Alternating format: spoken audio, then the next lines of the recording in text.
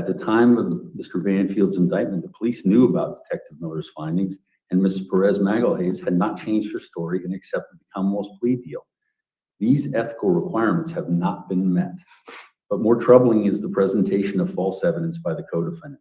It is analogous to a prosecutor presenting the testimony of a victim in a rape case, knowing the DNA exonerates them, but doesn't present it. This known falsity denies the defendant a fair trial.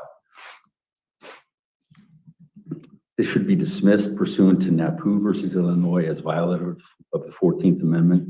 And there are additional cases, Judge, which I have for your review, which are closely aligned with NAPU, which is the seminal case. Yeah, I'm familiar with those cases. Thank you, Mr. Carroll. If you want to, would you? That's fine.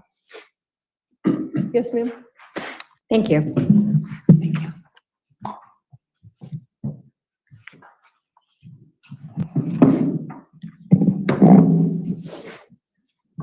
Your Honor, counsel has highlighted the Commonwealth's witness list containing 65 people, most of whom we did not call.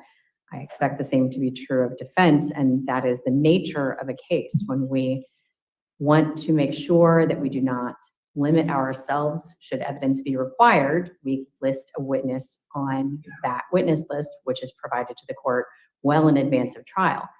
In this matter, we call the witnesses that we believe presented the evidence clearly to the jury. We have presented the physical evidence collected, we've presented the DNA analysis, we've presented the blood evidence, and there is no requirement that we call a lead detective to present a narrative when we in fact have the person who was in the room to present that narrative. In this case, counsel argues that Juliana Perez-Magalhaes presented false testimony. That's a matter for the jury. Counsel simply doesn't like what she said. That doesn't make it false. At this point in time, Judge, I don't believe that there's any merit to this motion, and we would ask you to deny. All right. Anything further? No, Your Honor. All right. I am familiar with the NAP cases and their prodigy. And the NAP cases are a little different from here because in those cases, they're based on a prosecutor's failure to correct testimony that he knew to be false. That's not what we have in this case. There's no evidence the Commonwealth is using false testimony. It's just the weight of the co-defendant's testimony that does go to the jury. I don't have any Brady violations at trial at this time, and none have been alleged. The Commonwealth has presented their evidence, which has survived a motion to strike, but I cannot find any violations of the 14th Amendment. At this time, the co-defendant did provide testimony as to a catfishing theory. The way the Commonwealth puts on their case is up to the Commonwealth. I don't have any evidence or showing that the Commonwealth has used any false statements, testimony that they knew to be false. So therefore, I'm going to deny your motion. Okay. Thank you. All right. Yes, sir. Are you going to start with the evidence, the exhibits? Yes. Okay, that's fine. Have we gone over them? Yes, we have, Judge. Okay, and do you have an agreement as to which ones you don't There are object to? several that the Commonwealth would agree may be admitted. There are equally as many that the Commonwealth would object to. So we'll just go one at a time. Is that Probably for the easiest? best. Okay, all right. We ready for the jury then? Judge, the Commonwealth does have a request. Okay. Our expert who testified yesterday, Iris Dalligraph, she has flown home, and we are asking that she be permitted to watch his expert's testimony through the live feed so that she can then, if recalled If in you have rebuttal. a rebuttal. Any Yes. objection to that? No. Okay, no objection. So Thank that's you. fine. Thank you. All right, we're ready for the jury.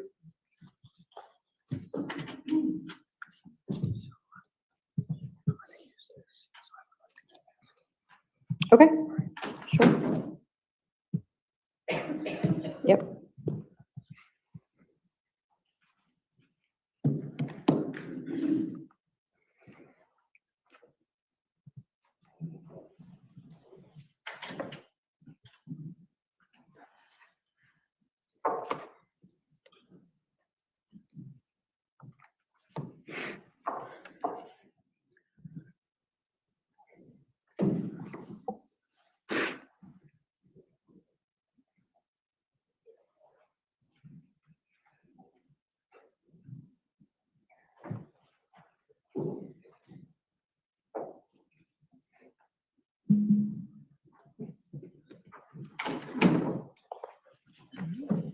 Thank you, ladies and gentlemen. Again, the Commonwealth has rested. The defense will start their case, I believe, Mr. Carroll would like to start with submitting some evidence that was referenced in the Commonwealth's case, but he did not present to evidence, so he wants to put that in evidence now, okay? So we'll go through those exhibits. Thank you, Your Honor.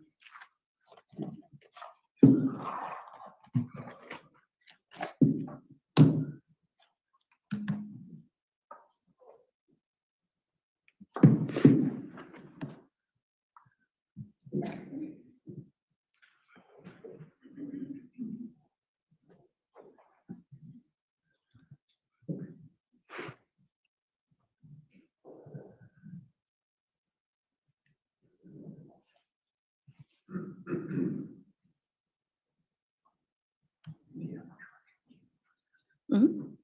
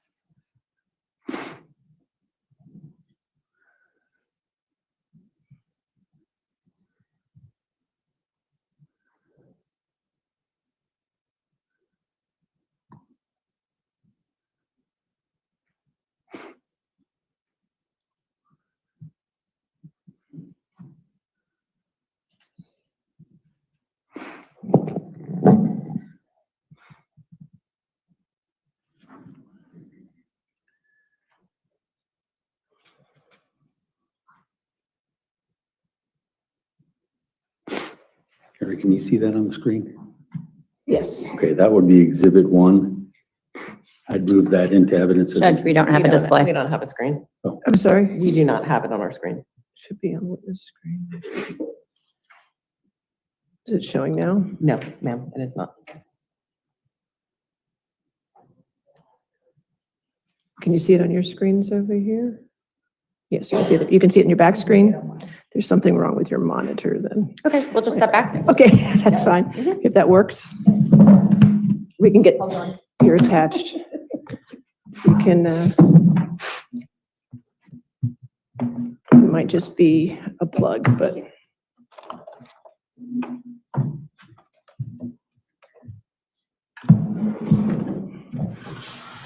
All right.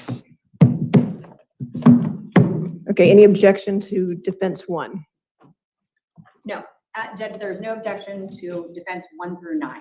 Okay, all right, so defense 1 is in evidence. Your Honor, I'd ask that that be published to the jury. It is. Oh, okay.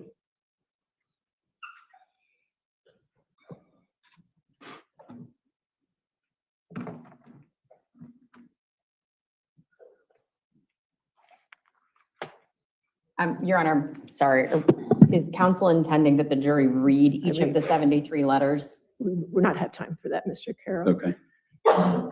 They'll have them back when they deliberate.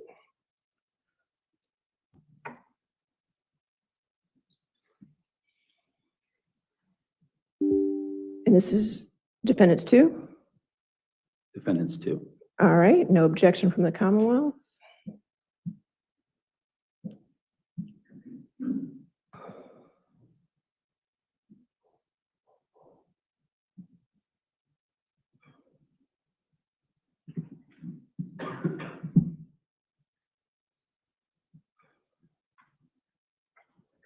Is that Defendants 3, Your Honor. 3? No objection from the Commonwealth.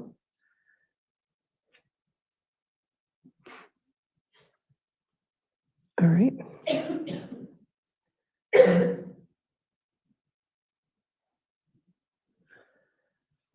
Exhibit 4. All right, no objection from the Commonwealth.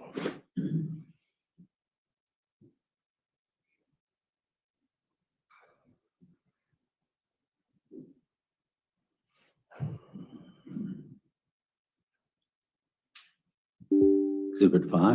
All right, no objection from the Commonwealth.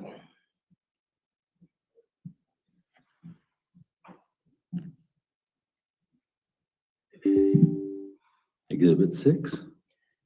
Again, no objection in evidence.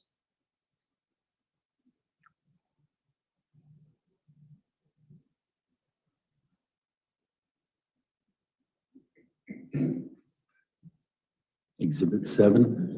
Again, no objection.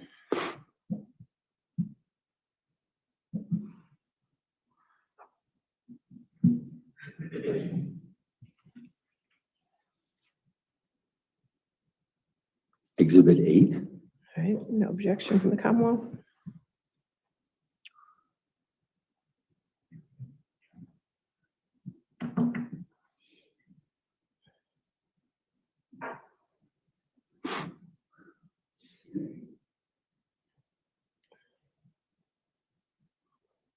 Exhibit 9.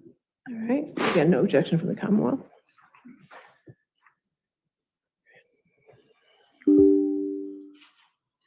And I think Exhibit 10 is where Right.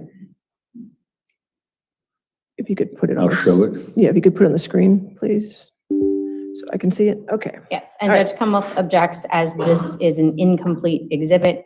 It identifies itself as being one of 3 pages, only 2 pages are present. The last sentence on the second page clearly indicates there is more to come that has been eliminated from the Do you have exhibit. the third page to this? I don't have it with me right now, Judge, but she's identified this as something that she wrote. She's identified, nothing's been excluded intentionally. I understand, but there is a page 3 of 3 that's not there. So at this time, I'll sustain the Commonwealth's objection. If you at some point find page 3, we can readdress. Okay. No objection to 11 through 15. Okay, no objection, 11 through 15.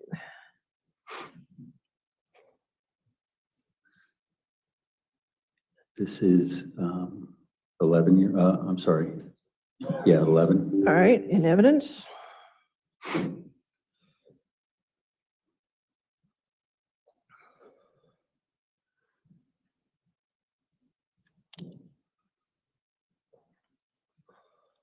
This is Exhibit 12. In evidence.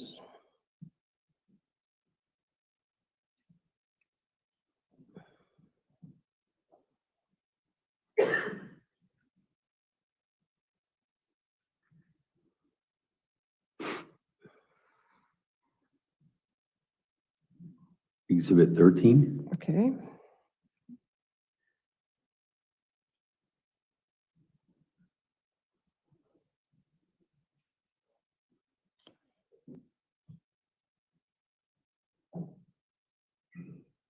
Exhibit 14. All right, in evidence.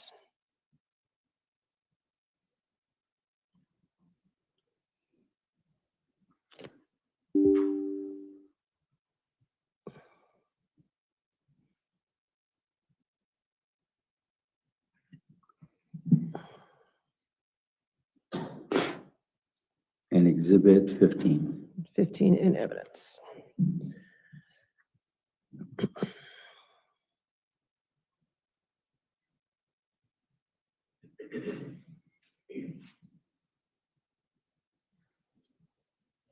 I believe that was it for the agreed exhibits. All right, 16, if you could pull it up. And what will the objection be for 16? Same objection, Judge. Okay. This appears to be 2 pages of a longer letter, while this one does not identify how many pages were originally contained. The last sentence on the second page is cut short. So there is Alright. clearly additional information that was not included by defense. If you could go all the way down, Mr. Carroll. All right, so I'll sustain the objection again if you can find the rest of Okay. it. That's Thank you. fine. And then 17, And Judge Commonwealth would not object to 17 through 41. I'm sorry, 17 through 42. so can we just enter 17 through 42 in evidence instead of showing it briefly? That's fine. I wasn't certain. That's fine by me, but I just want to make sure you're comfortable with it. But they'll have I'm all of comfortable these. with it. Yeah, no, Okay, I'm comfortable perfect. with that. All right, 17 through, I'm sorry, what number? 42 All right, so 17 through 42 in evidence. and And then if you could pull up 43. 43, okay, what's the objection to 43? Judge, this is a letter that purports to be from a third party to Okay. a witness. This is hearsay. It is not admissible. That Okay. person has not been called to testify. All right, any response to that? It's not offered for the truth of the matter, Judge. It's Then offered what for the it's- subject matter, I guess. Then Judge, I would object as not relevant. I'll sustain the objection as to hearsay. Okay, that's 43. And then 44, do you have an objection? Yes, Judge. No, I'm sorry, 44, no objection, 45, no objection, 46, no objection. Our next objection doesn't hit till 51. So Okay. through 50, no objection. All right, 44, 45, 46, 47, 48, 49, and 50 in evidence. If you could pull up 51. And Judge, the objection is that 51 and 53 are duplicates. If he could elect which one he would. Oh, they're the same. Yeah, Judge. Correct. and Okay, and which I was one? going to identify that as well. Sure, which one would you like, 51 or 53? Let's go with 51 and. All right, we'll put scratch 53. 51 and withdraw 53. No objection then to 52, Okay, 54 okay, through 56. Our next objection is 57. all right. So 55 and 56 also, and 54 in evidence, 57. That's the one from the producer, correct? Correct, So, hearsay. assuming objection is hearsay. Correct. Judge, I'm offering it not for the truth of the matter, but for the timing of the matter. I'll sustain the objection as to hearsay. 57, all right. She already testified to it. They still have that information. 58. No objection, 59, no objection, 60 objection, third party to, From her mom. Okay, if you Correct. could pull up 60. So 58 and 59 are in evidence.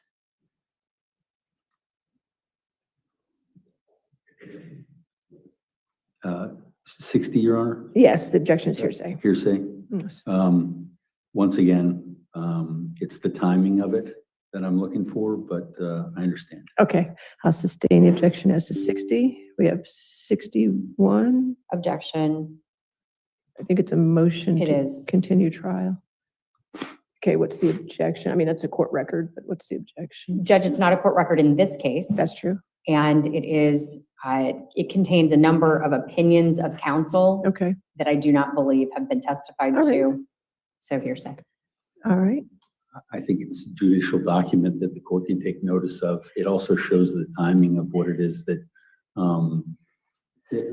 in terms of the timing of when this motion is being set, it's weeks before her pending Right. trial. Which she testified to, and you do have evidence of that, but this does contain hearsay, so I'll sustain the objection to 61.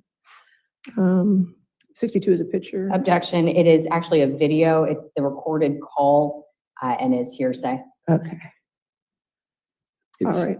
it's- So don't, I'm sorry, go ahead. you may open it up. No, I don't need you to open it up. I recall, you had just showed the picture. I didn't allow the video at the time, if I remember correctly. Right, and I'm sorry, Your Honor. Yeah, no, he had just had a picture of it at the time of the testimony. I didn't allow the video at the time. Correct. The audio. Correct. I think it was an audio file, yeah. And this is an audio file of her negotiating with a producer relating to Hulu, Netflix. All right, I'm going to sustain the objection then. Thank you. 63, No objection, Your Honor. Next objection would be to 70. all right, so 63, 64, 65, 66, 67, 68, 69, and if we can go to 70, I think that's a conversation. And What's that Judge, conversation? the objection here is to relevance. I'm not sure. It's such a brief portion of a conversation and it doesn't appear to have. If you have a way to close that for me, Mr. Carroll, I'd appreciate it. think that closes the whole PowerPoint Yeah. to do that.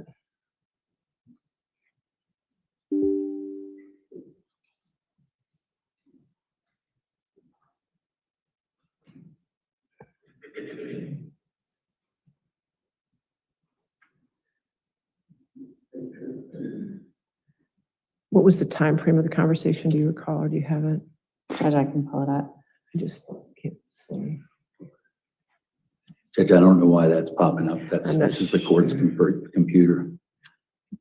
I think you have to sign into your account on that computer, but that's. So Judge, the chat begins on January 9th. It is purportedly between Christine's phone and an unidentified user. And it talks about having had fun that day with Valerie. Okay, and that's when the co-defendant testified that that was a conversation she had with Christine, correct? And your I believe objection so. is relevance? My objection is relevance. I'm not sure where this has to All do. right, how is this conversation relevant? The January 9th is an important date, as the testimony is brought out. It's the date when the email was set up for the connection with all of the devices. All right, I'll overrule the objection. 70 is an evidence, overcome this objection. And then 71. Objection, Your Honor. Those are portions of a document. Best evidence would be the objection. It needs to be the entire document of the document. All right, are you able to get the entire document for January? I think it's a January 21st, 2023. We have admitted it into evidence. So you already have the entire document in evidence? Correct. It has been All right, so do we admitted. need this then, Mr. Carroll? This is just parts of it? These were the FetLife communications, Judge. Right. Which they already have in evidence. I can't remember what number their evidence. Do you have the number? Thank you, Judge. 77 through 79. Is the entirety of what is Correct. parts on this? Okay. If that's, I'll withdraw that. All right, we'll withdraw 71. That takes us to 80.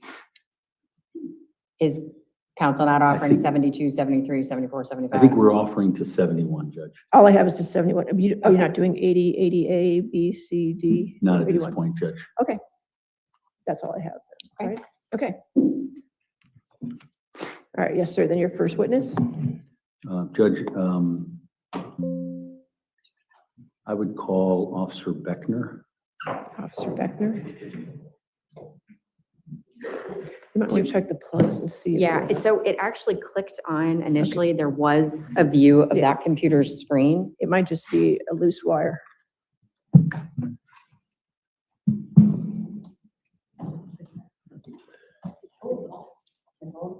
Bad way. There we go. May I just consult? Yes. Are we good? Yep. Okay, good. We got it. Nope, other way. Just, there you go.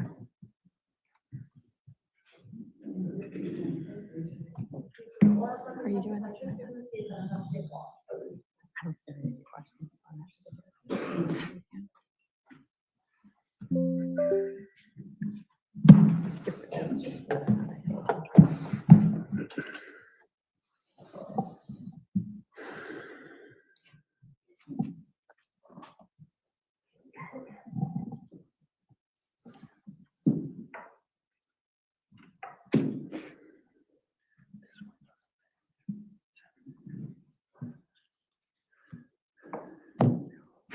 Good morning, Officer. Morning, sir.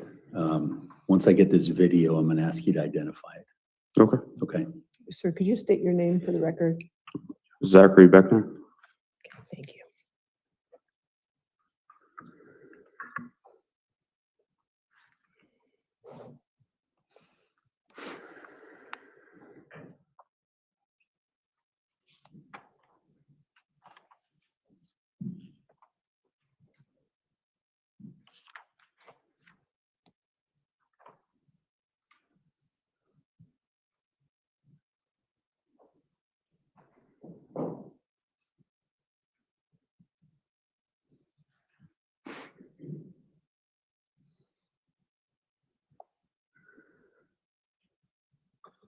Sir, do you see that picture on the screen? Yes, sir, I do now. Sorry, I'm just sorry, is this a video that's already in evidence, or is this video that you are, this is, so there's, Judge, I'll just tell you, the Commonwealth moved in first 6 minutes okay. of so this video, is- and this is going to be a continuation All right, beyond so that. this, what would you mark it as your exhibit then? I think we're at 84, are we? We are, let's see. 82, if you want to go in order. Let's go in order, yes. Okay, 82, thank you. 82. Okay, thank you. Sir, I'm going to ask you to look at that picture and tell the ladies and gentlemen of the jury if you can identify what you see there. It appears to be body cam footage, sir. Okay, and was this the body camera video from your body cam? I believe so, yes, sir. Okay, and this was on, what date was this on? February 24th, 2023. Okay, and this is the, what if anything are you doing as you go in? From this, I'm about to enter the house. You're all right, he's identified the video. Can we publish this to the jury? You want to admit it into evidence? Yes. Is it under seal? I think it is Okay. because of the graphic nature of it. All right, so 82, any objection, 82 under seal? Okay. All right, 82 in evidence under seal.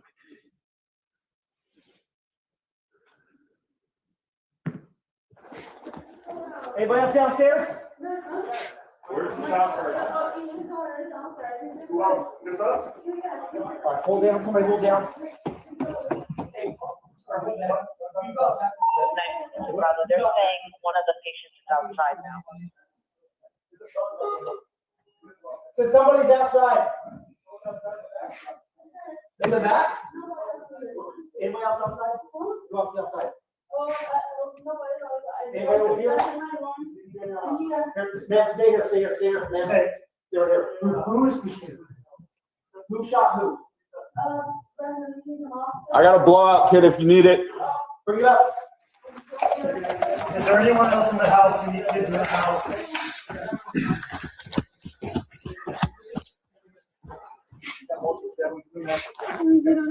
Grab those guns. Ma'am, I need you outside now. What do you need? Get medics in there now. Scene's cold for medics. He grabbed my arm. Go ahead. He grabbed my arm. I just heard that coming. Okay. Sir, at this point, had you engaged in any duties at what you're seeing right now in the video? Could you clarify what you mean by What duties, sir? were you doing? What were you asked to do? What did you take it upon yourself to do? We were trying to locate a chest seal in the medical kits that we carry in our cruisers. Okay, and that's something that you had with you? That's what the black bag is that I sat down on that bed. Okay. Get it. Don't do that.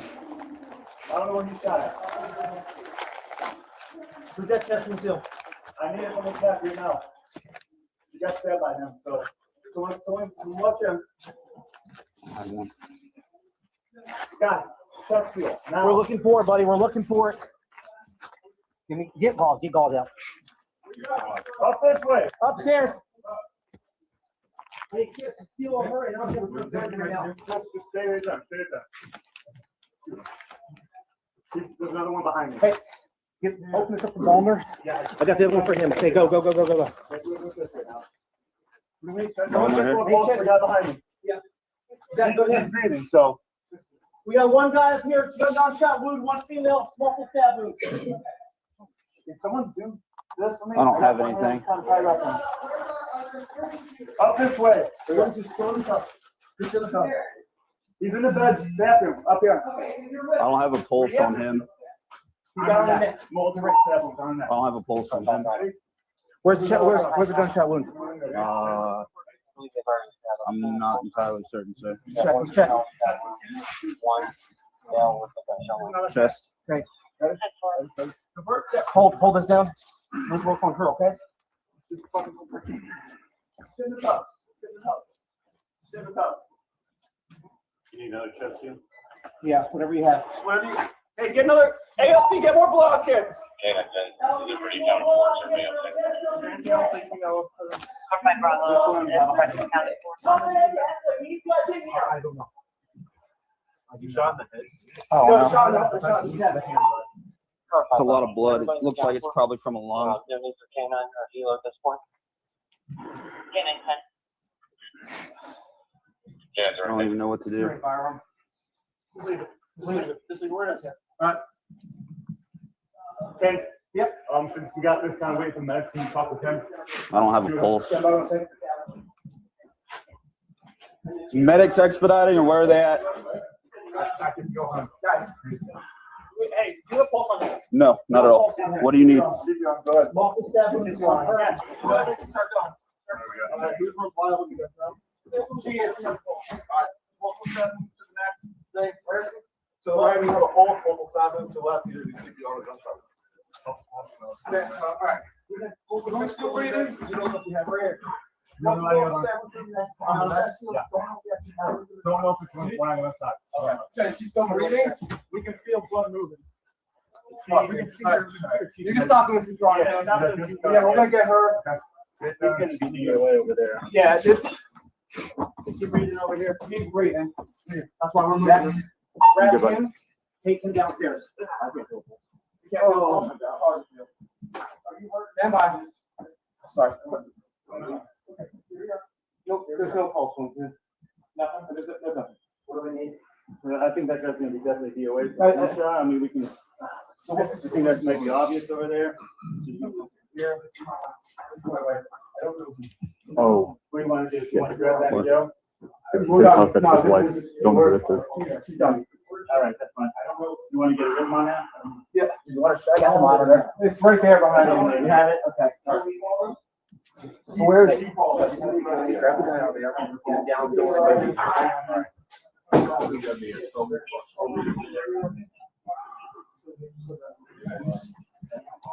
This is not Bumler's remote case. There was two on the bed when I came in. Okay, this one's got blood on it. So stay with him. I'm not sure if he doesn't know. I'm gonna wait. Yeah. You don't know that guy. No.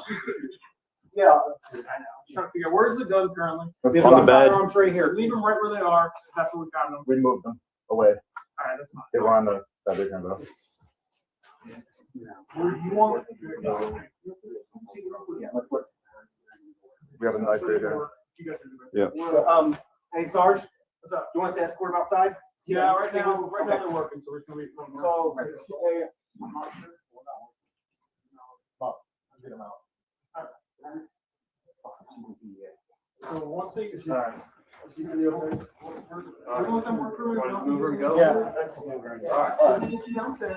Okay. All right, we're gonna move you.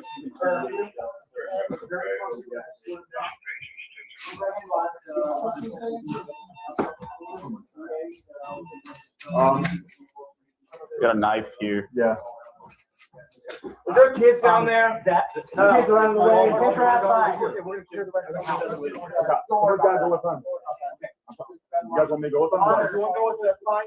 Zach, stay here. All right. You with me on what are we doing here? He's just gonna, we're gonna make sure no one else is hurt in the house. Okay, all right. We're gonna get something down there.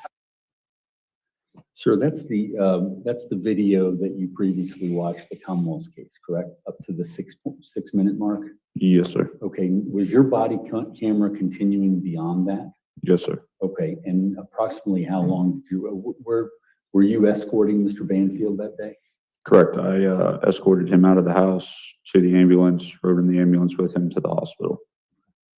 Your Honor, that clip was identical to what the Commonwealth did. I have the longer clip, and I'm just going to switch that out right now so we can go from this point and continue on with the clip. So 82 should just be your second. Yes, part. yes. Okay, so we'll keep what we just watched will stay as the Commonwealth's exhibit, and then now 82 will just be what you're going to play from here on out. Yeah, from 6:42 on. And you'll have a separate file. You have a separate file for that? for Yes, me? Okay. I just have to. Okay, so 82 will just be that separate file. Okay. I assume there's no objection to the continuing of the body cam? No, ma'am, and just for clarification, what we just watched was Commonwealth 6. Number 6? Yes. Okay, so that will stay at Commonwealth 6, and then whatever we're about to play now will be 82, and I assume there's no objection to the rest of the body cam. Correct. So 82 will be in evidence.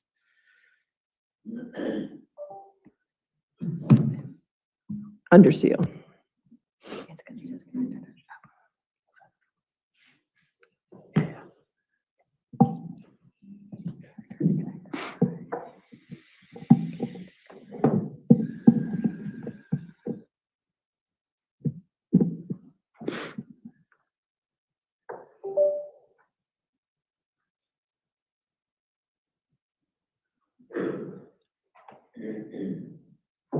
We're gonna get something down there. All right, guys. Somebody get behind him.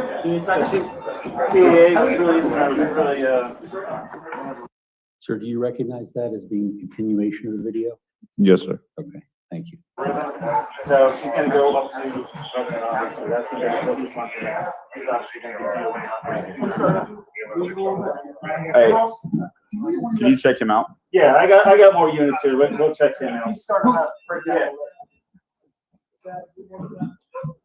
Stay sorry. I'll just do walk through, okay? What did you say, guys? You say okay. Driver there. We're gonna have to get him out of here. Yeah, I know. Can you give him a second? Don't touch anything else. I'm not. Let me change my gloves up. We can get him out of here.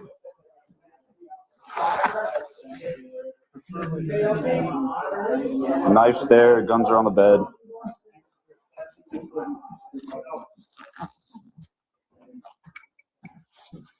I got you. We're gonna take him and stick him in a cruiser. Yeah, I gotta hook him up, guys. Having a breakdown. Yeah, just give him a second. I gotta put him on the monitor. Yeah. So the fire department, they take over at this point? We're kind of just here. Is she breathing? So again, they're down there. What I wanna do is get you. Just watch what downstairs, you're get you kicking, outside please. the accident. All right? Does that work? I know what you gotta do. I'm just, If you can't walk, we'll do wait a minute. You need a minute? I think. Now, was that you saying, watch what you're kicking? yes, sir. Okay, and was that directed toward anyone in the room there? It was directed towards the firefighter that you saw with the face covering on, the mask. The one who came by you to your right? Correct. Okay, and was he tending to the scene over near Joe Ryan?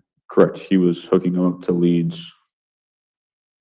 Okay, and was there distortion of how it looked before he? Objection leading. All right, I'll sustain as to leading if you want to rephrase. When you said stop kicking, what were you referring to? He had kicked some blankets out of the way. Okay. Do you remember the colors of those blankets? I believe they were purple. Purple? Okay. Were they the only blankets or towels that were in that area? I don't remember, sir. Okay. You just remember him kicking? Correct. Okay. Do you remember if he kicked anything else in the crime scene? Not that I'm aware of, no, Okay. sir. He stopped after you? After I told him to. Okay. Thank you. Yeah, just getting you some fresh air right now, I think we're all okay. So we can get you outside. You got gloves on? Yeah. Can you help him? Just be with him? Yep.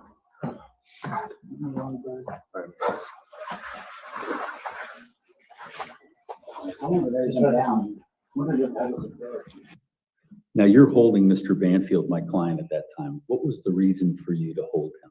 He was unsteady on his feet, sir. Okay. Did you hear him say anything or relating to his ability to walk?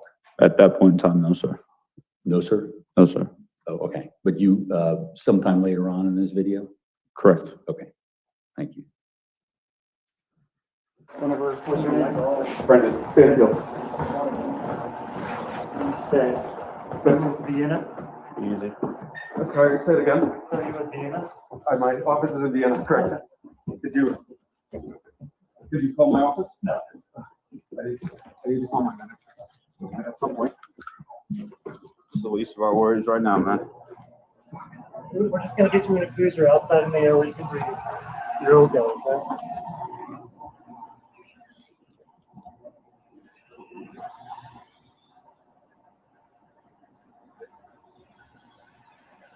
you're not hurt? I don't think so. We'll check him out when we get him over to the car.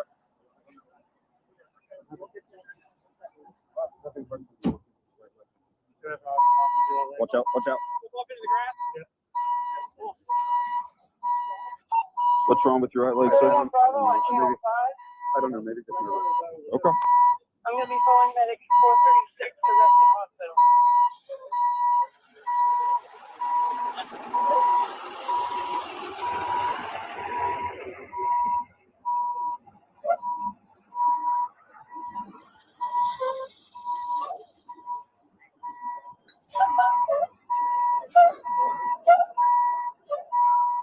Take some deep breaths, all right? You need to sit down somewhere.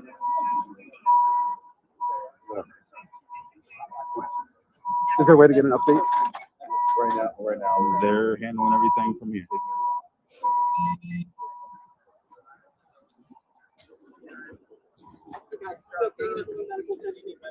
He doesn't think so. We haven't had a chance to really do a full inspection quite yet. If you guys want to check him out. He's just a little unsteady on his feet, though. All right, let's do that then.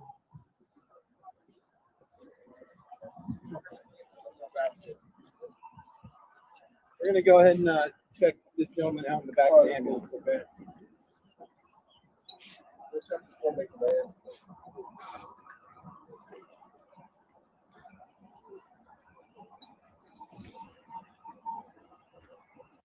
Officer Beckner, had my client complained of any physical ailments other than having difficulty walking? Just whatever he said was going on with his right leg. That was it. And when you said you were going to go check him out, was there anything that caused you alarm that caused you to want to have him checked out? I just wanted to make sure he was okay. Okay, thank you.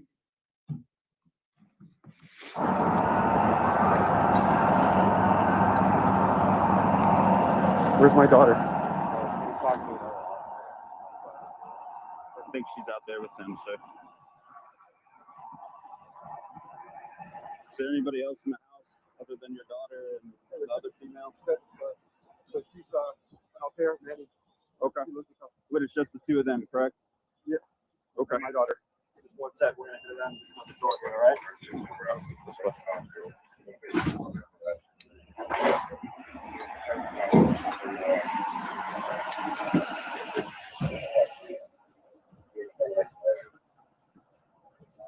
A little bit of blood on you, I have to sit here, okay?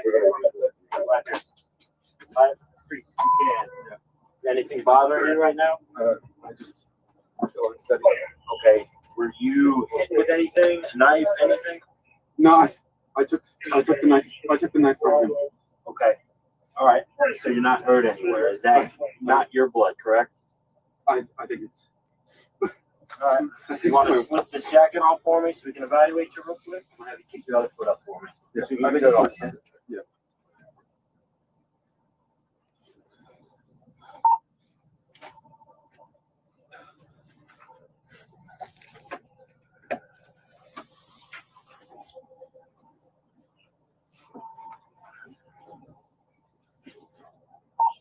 Hey, Honor, brother. Scotty, Bravo. Okay. Take pressure, all right? Man, both you let me set up at Stablebrook Way and Silver Third Court.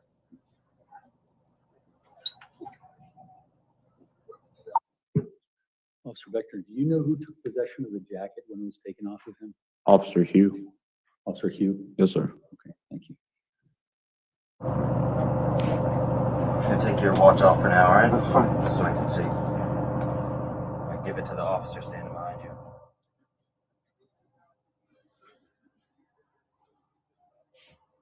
Where'd all this blood come from, you know? I was holding her neck. Okay. Do we have any crossings that need to be covered? 511 Is there a way to Bravo. get I've an got update one on up at House They're Tavern taking in her to the front of hospital right now. Renfield. They're not gonna have much of an update. They're gonna take her to Reston Hospital, okay? Yeah. All right, I don't see any wounds on you. I'm just gonna check you out. Would you like to run up to the hospital? Can I be with her? They're gonna work on her when they get there. You wouldn't be able to see her immediately anyway. do choose to go. Yes, I want to be with her. Okay, then we'll take you up there for evaluation then, okay?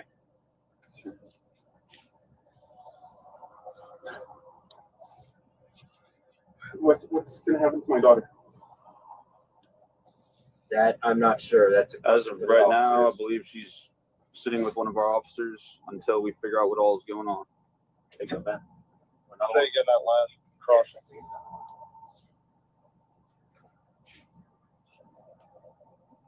Hey, Doherty, it's going to be Drainsville at 8:50 to 9:20, right there in front of the Kiss and Ride.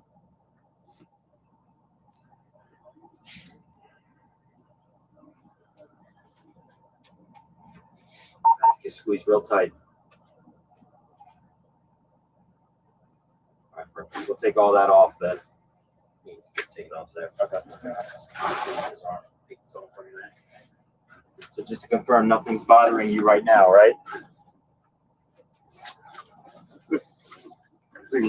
Physically, you weren't injured at all. If anything hurt you at all, man, they're trying to find out so we can make sure we get you help too. Doors pulling out of here. You guys. We're going to need his, No, you're good. You're good. Take the hands down. That's fine. you're not going to be able to have him in the hospital It's anyway. fine. Yeah, let me have I have cops. Okay.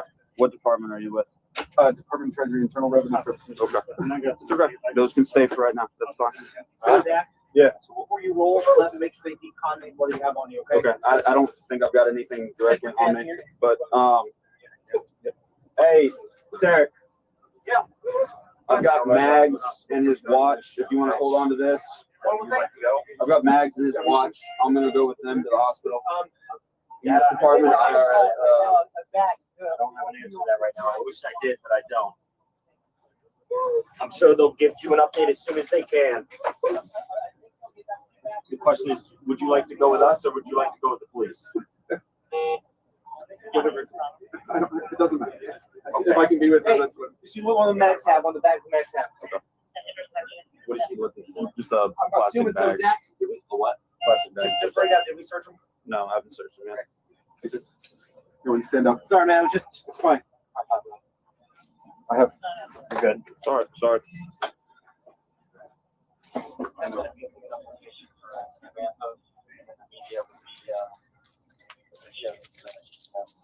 That's fine. Yep. I'll leave his badge on him. You know the procedure, we apologize. Sorry. Knives or anything on him? Cell phone. Cell phone. And personal cell And you're with the Treasury. Okay. Did you get him a bag? A bio bag? Do you have a bio bag? Yes. Anything on that side, Terry? Yeah. Yeah, he's going. Yeah, that's what he did. Yeah, he's got a bag if you want to. He's treasurer essentially. Officer, is there a policy about searching someone who goes in an ambulance, or what were the circumstances that caused that search? We were just trying to confirm he didn't have any further weapons on him, sir. Okay, after he told the fireman that he had the mags. I believe that's what he said to him. Okay. Zach, you gonna go? Yeah, I'll ride with him. That's fine. My badge and wallet is in my jacket. Your badge is clipped on you, brother. We're gonna leave that on you, okay? All right, my credentials. Okay. Yeah, that's fine. Just go ahead. You can sit back down. You're all right. I'm gonna follow him down. Okay. Okay. In the ambulance. Yeah, that's fine. Unless What would you- my right there. Zach, you got gloves on? Put his here. Put his stuff in here.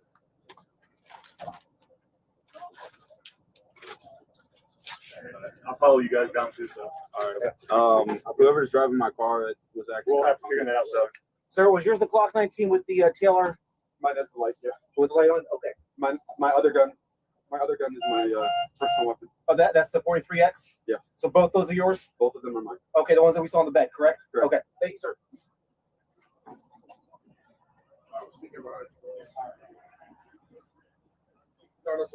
Where do you guys need me at?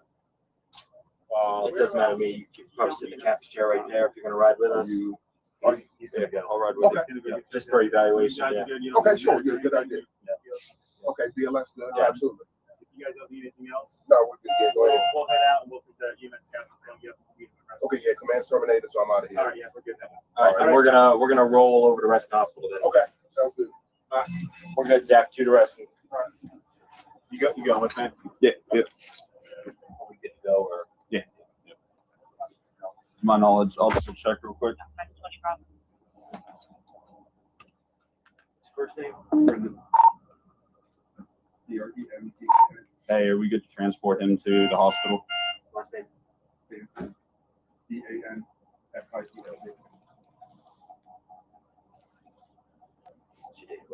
2/23/85. Hey, LT or Gibbons, are we good to transport to the hospital? Any underlying medical conditions? Medical blood, hypertension, and any cardiac issues?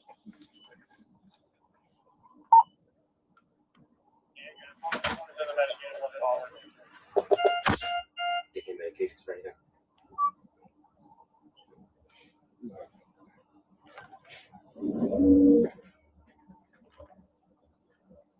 Any allergies to any medications? No.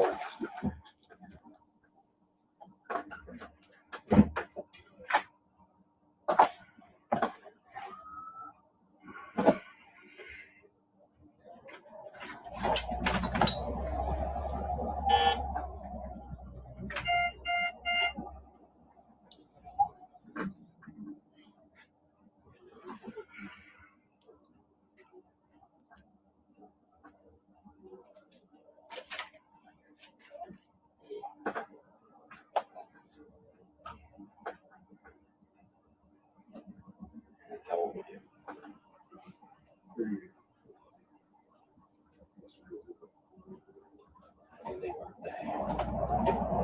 Call the hospital, let them know we're coming, okay?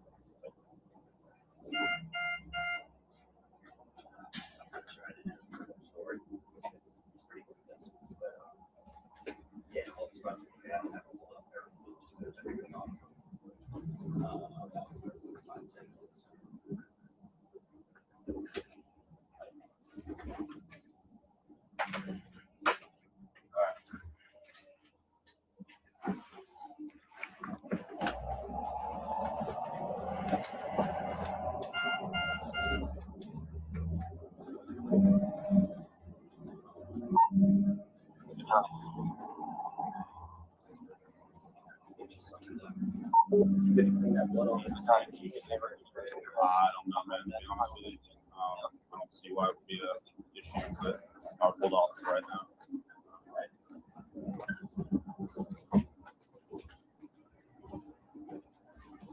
No way to get him up. No, not to make this get to the hospital.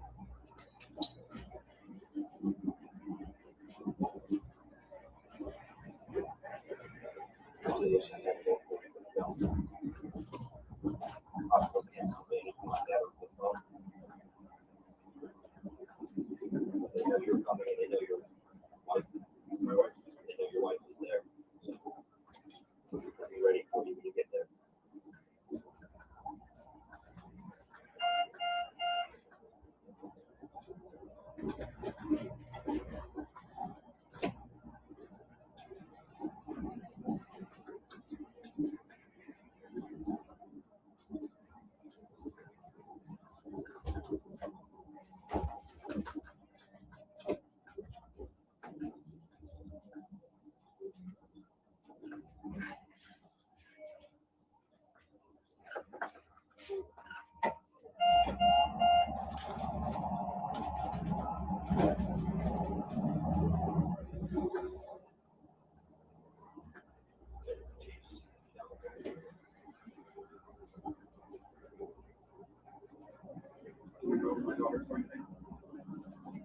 As of right now, she's still over there. From what I understand, sir, she's there with the other officers that are still on scene. Are they going to tell them? I mean, as of right now, there's really no other information to explain to her. I don't think they're going to tell her anything. It's kind of a delicate matter, and I don't think anybody wants to upset her currently. She's only 4. Yes, sir. I understand that.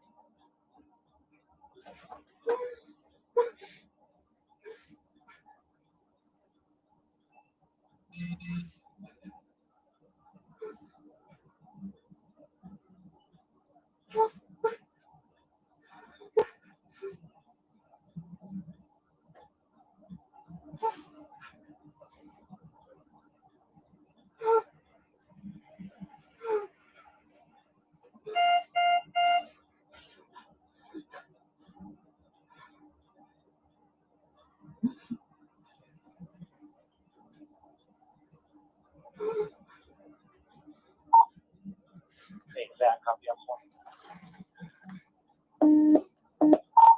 Go ahead.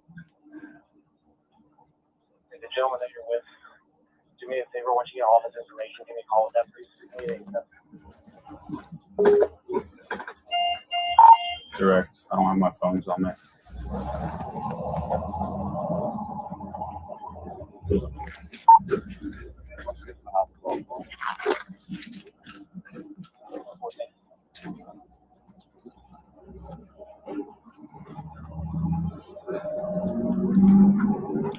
You spell your last name for me, sir?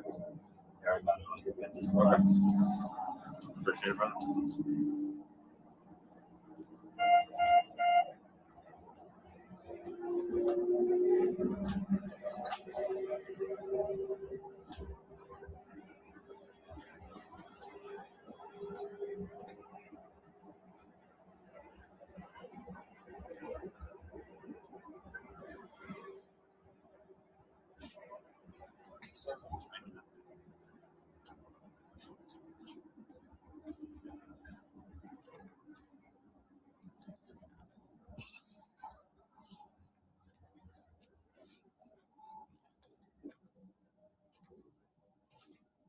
You're with the IRS, correct?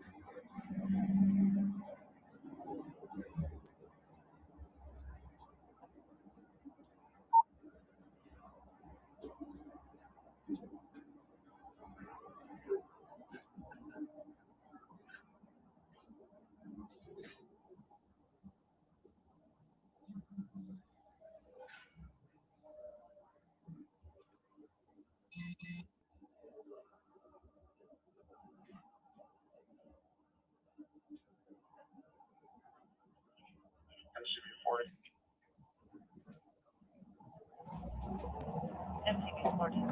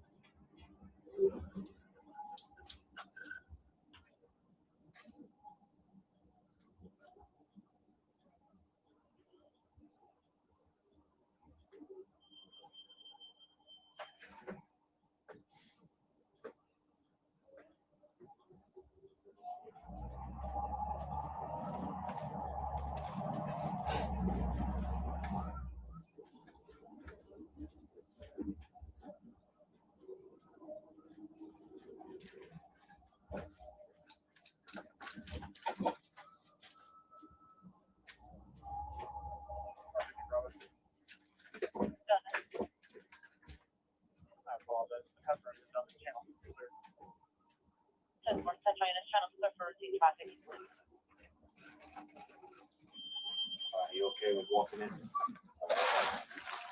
We'll head out because we're here, okay? I'll have you step back out this side door that we came in. Yes. Go, sir. Step down here.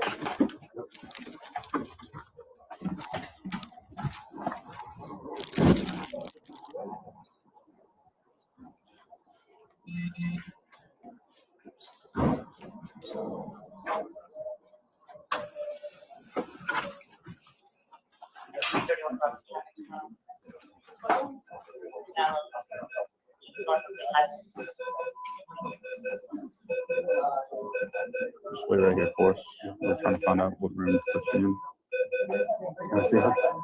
No, not yet. Where is it? Any voters on channel 3 or 5?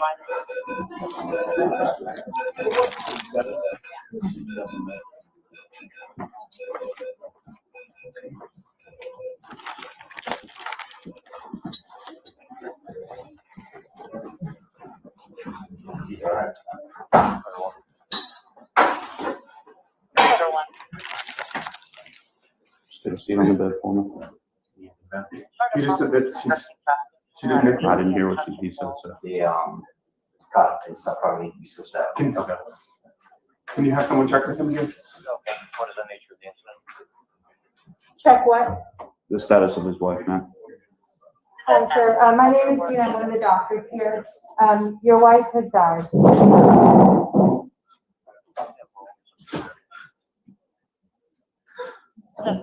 Which is important.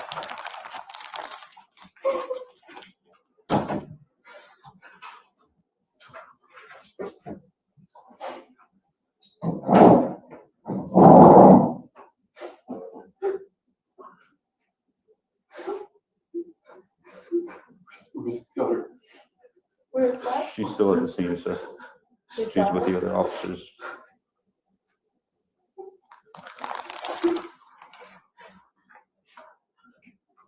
Would you guys be able to ask someone else to bring some tissues? That's the nurse.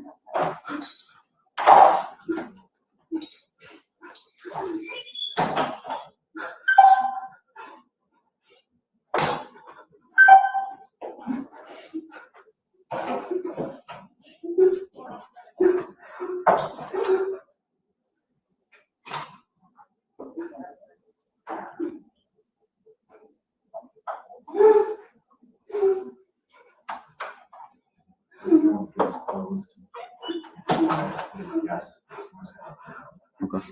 We're still burning. Just a heads up. Body cams are still on. Okay.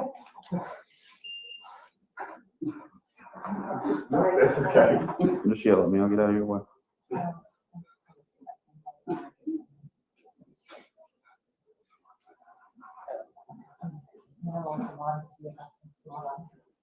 What's that one? They said he wants to be evaluated. Okay, no problem.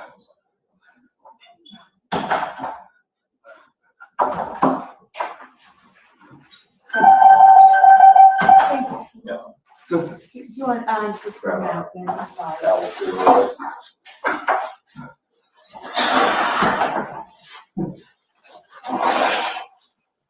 Were you there at the time? Yes. You were there at the time. So is there any part that I can help, I can explain what happened when she arrived here, but you were there and it sounds like there was a lot of blood loss. Yes. And so I think that, she died of blood loss. Her airway was actually okay. I'll call the medical examiner, of course, and we'll do an autopsy and make sure we know for Yes. certain. But, I was trying to just like pressure. yeah. I mean, those were enormous wounds and, it's not. There were so many. Yes, and the neck is not compressible, so it's not possible really to stop all the blood loss. And her airway, it seems like, was in the midline okay. She was able to be intubated. Everything that was possible to be done was done for her right away. You did a wonderful, you did everything that was possible. It's not a survivable injury.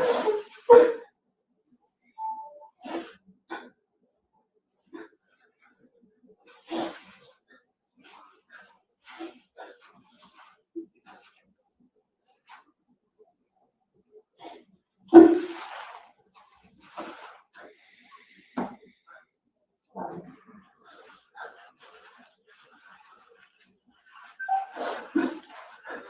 Is someone with her daughter? Is her daughter? Yeah. We still have officers at the scene with her. Okay. Just want to make sure that she's safe. Yeah, she's safe. Yes, ma'am. She's on before. Yes, sir.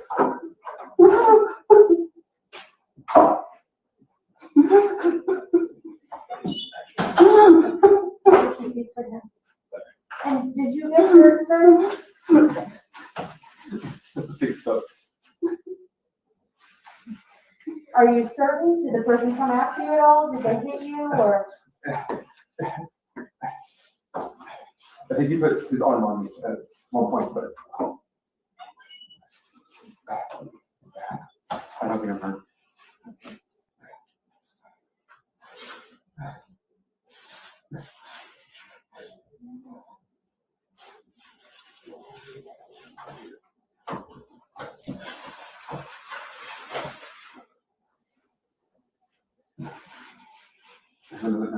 Yeah, sure. You have tissues here. You want to wash your hands? Probably feel better after that. So right here. Officer, is this the situation that the Commonwealth asked you about when you were originally on the stand? About him washing his hands? Washing hands? Correct. Yes. And you weren't advised by anybody in your chain of command to not allow washing hands or anything like that? At that point in time, no, sir. I'm sorry? At that point in time, no, sir. Okay.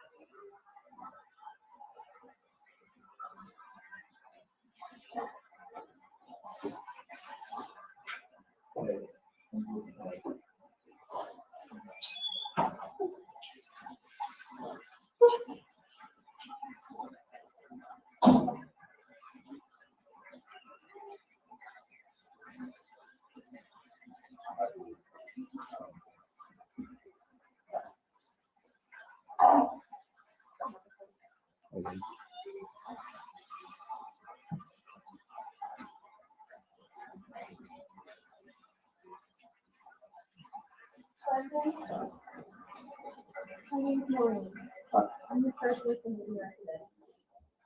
I'm so sorry. You wanted this to be checked out medically, right? Sure. And I have a bracelet with your name on it. Brendan Banfield. Yes. Would you like me to call our chaplain? Would that be possible? Yes.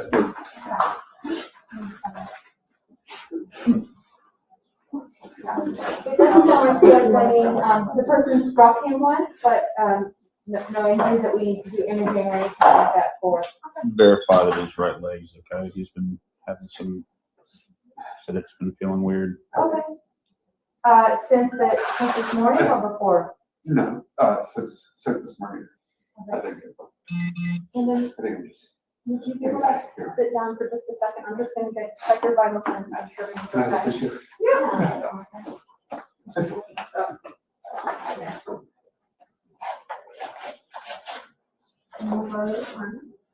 Would you like me to get you? Would you like me to get you scrubs to change into? Yes. There. You got it.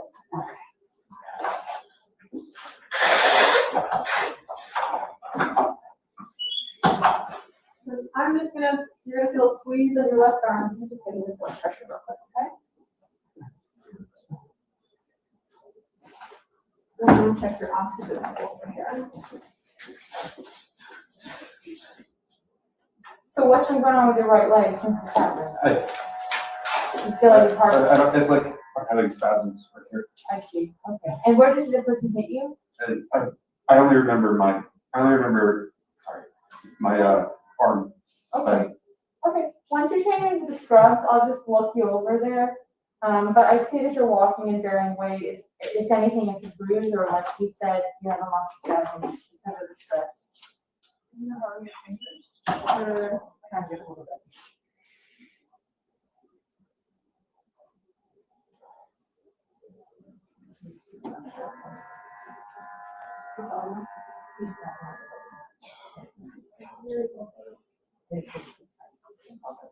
I'm gonna let you get changed and get settled, all right? You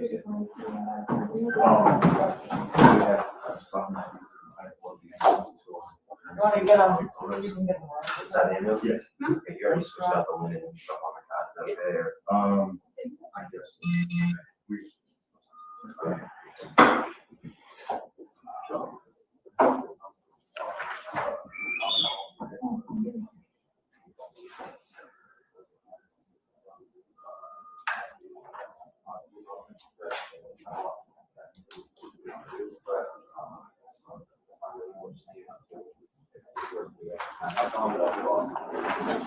Thank you. How much do you weigh? 1 minute. Is that only pain or hurting?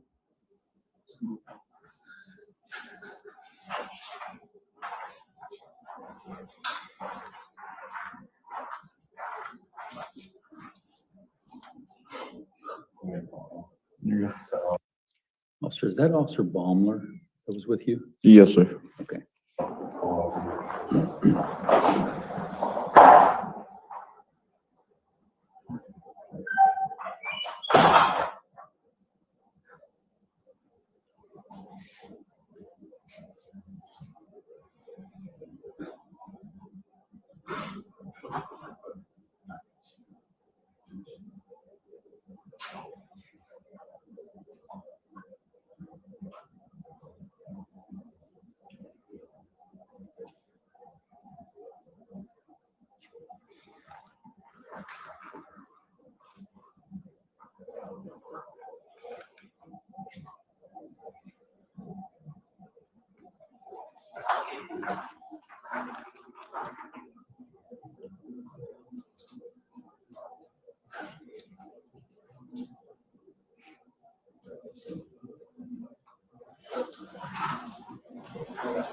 Your daughter and the pair have been taken to headquarters, so they're both accounted for. They're okay, sir. Yep.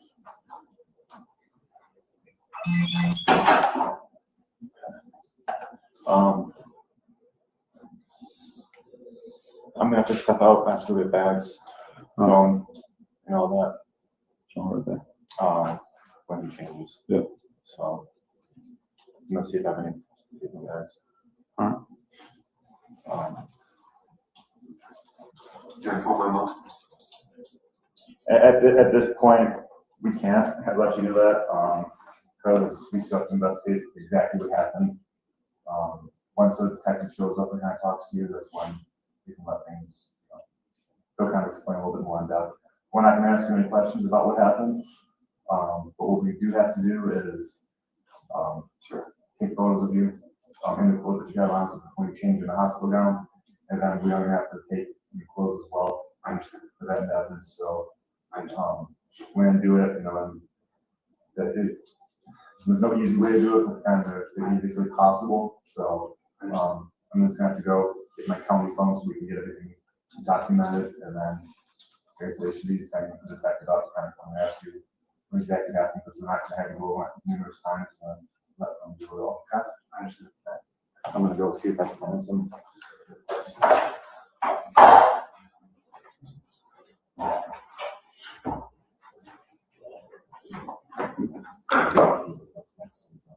No, I got you.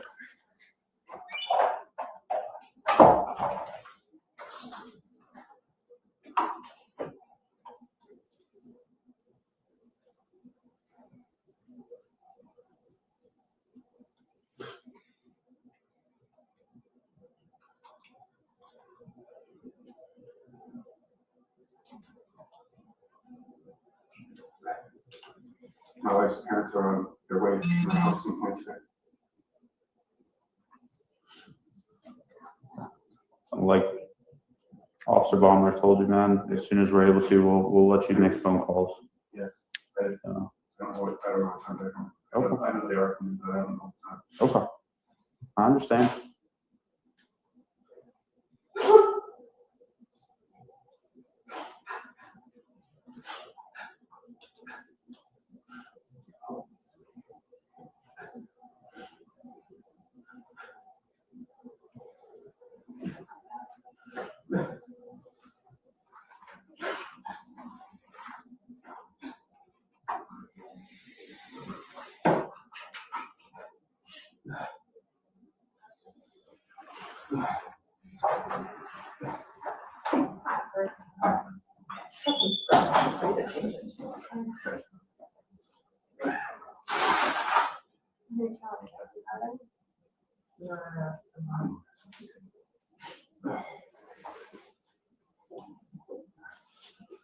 This is someone needs to take pictures. Yes, sir. Before they change? Correct. Okay. He's out gonna go grab his county phone.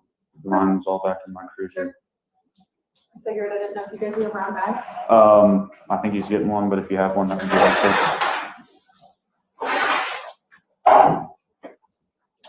Just bear with us for just a second.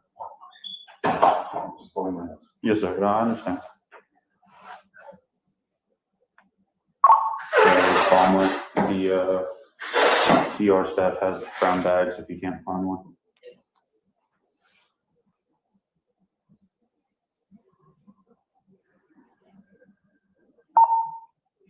Yeah, just have them get a couple because we have to individually bag it. Direct.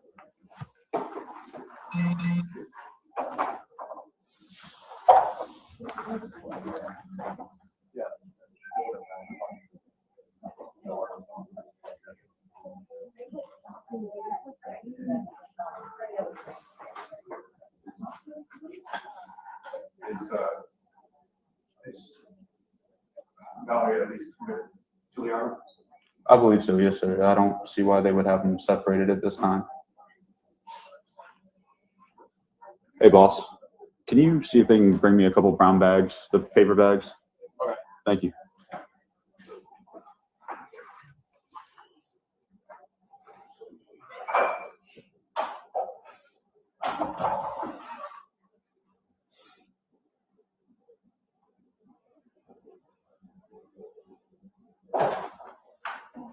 Thank you.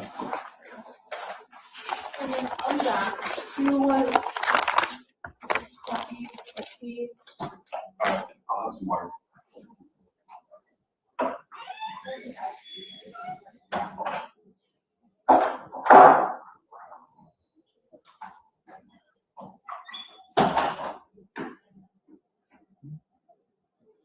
I'm gonna see if Ramsey's can be coming this way soon, so we don't do it on the phone, but if not, next time caption is gonna be waiting. Appreciate it, bro. Josh.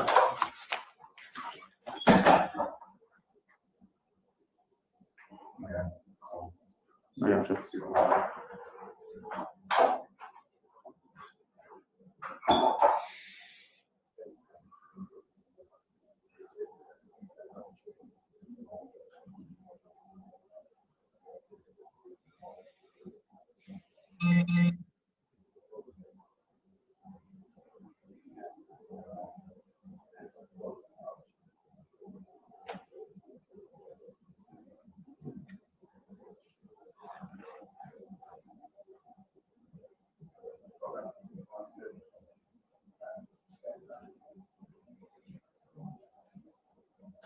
Okay, so we have crime scene detectives coming out, and they'll be the ones to take all the photos and all that instead of us doing it on our phones. So that way, they're on the way now, so they should be in the next couple minutes. I understand.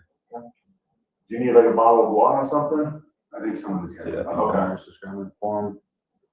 You have any other questions for us? I might be able to answer right now, man.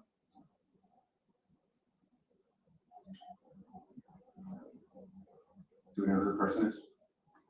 I don't think he's been identified yet. I can honestly say that we would not know that information. And at this point, even if we did, we probably couldn't get that information to you. That'd be the detectives that would let you know that. Certainly other units, this is gonna be an EDT call. 331 Bravo, can you start?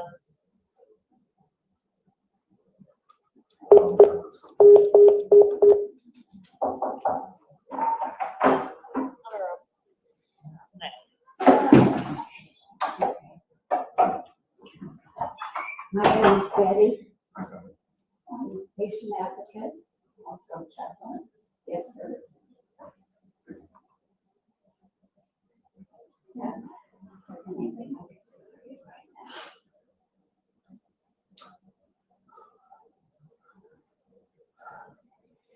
Can we say it for her? Can we say it for my wife?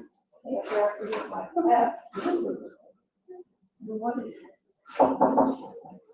Christine. Christine? No, we have crime scene detectives who take photos. They'll be on a few minutes. She's got some. Do you have the specific thing? It's cool.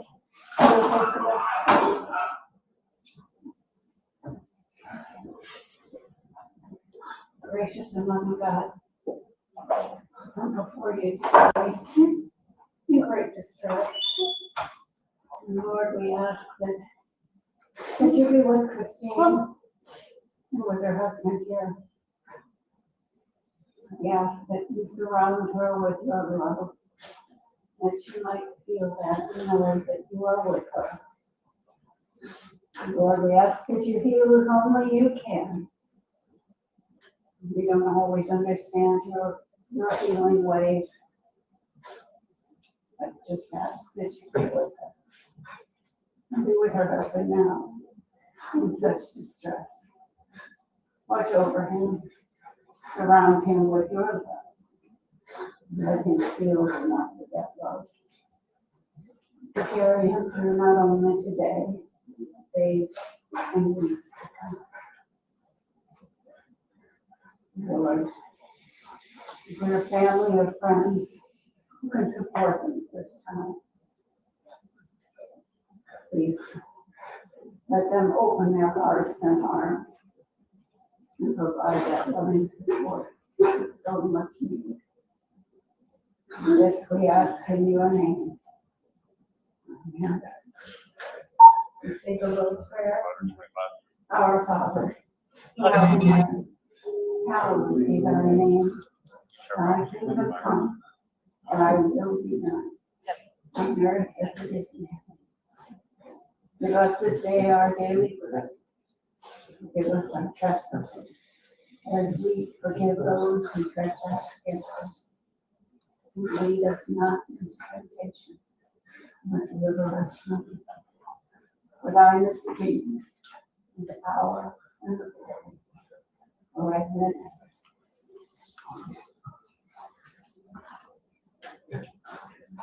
I give you my card. And I'm here all day. And I'm glad to come down.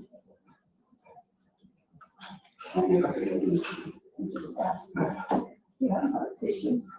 There should be a few boxes of them around here for him now. I'm glad to come anytime.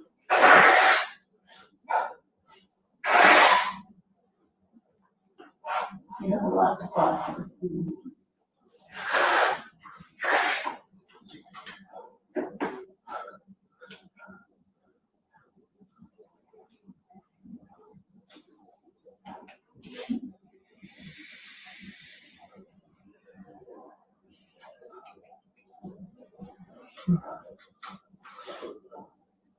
Need some time alone with you.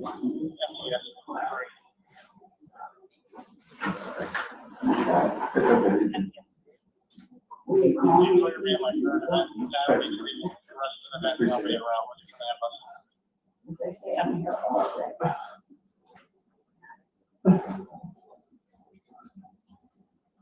Thank you, man.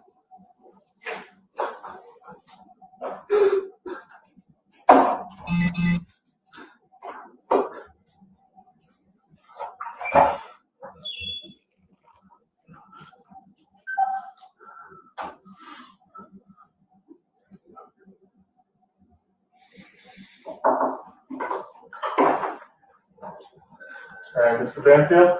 Yes. Hi, my name is Mike Cangignol. I'm one of the detectives. My colleague, Detective Bryant back there. Detective Hansel. I'm so sorry to meet you under these circumstances. And sir, is that the entirety of your body worn camera from that day? Yes, sir. Okay, and so did you manually shut it off when the detectives came in? Correct. Okay, and then uploaded it into the system? Yes, sir. Okay, thank you. I don't have any further questions. Any cross-examination?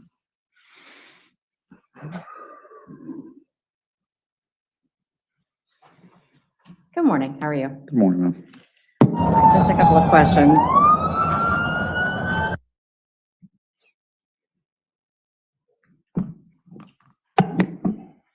Initially, when we started this video, we started with the portion that the Commonwealth had previously played for you, where you entered the scene. Counsel asked you, and you responded that you were, at that point, on Mr. Ryan. Is that correct? We were trying to locate a chest seal for the female at the scene. Okay. Were you the first officer to approach Joseph Ryan? That day, I believe so, ma'am. Okay. And did you place a chest seal on Joseph Ryan? Eventually, yes, ma'am. Okay. You didn't observe any blood coming from Joseph Ryan's chest wound, did you? Not until after I did CPR. And his hands were folded over that wound, is that correct? They were across his chest. All right, when you made it to the hospital with Mr. Banfield, he was not treated for any injuries to his leg, was he? No, ma'am. Or any other part of his body? No, ma'am. Okay, thank you. No other questions? Any redirect? All right, is he still subject to recall or is he done? Is he subject to recall or? No, ma'am, thank you. All right, you're free to go. Thank you. Thank you, ma'am. All right, ladies and gentlemen, we'll go ahead and take our 15-minute recess. Just again, do not discuss the case and do not do any outside research, okay? Thank you.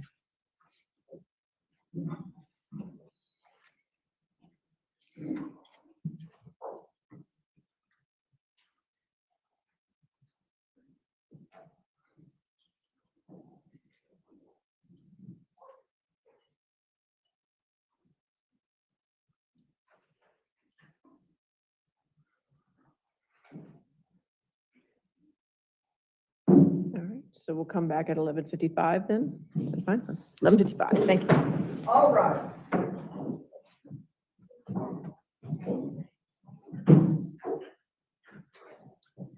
Recess.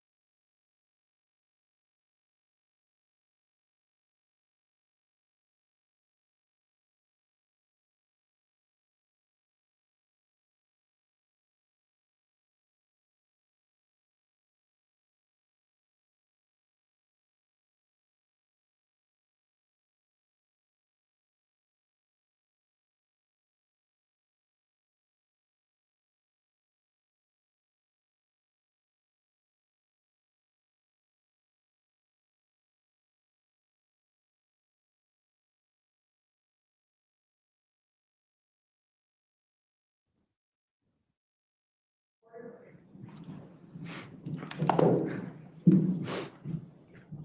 right, just before the jury comes back, I just had a question I had Shannon. On that video 82, it starts, there doesn't seem to be anything that needs to be under seal because it starts with him facing the bathroom and they walk out. Do you, if you want to review it, Depends. I don't believe anything would need to be under seal. I mean, we can review the very beginning, but you're just going to have just that Yes. exhibit for Yeah, 81, we're gonna make sure that it's Just- where we started. where you started. Okay, all right, so we won't have that under seal, okay? We can just confirm when we get it, yes.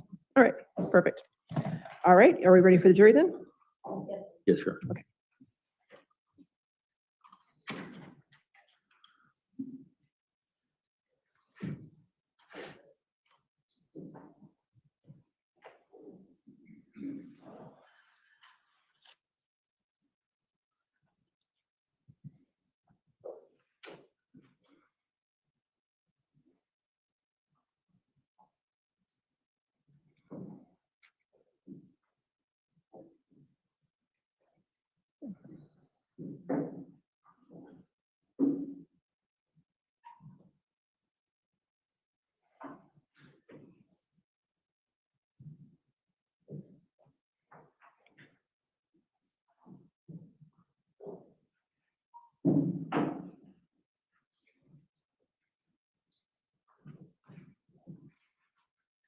All right, your next witness, Your Honor, Officer Bumler. Officer Bumler? Yes. Okay.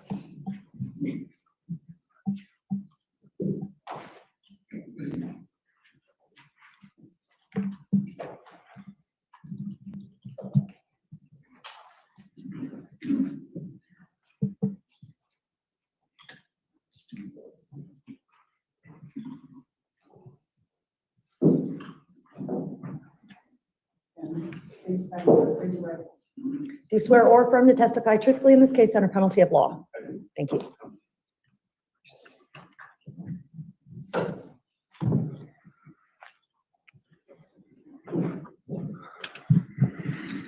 Good morning, Officer Bumler. Good morning. I'm going to play a clip for you and I want you to identify it first, all right, before we play the whole thing, all right? Yes, sir.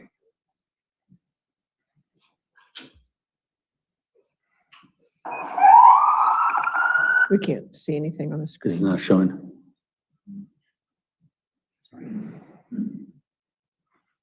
Ah, I think we may have solved it. Yes, you have.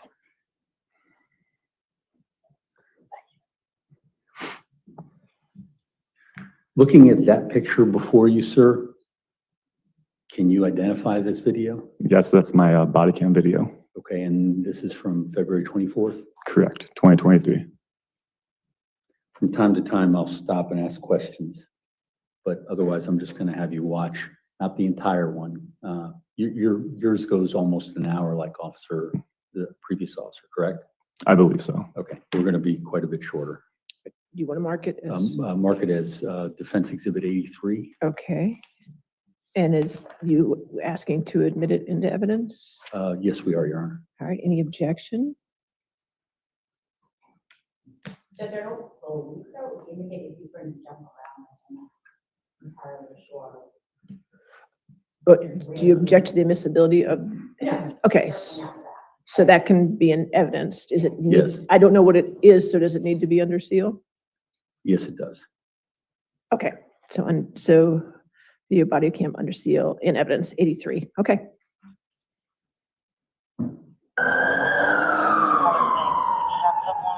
There's a 34-year-old female that got stabbed by someone and then he shot him.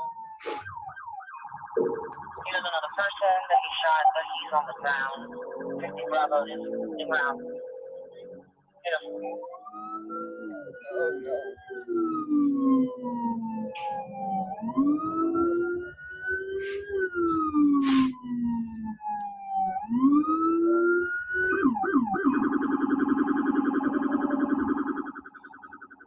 Zach, come on, kid.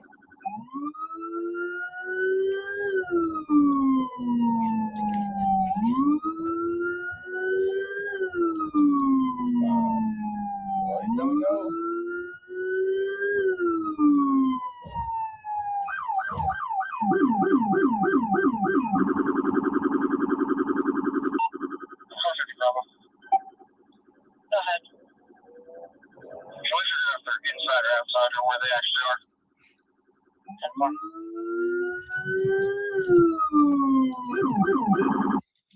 Officer Bumler, that's the radio traffic relating to this incident that you're responding to? Yes, And you're gathering information as you hear that radio traffic? yes. Okay, thank you.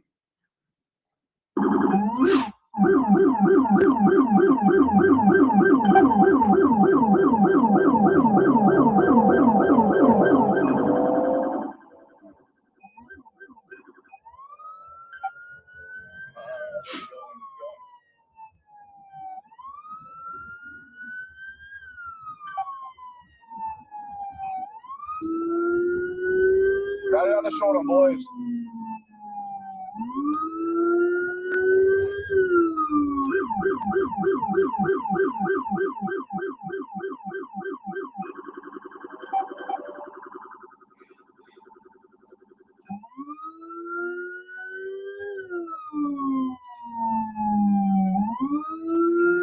God, you people.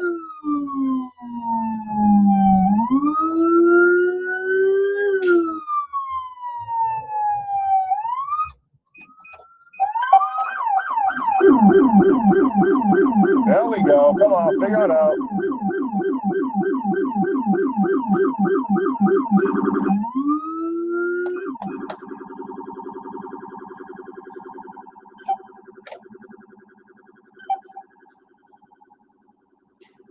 Bravo, the patient is unconscious. Apparently she was stabbed in the neck. She's upstairs in the bedroom. Sorry. And the subject that was shot is in the bedroom downstairs.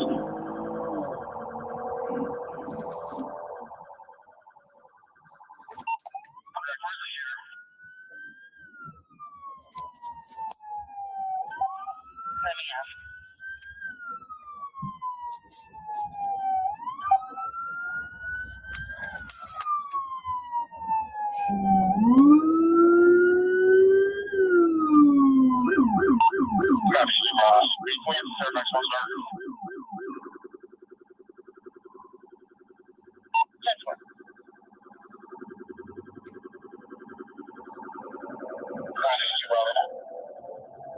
Bravo. Whatever units have shields, make sure they duck on the radio so we know who has it. Okay, we don't have time for a Units with a shield advised.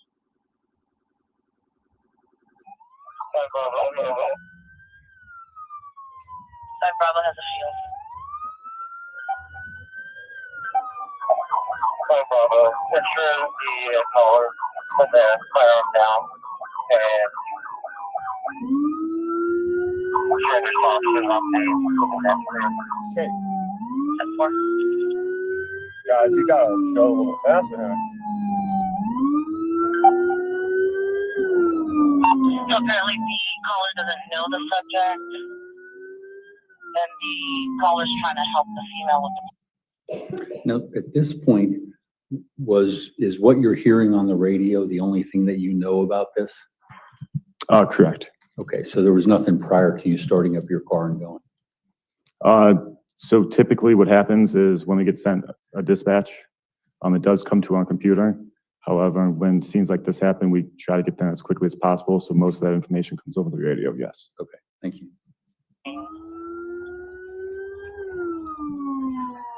You gotta go.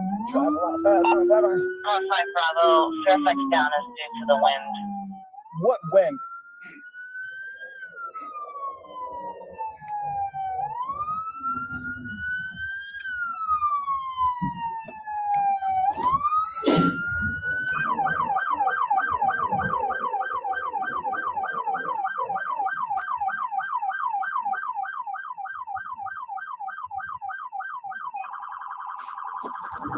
Damn it, Zach.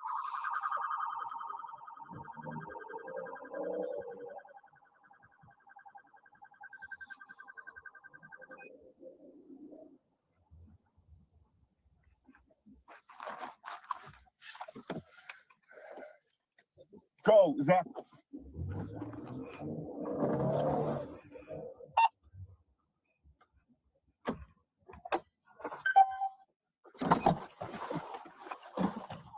And just so we're clear, the body camera begins on what prompt?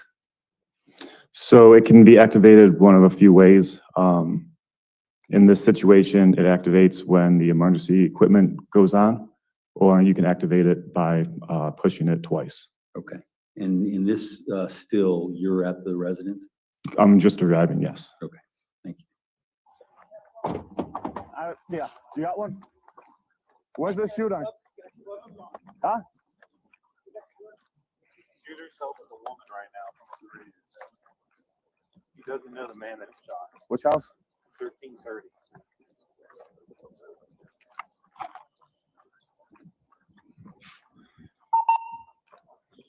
Not 52 Bravo, there's 4 of us at the door. 10-4. Yep.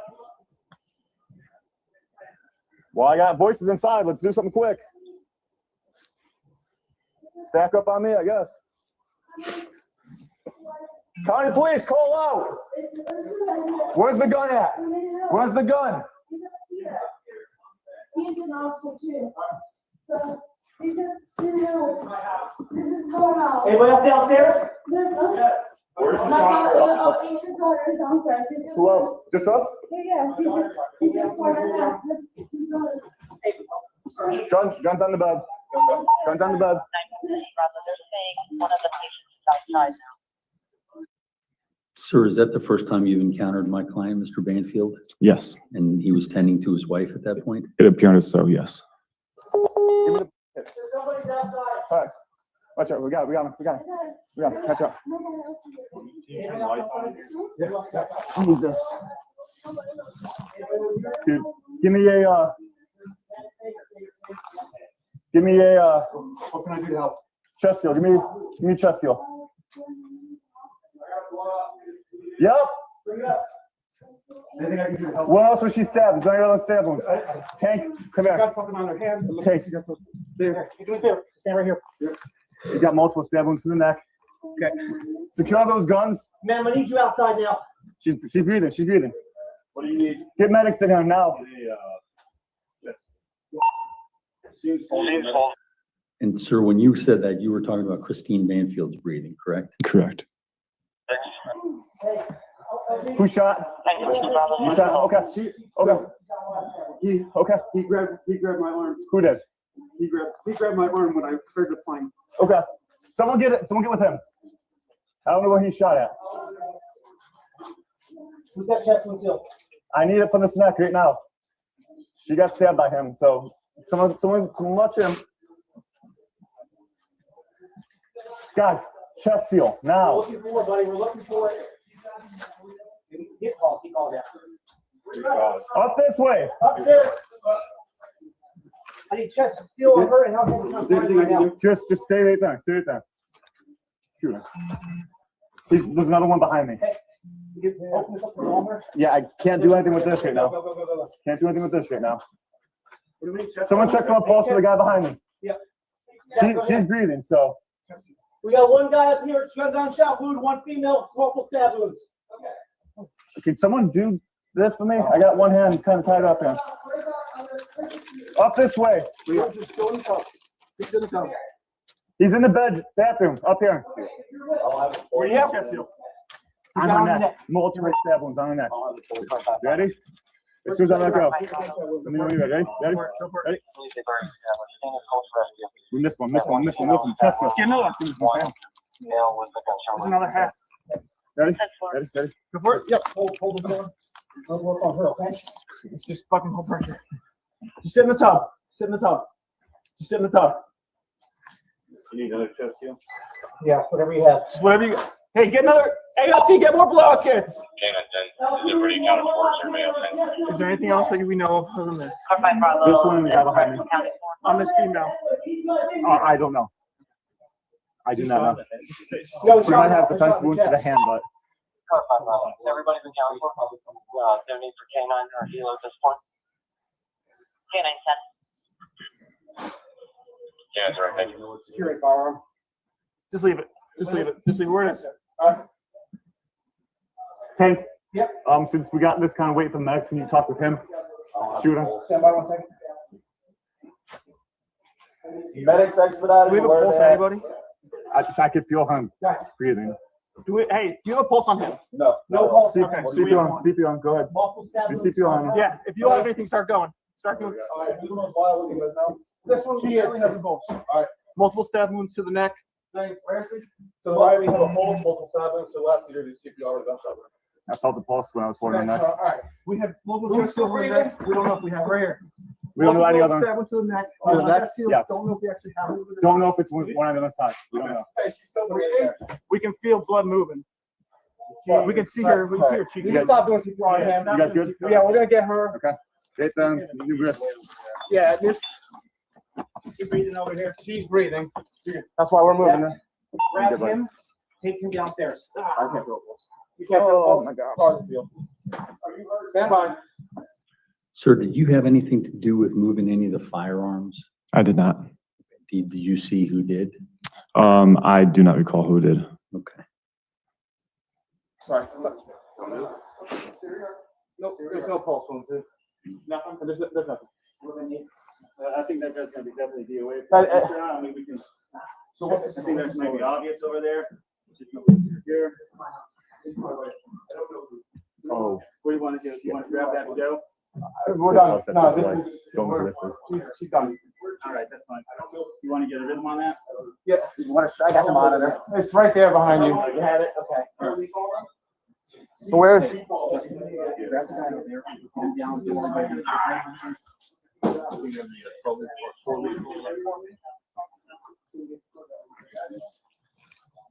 This is not Bumler. Nope.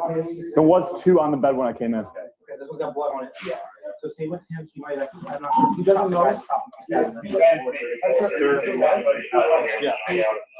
I'm gonna wait. Yeah.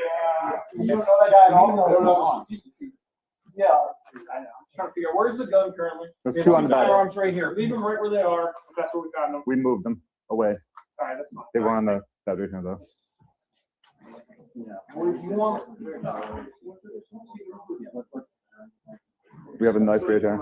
You guys are good right there. We're, hey Sarge, what's up? You want to escort him outside? Yeah, right now they're working, so it's gonna be. So, I'm not sure. We're not working. Well, we'll get him out. So once they, all right. Everyone's gonna work for me. Just move her and go. Yeah, let's just move her. All right. All right. Hey,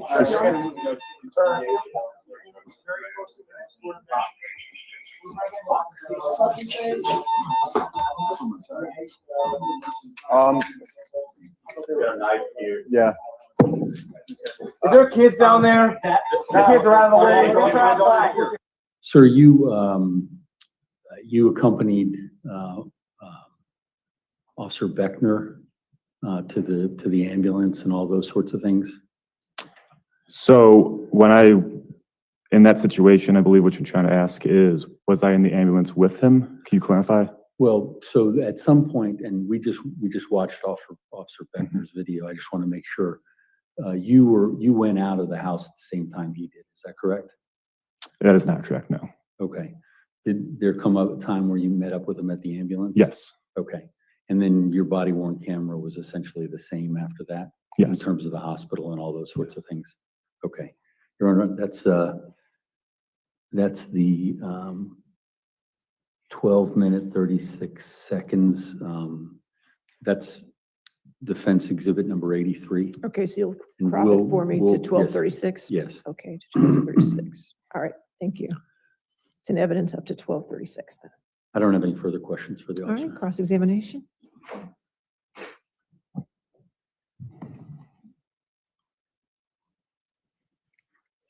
Good morning, officer. Good morning. Afternoon, I apologize.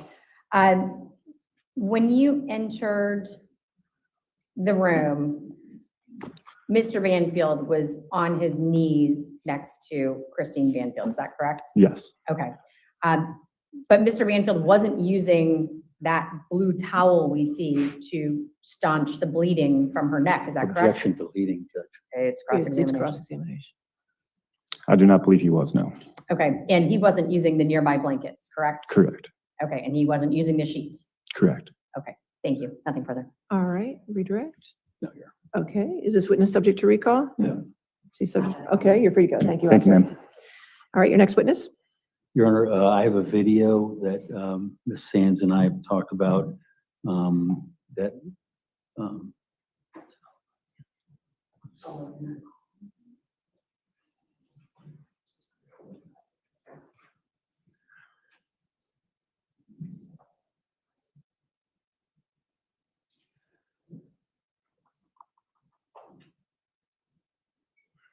Judge, I think the witness that we need for this video is not here right now, Okay. so we'll just Next. move on. Next witness. My next witness is Leanne Singley.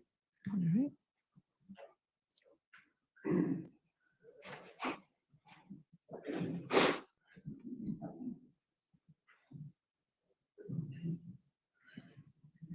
Do you swear or affirm to testify truthfully in this case under penalty of law? Thank you.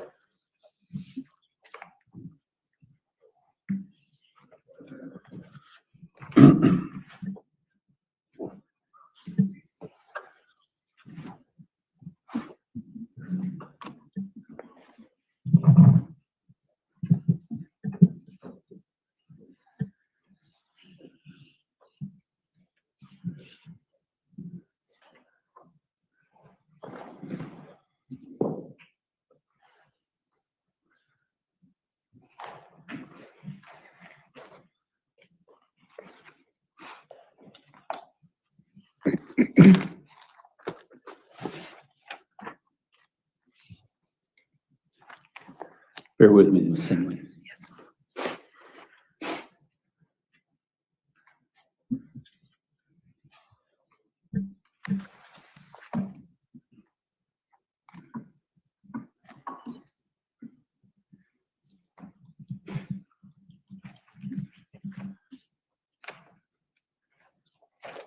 Ma'am, can you please state your name, spelling your name for the court reporter? Sure. My name is Leanne Singley. First name is Lee, capital ANN. Last name Singley, SINGLEY. And what is your particular professional discipline? I'm a forensic scientist. Okay, and what areas of forensic science do you specialize in? So currently I work mostly in bloodstain pattern analysis.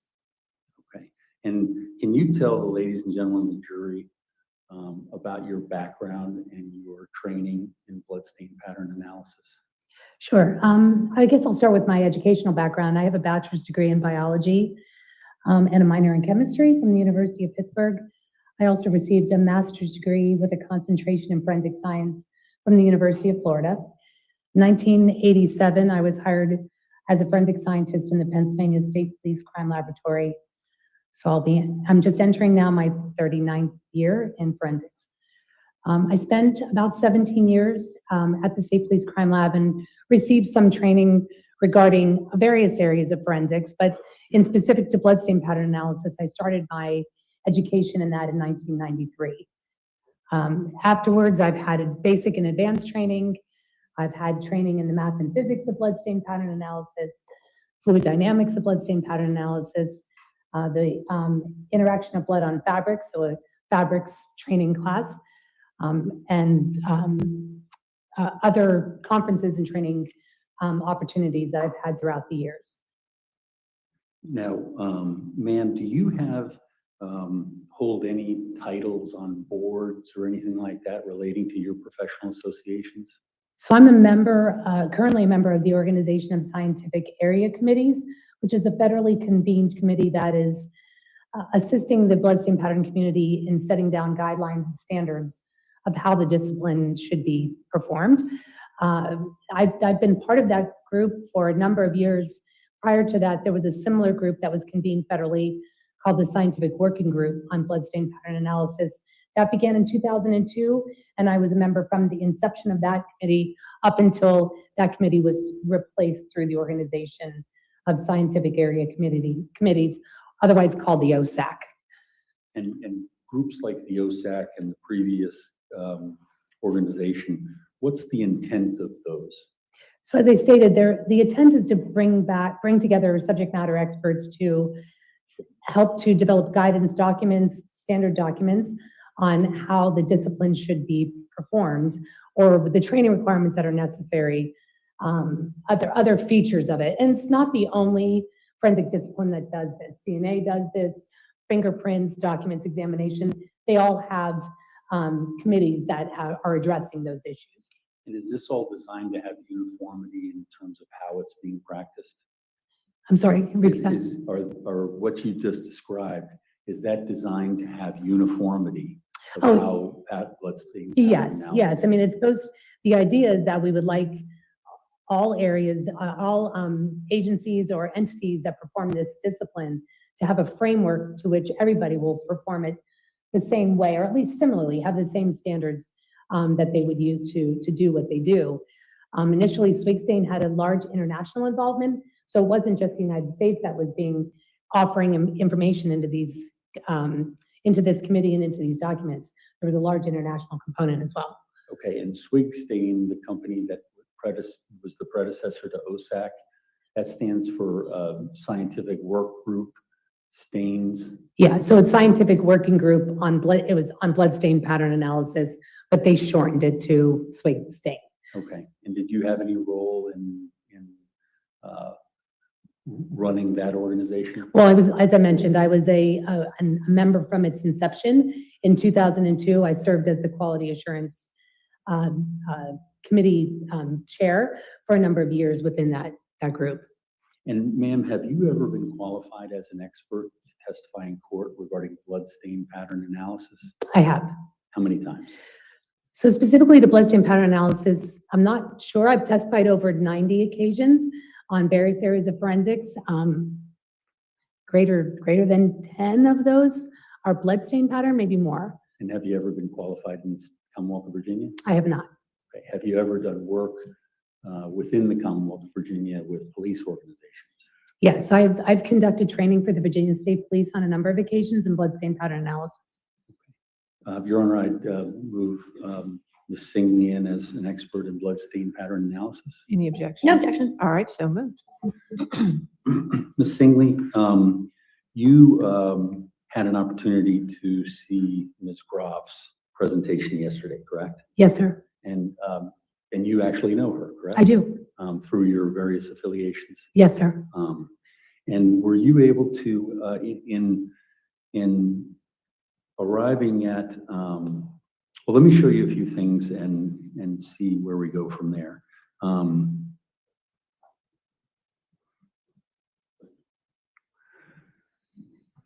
Your Honor, can we show that to the witness? Yeah, it is shown to the witness. Okay. If you can make it a little bigger, it might help. Yeah.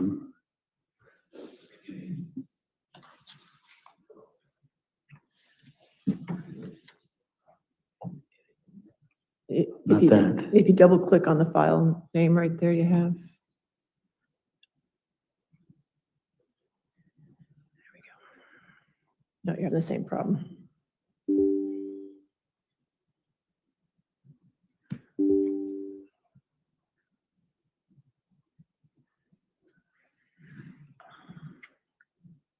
Judge, this is the court's PowerPoint that's coming up. I don't know.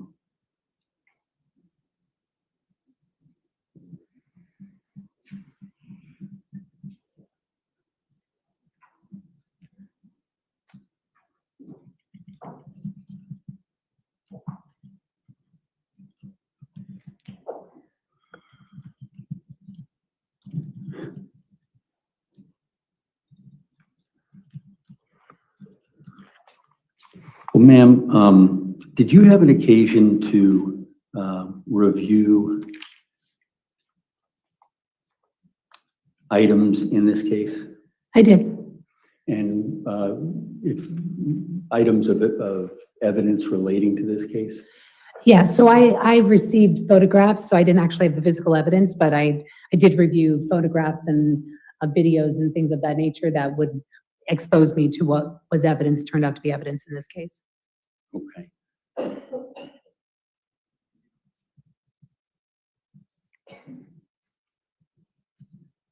Your Honor, I think I'm going to have to switch the computer just because of that PowerPoint thing that pops up.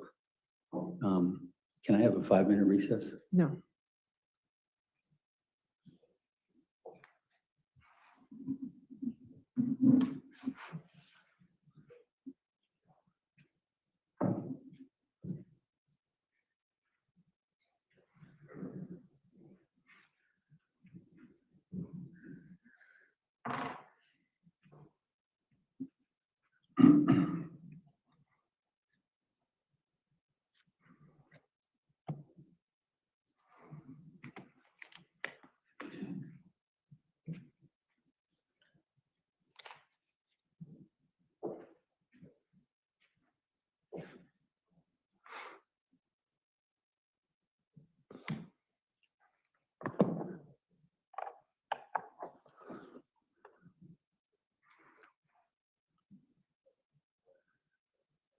Ma'am, are you able to see a picture on your screen? I can. Did you have an opportunity to review this item as part of the evidence that you reviewed? Judge, have we identified the photograph? No, I think it's defense 80, at least that's what it was marked yesterday. 83, I believe, Judge, is that? 80. 80? Okay. Yes. Ma'am, I'm going to have you look at what has been marked as Defense Exhibit 80. Have you seen that? I've seen photographs of this item before, yes. Okay, and what is it that you notice when you look at this item right here? It's a knife. It looks like to be stainless steel, like a chef's style knife, and there appears to be transfer bloodstains or some irregular shaped bloodstains along the knife and the blade.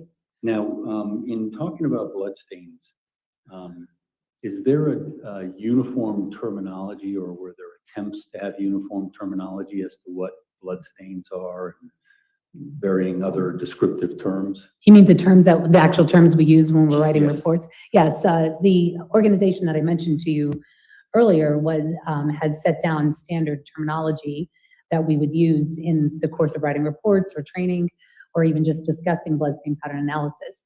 And so that has been published.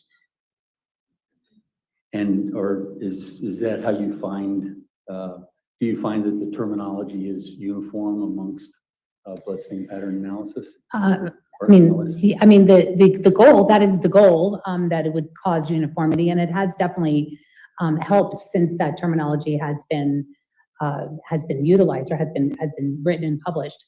To say that everyone is using it correctly or abiding by that terminology, I can't say that for sure, but I can definitely say that it has, the ends have sort of, the end result has been what we had hoped it would be, and that is to cause the uniformity of that terminology across the discipline. Now, did you have an occasion to also analyze or look at other aspects of evidence, like the forensic science reports and things like that?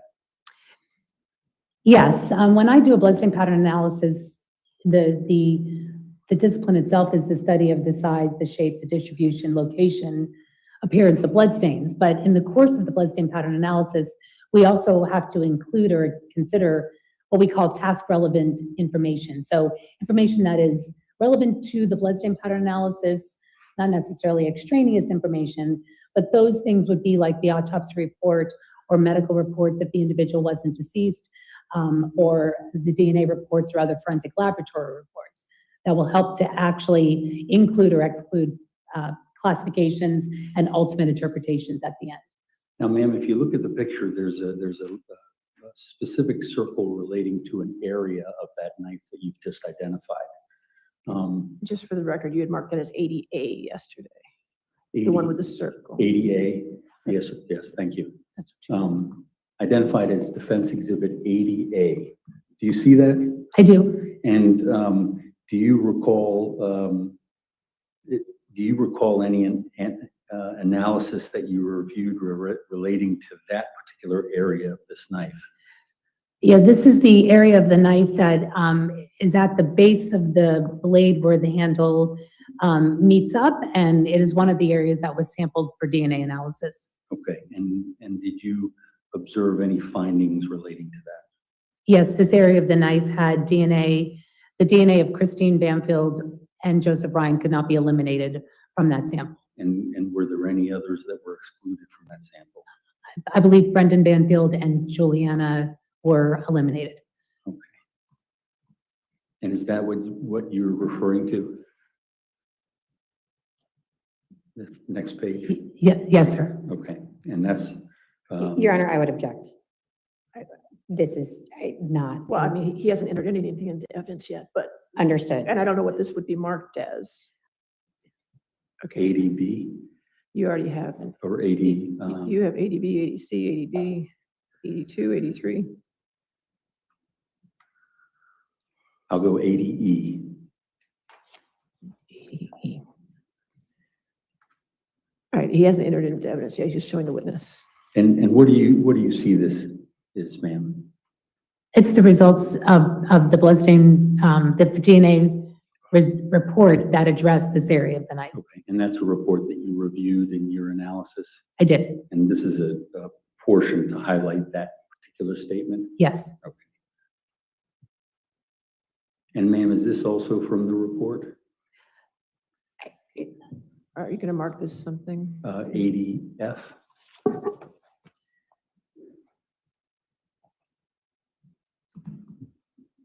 Did you have a chance to review that? Yes, Okay, and is this also a report that you reviewed, a portion of it? yes. Okay, and what does that tell you? Again, it's indicating that Christine Banfield, Your Honor, I would object to the witness reading from a report that has not been admitted into evidence and is not the complete Okay, I'll report. sustain that That's objection. fine, that's fine. Judge. And ma'am, did you have occasion to review the Office of the Medical Examiner's report relating to Joe Ryan? I did. Okay, and what, if anything, did you observe in your analysis relating to the pictures from the Office of the Medical Examiner?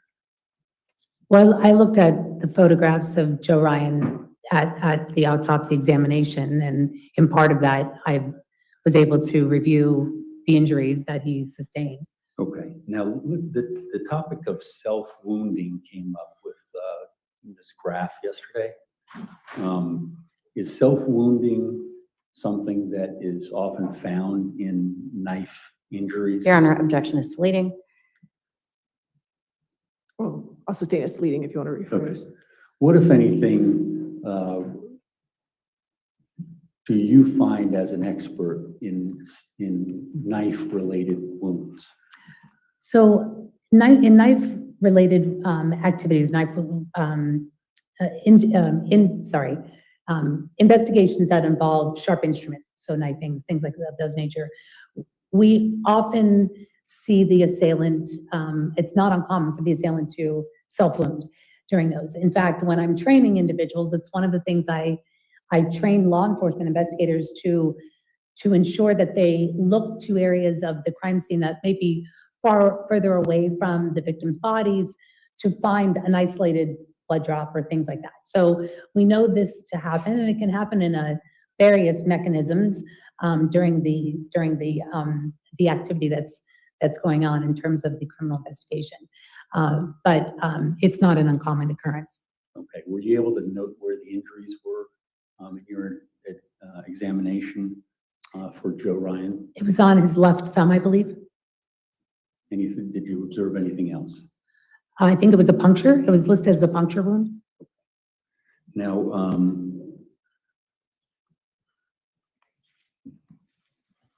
is that the puncture wound that you're talking about? I'm sorry, I can put it back on. Sorry. What, this would be 80F. it was 80B yesterday. 80B. Okay. So this photo here that you have Yes, now. this is 80B. The wound was listed as a central cut puncture of the palmar aspect of the left thumb, and that is what's being depicted here. Okay, and if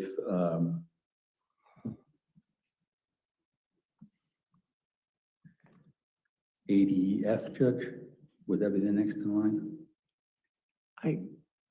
You have one marked ADC, which I had put down as finger of Joseph Ryan, and I'm not sure if that's the same picture that you used yesterday when you're showing the other expert. I'm not certain either, Judge. What's the next one, ADD? Well, we'll do ADC. I mean, we can make this ADC. That's ADC, fine. You haven't yes. entered it in evidence yet, so ADC. And ma'am, is this a picture that you've observed in your analysis of the documentation relating to this case? Yes, these are part of the autopsy photographs. And is that the same injury that you previously discussed and identified? It's on the left. Yes, it's in the same location. And what is that picture of, ma'am? It's another photo of a different orientation of the thumb. Okay, so the same injury? What do you It want appears to be, yes. What do you want to mark that as? ADD? You have a D, you have an E, and you have an F. ADG? Okay.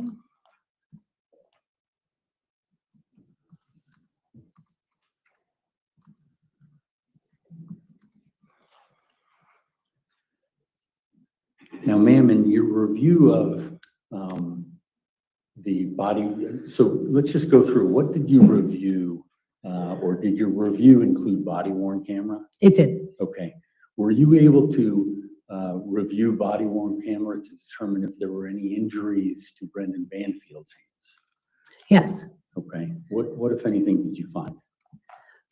Well, I reviewed the video, the body cam video that took him into the ambulance, and they specifically looked at his hands for injuries, and I guess it was an EMT, whoever was in the ambulance with him, it indicated there were no injuries. Okay. Now,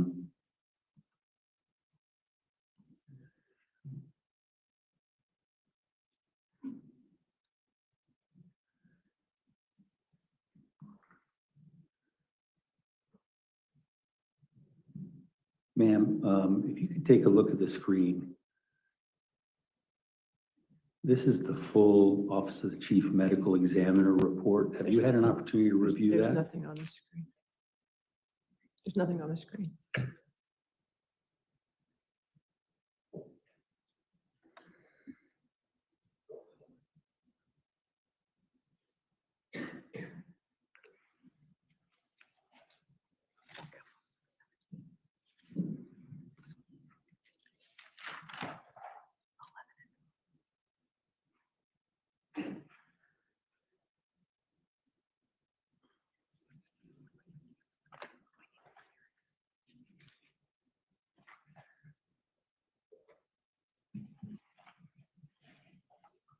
Towards the building.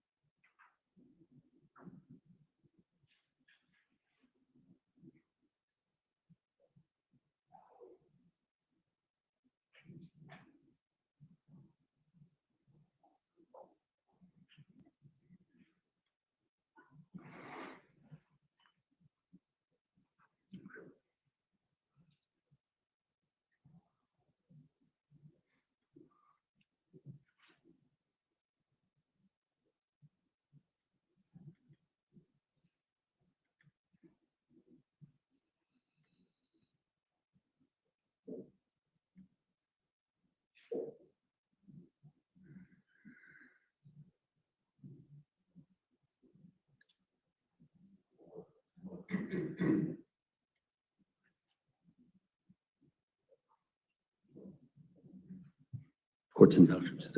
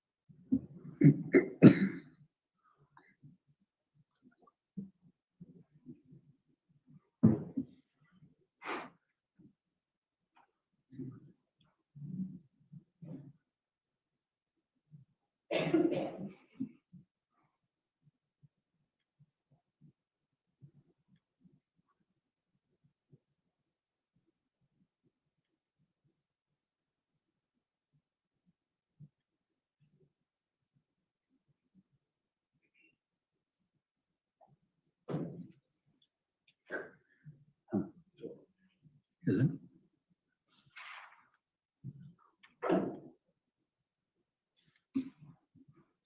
Judge, is that showing up on your screen? It was when he was there. Yeah, I know.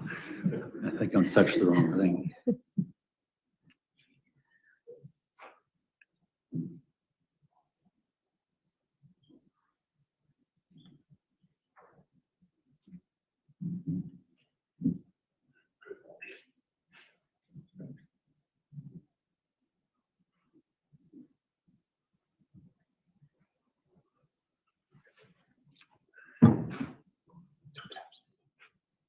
Okay. Ma'am, can you see, can you see the picture on the screen? I can. Okay. And do you recognize that? This is the DNA report. Okay. And I'm going to scroll down. Is this the area down here where the cursor is that you previously reviewed? Yes. Okay. And that informed your conclusions as to the blood stain near the handle and the handle juncture? Yes.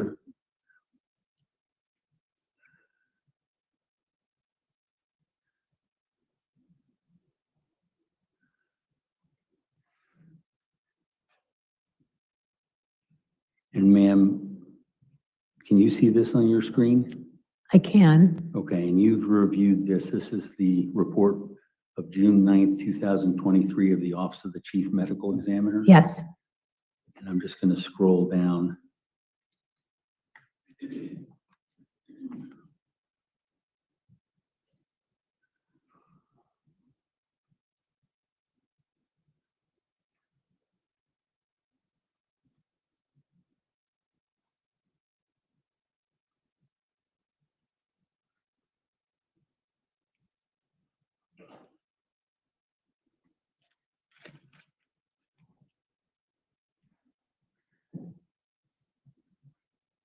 Ma'am, looking at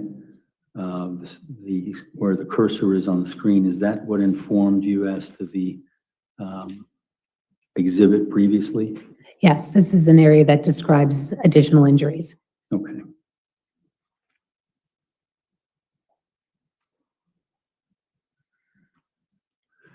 Now, did you have an opportunity to review a report from DLI, a private laboratory? I did. Okay, and in that report, can you tell the ladies and gentlemen of the jury what was the sample that they were providing?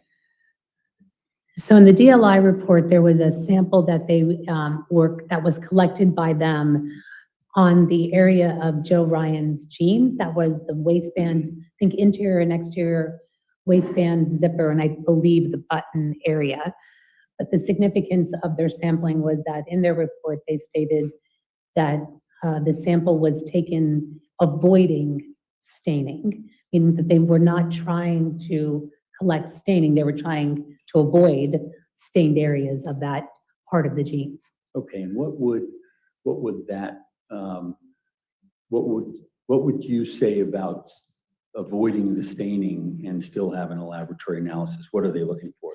Typically, they're looking for a DNA source that's not coming from staining. So touch DNA, or sometimes they'll do it just to determine who the wearer is of an item of clothing, or sometimes they'll do it just to see if somebody touched that area, that they're curious if they can find the DNA from that individual. Okay, and do you recall the results of that report? I believe the results of that area, that included DNA sources from Christine Banfield and Joseph Ryan, but Brendan and I believe Juliana were both eliminated. Okay, so let me kind of shift gears here about blood stain pattern analysis and what you do when you first start out doing it in a case. You mean my general methodology of how I Yes. do an approach? So when I get a case now, and currently I get a case, I want to know as little information about the case as possible. So I try to limit whoever is requesting it from me to just the information that I need to know in terms of the blood stain. So typically that might be like how many individuals were injured, or if there was more than one deceased, more than one bleeder, what their injuries might have been, things of that nature. And then I will get whatever materials are provided to me. I start looking through the photographs, determining what I can say or maybe not say about certain pattern types. We call that the characterization. We characterize them, as I mentioned, through the size, the shape, the distribution, location of the stains. We look to see how they might correlate with each other. And then we begin or attempt to list a classification or classify them in what might have caused them. So earlier I talked about those characteristics, and I think it's important to understand that bloodstain pattern analysis is answering a very different question than DNA analysis. DNA is answering the who, the BPA, the bloodstain pattern analysis attempts to answer the how. So how the bloodstains got to a location. So once I've done that initial preliminary classifications or some idea of what I believe this might be coming from, I'll then incorporate in things like the autopsy report, DNA analysis that will help us to refine that classification, maybe eliminate some things that I might have kept in the running in terms of the classification. Then at the end, we discuss what those classifications mean in terms of the DNA and what we might be able to interpret in terms of individual events or things that happened at a particular crime scene. Now, can you see the picture that's on the screen there? I can. Okay. Your Honor, I would identify that as Defense Exhibit 84. I believe it's already the Commonwealth's Exhibit 173, is that So correct? Judge, the original picture was admitted as Commonwealth's 173. Okay. His manipulation of the picture to show the cropping side by side with the original is not. Okay, It's so, really neither methods. all right, so what number did you want to I think make? 84 was the next one. Yes, okay. Ma'am, can you describe what you're seeing there on the screen? Yes, this is the left forearm of Joe Sevrian and bloodstains that were on that left forearm. Okay.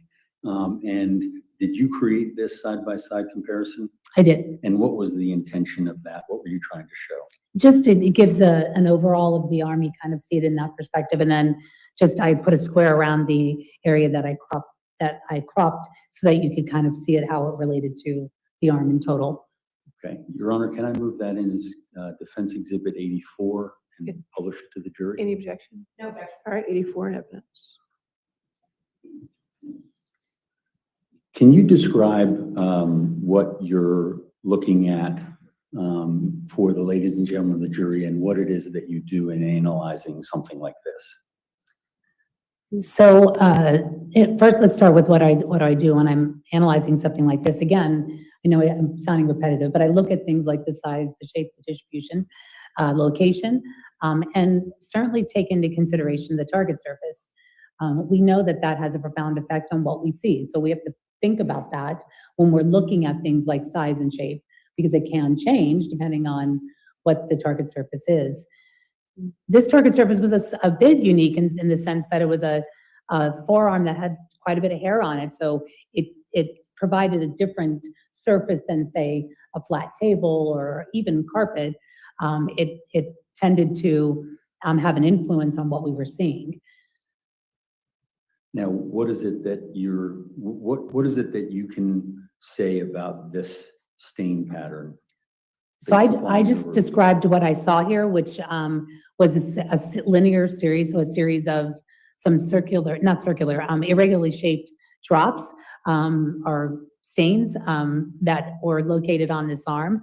I did not use the word drop. I used a series of irregularly shaped smaller stains, because if you look at it closely, the stains themselves are almost three-dimensional in shape, because they in areas were clinging to the hair on the arm. So it distorted what we can see in terms of its true shape and true, like even the size of it. It was, well, there's no measurement in here, so we really don't have a true size.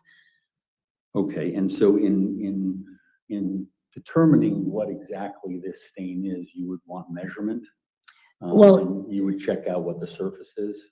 Yeah, I mean, we don't always have measurements. Sometimes they're not there, and we can use things in the area that can sort of inform what our size might be, but I don't have a true size. I did call them smaller because they appeared smaller compared to things around it in the area. But yeah, I mean, certainly the more information you have, the more data we can use to then make a classification. Based on the information that you had relating to these stains, is it possible to make a classification? I did not make a classification, and this target surface did not lend to classifying these stains to a specific mechanism. Now, let's switch gears a little bit. In terms of how blood falls on things, Can you opine as to what kind of pattern would be created if someone put blood onto a surface? Put blood on how? How are you? I mean, touching a surface? If it Holding blood and dropping it? If an individual had, say, blood in their hands that had enough volume for it to release, like if it were to just drop to the ground, we would call that a splash pattern. So it would be a large volume of blood that is falling due to gravity. It's not, you have to be careful to not include their hands swinging, because if their hands swing in that process, now you have cast off, which is blood being released from an object in motion. If it's just merely falling onto the surface, then you would get a splash pattern. And that usually will then have sort of a parent area of where the volume of the blood is. And then because that parent area was created with blood sort of collapsing into itself, it'll create satellite spatters around that area. Okay, and have you worked with those kinds of patterns? Yes, I mean, I make up mock crime scenes for my training, so I've created them myself by doing that. Now, is it plausible for someone to scoop up blood and carry it to a deposit somewhere? I'm sorry. Objection, leading. All right, I'll sustain as to leading. What, if anything,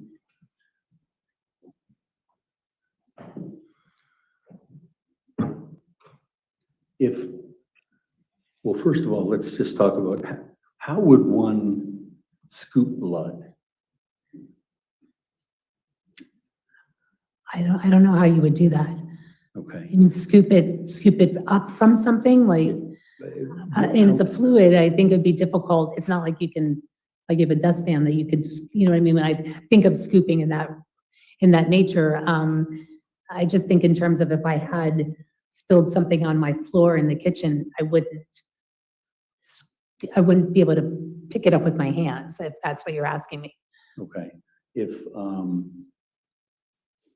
does the surface that the blood is on, I mean, you're saying you don't know how it can be scooped, but does the surface matter? Yes, I mean, yeah, I mean, if you have the blood on something that's porous and absorbent, then there would be less blood that you'd be able to even scoop, if you will. If you know what I mean, there would be less blood. You wouldn't be able to access it because it would be soaking in to an absorbent surface. Okay. Have you ever experienced in blood stain pattern analysis someone scooping blood and pouring it in another place? No. What would be the difficulties of that if that were to have happened? Well, I think getting it into your hands to begin with would be a challenge, and then transferring it. Your Honor, I would object at this time. Calls for speculation. She's just testified that she's not had any experience with any scooping of blood. So I'm not. Speculation. I think her expertise in blood spatter analysis gives her an opportunity to opine as to how it could be done if it was. I'll sustain that. For that question, I'll sustain the objection if you want to rephrase.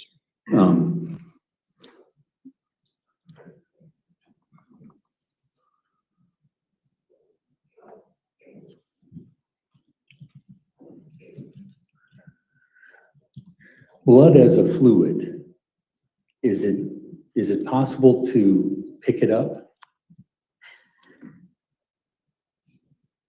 Pick it up on, yeah, I mean, I think I think the difficulty here is, of course, you can touch blood and it picks up onto your fingers, right? Like if you, as a transfer stain. I think the fact that it's a fluid, the challenge is that if you're trying to collect and keep it in the confines of your hand, the first part is getting it into your hands, and the second part is not having it seep back through your fingers, out of your hands. Jim, does that make sense? So like, the only thing I can use to describe it is when I'm making a mock crime scene, sometimes we'll put blood in our hands and make like an impact pattern from it. And just putting small amounts in the hand, it's difficult to contain it in the hand, even in doing that, right? So that's about the closest I can get to having an experience of what it's like to actually, and that's when we pour it into our hand from, a cup. I know this sounds a little, we do this because we use real blood when we do training. So I know what it's like to have blood in the hand and trying to work with it in that way. It's a challenge. Okay. And so just to follow through with your example, what is it that you're trying to show when you would do these trainings? So all I'm doing is, or me or my trainer will put it in there because we're going to ultimately smack it to create an impact pattern. And by putting it in your hand, you're able to place your hand in a mock crime scene to kind of mimic where somebody might have been beaten or something like that. So we're using it as a training tool for that purpose. It was just an example of the challenge of keeping it contained within the palm of your hand. Okay. Now, going back to your review of the evidence in this case for purposes of blood stain pattern analysis, did you see anything that indicated that Joe Ryan not being involved in the stabbing? Leading. Yes, I'm sorry, objection, leading. All right, I'll sustain as to leading. Okay.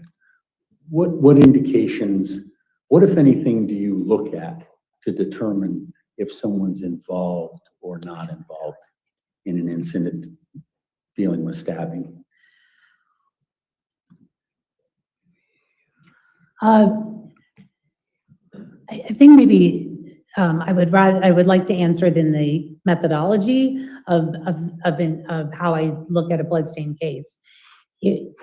Once I've evaluated the pattern types and come to some classifications and come to some interpretations of how they might relate to each other, I might be asked, or sometimes I'll even have information like I might have had in this case to look at it and think of it in terms of statements that were made, or that we had information from the body cams that I had when I was looking at that. So when I do that, I can kind of evaluate the evidence to see if there's anything that sort of doesn't seem to align with one way or another, or some things that not necessarily that do, but more looking for the things that might raise, quote, the red flag, like kind of go, oh, this doesn't seem to align with that. Maybe I need to do some more exploration or find out more information about that. So that's what I did in this case. Okay, and did you, and it sounds to me like you're looking for things that rule someone out and things that stay with the possibility of being one of the people there. Yes. Okay. In your pattern analysis, bloodstain pattern analysis, did you find anything that would exclude Joseph Ryan as being involved in the stabbing? Objection calls for a final conclusion, goes to the. If you want to approve. Yes, please.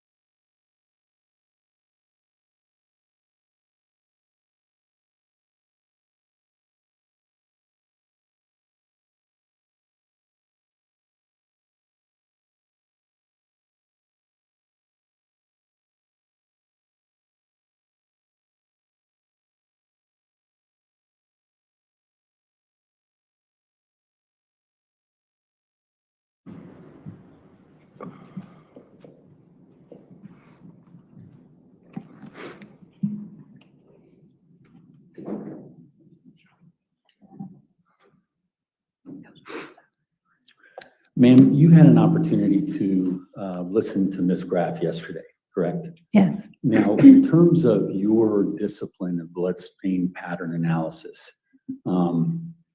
is it your experience that everything can be labeled based upon an analysis? Judge, objection is to leading. What, if anything? I'll sustain objection. Go ahead. Yes. What, if anything, is your experience as to labeling every aspect of spots, even if they're not tested? I'm not sure what you mean by labeling. You mean classifying them? Like, Classifying, sorry. That's, I'm sorry, say it again. So what is my experience regarding whether you can classify everything yes. in a crime scene? Oh, no, many times we can't classify certain stain patterns because of some of the things I already mentioned. It could be the target surface, the amount of stains that we have, the other data that we just, that are just, isn't just available for us to form that classification. So that's not uncommon. And we can't really, classify every single blood stain. We don't attempt to in many cases. We could be doing it a long time if we tried to identify or even address every blood stain that's at a crime scene. Okay, and in listening to her testimony yesterday, did you have any agreement or disagreement with what she said about certain blood stains? There were certain blood stains that I did not provide a classification for that she did. Okay. And are there any in particular that you're speaking of? Well, the forearm stains was one area. The 4 irregularly shaped stains that are on the forearm, she provided a classification for as being drip stains, and I did not. Okay, and why did you not provide a classification? Again, as I stated, the target surface here really distorted or what we were able to see to get that sort of well-formed circular stain that you would be looking for to be able to say that it's a drip stain from the exclusion of all other mechanisms. Because once you've classified it as a certain mechanism, you've excluded everything else. I didn't feel there was enough information here for me to do that. And this target surface, it would be inappropriate, I believe, to do that because the target surface was not ideal for being able to do that. Now, if you didn't have enough information, would it be possible after the fact, which is what Objection is to leading. All right, I'll stay in the leading. Is this a good time to take our lunch break? Yes, sir. Okay, all right, ladies and gentlemen, let's go ahead and take our lunch break for an hour. Please do not discuss the testimony with discuss the case with anybody, and don't do any outside research, okay? Thank you.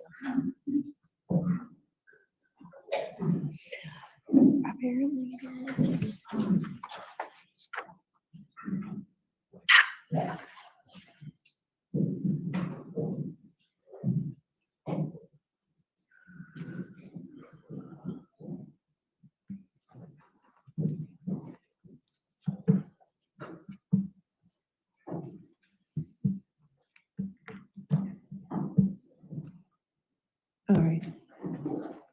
And ma'am, since you're testifying, you can't discuss your testimony with anybody. It's time to include the defense team, okay? Okay. All right, that's fine. So we'll come back at 2:05. You're going to make sure all your technology is ready for the afternoon. To include your exhibit numbers, please. I was actually going to just talk to your clerk and make sure that I had all of the. All right, to make sure you get it straight. And yes. You don't have to be a hero. I do take paper documents if necessary. Judge, I just can't do that. I'm a technology guy now. So you say. Okay, 2:05, okay? Thank you. All right.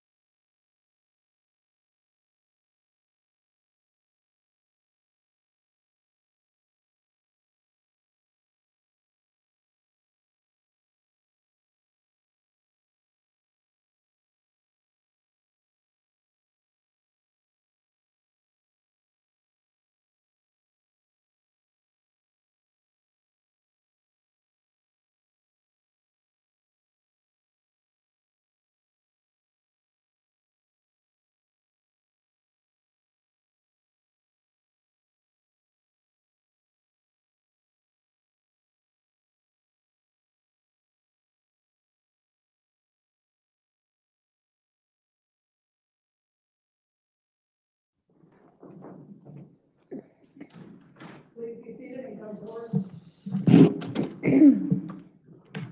All right. Are we ready for the jury? Yes.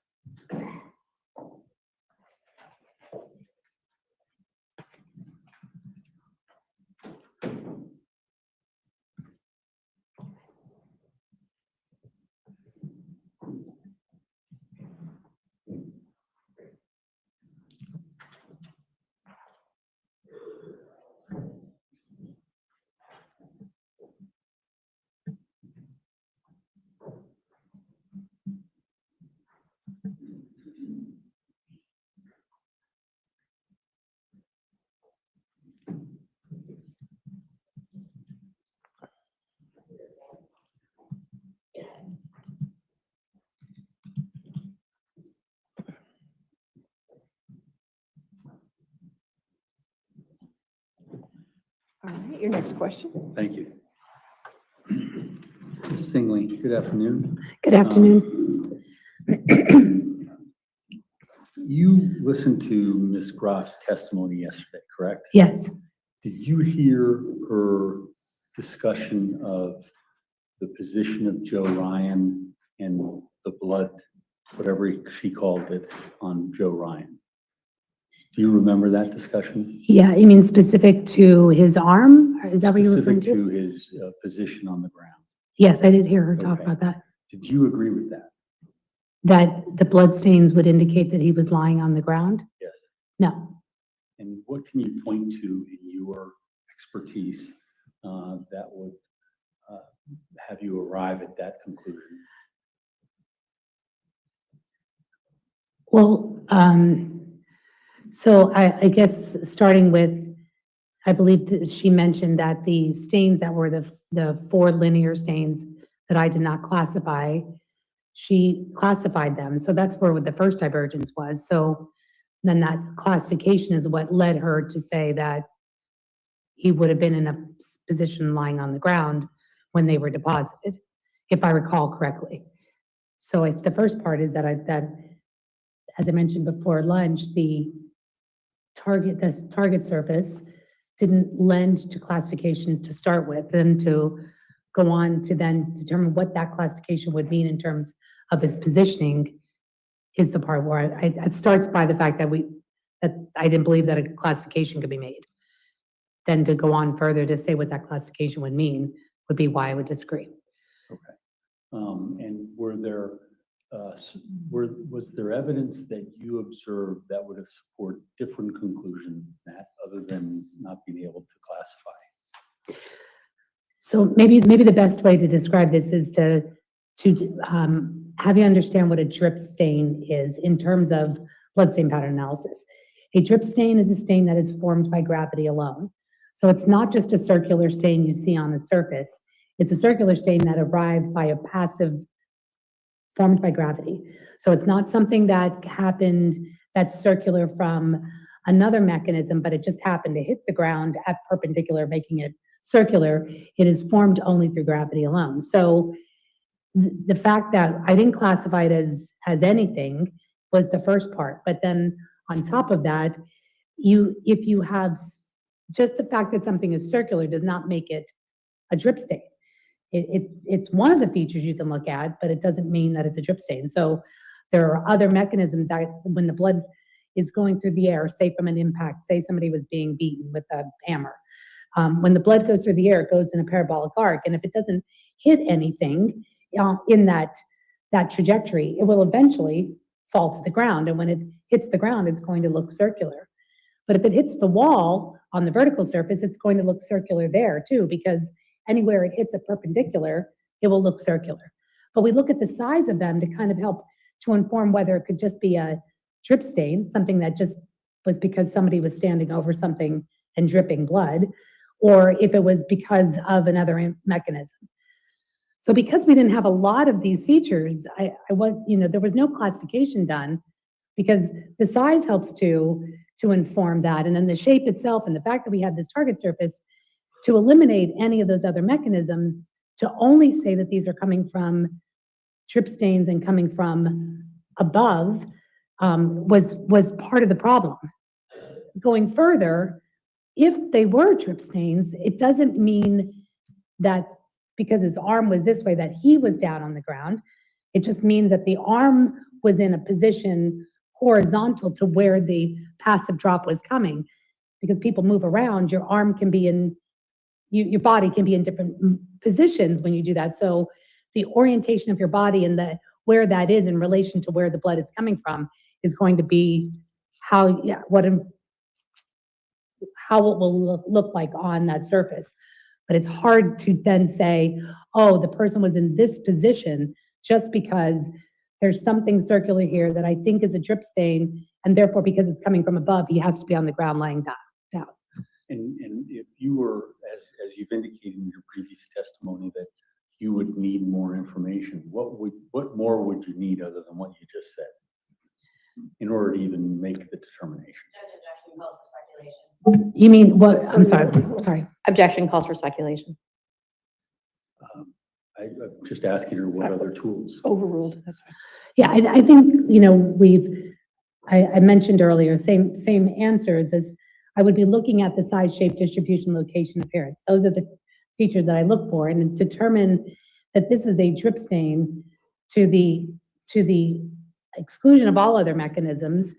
I would want to look for something that would look perfectly circular, that I could see scalloping all around the edges or spining around the edges, or it's perfectly circular on, like, say, a smooth surface, and that it has some size to it that would indicate that it's coming from just gravity forming it. If it's tiny, then, and I see it in terms of other, maybe in terms of other spatter stains in that area, I'm going to presume it's coming from, or classify it as something coming from a mechanism that's a spatter producing mechanism, as opposed to just a single passive drop.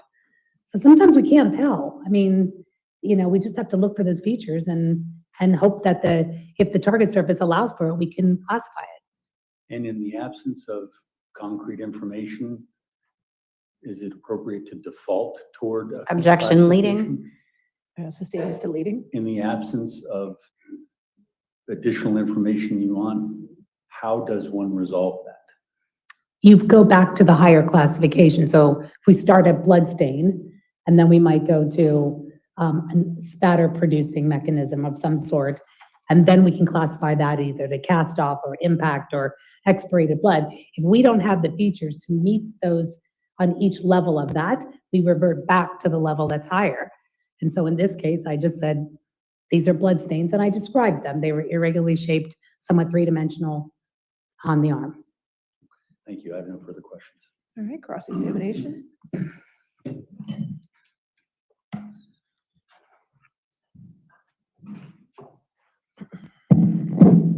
Good afternoon. Hi. So to stay with where we just left off. Okay. You're keeping it at the classification level that's up here because you don't have enough information to go a next step. Is that correct? Yes. But that doesn't inherently mean that that next step isn't a possibility, right? Well, I don't consider the possibilities, because if I can't go beyond the classification, then I didn't go beyond the classification. There's a reason I stopped. Sure. So I wouldn't.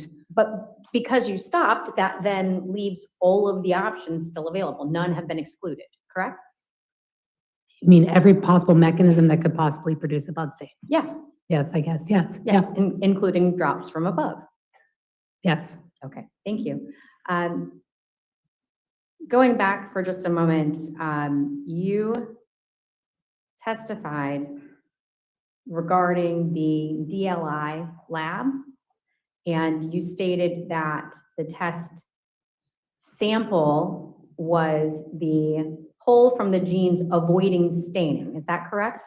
I'm sorry, say that again. I You didn't hear that. testified about the DLI DNA lab, specifically that the sample was a swab or a portion of Joseph Ryan's genes avoiding staining. Is that correct? Avoiding staining. Yes, Okay, I'm sorry. but did you also read in the report that that sample was positive for blood? Yeah, so it didn't say it was positive for blood. It said that blood was indicated in the sample. And so what that means is that they did a presumptive test. So that's a test that, Right, we heard about that from our DNA experts. but- yeah, so we didn't, the blood wasn't identified in that sample. It was an indication that there was blood there. And I think to clarify that the testing that is used in that instance is a very sensitive test that can pick up blood that you Judge, I'm can't gonna see. object. I don't think she's presented any foundation for knowledge of how the testing was conducted.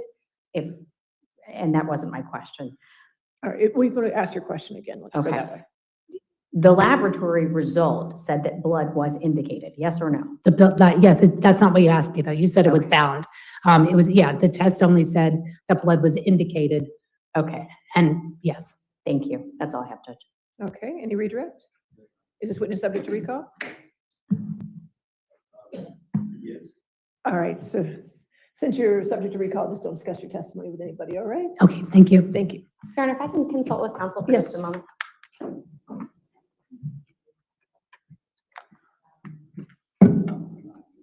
I'm sorry. The witness is not subject to recall. Okay, you are not subject to recall, ma'am, so you're free to go if you wish. All right, thank you. All right, your next witness? Yes, thank you, Your Honor. Brendan Miller. Brendan Miller?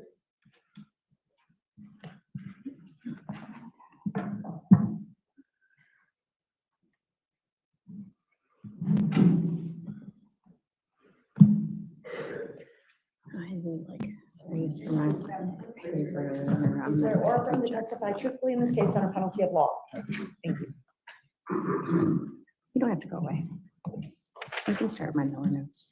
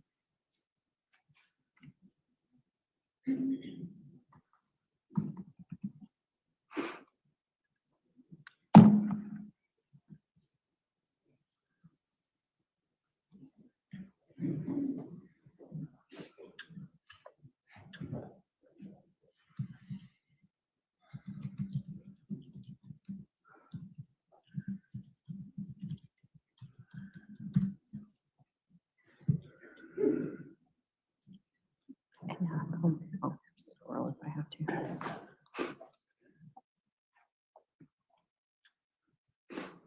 Good afternoon, Detective Miller. Good afternoon. Can you please state your name and spell your name for the court reporter? Yes, my name is Brendan Miller, BrendanMiller. And where do you currently work? Fairfax County Police Department. In what capacity do you work in the Fairfax County Police Department? I'm a detective in the child exploitation section. Okay. During your, were you involved in this case as an investigator at any point? Yes, Okay, and what was your capacity as investigator? I was the digital forensics examiner for this case.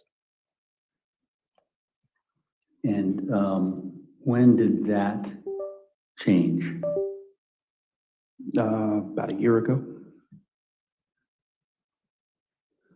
Sorry, almost there.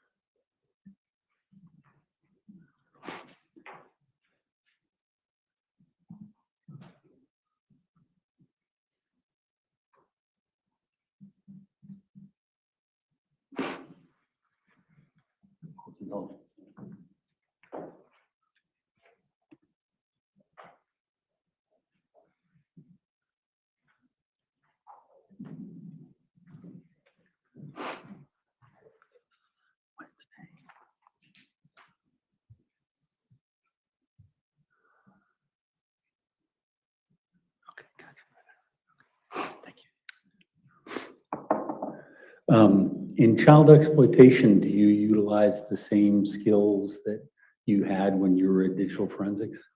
I do. Okay. And so when you left digital forensics, did you leave of your own volition? I did not.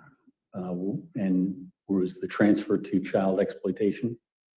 Yes, the transfer was to child exploitation. Okay. How long had you been in digital forensics prior to being transferred? Since roughly 2019, so about 5 years. Okay. And how many cases had you handled in digital forensics prior to that transfer? I don't recall the exact number. Okay. Were you the person who did the digital forensics in the Fairfax County Police? One of them. How many others are there? There were 6 at the time, I believe. And now when you were transferred out, this was in the middle of the investigation of this case, correct? I don't know if I would classify it as the middle or where it was. It was during the pendency of this case. Yes, this case was still going on. Okay. And in your capacity as digital forensics examiner, I'm going to ask you to look at a document.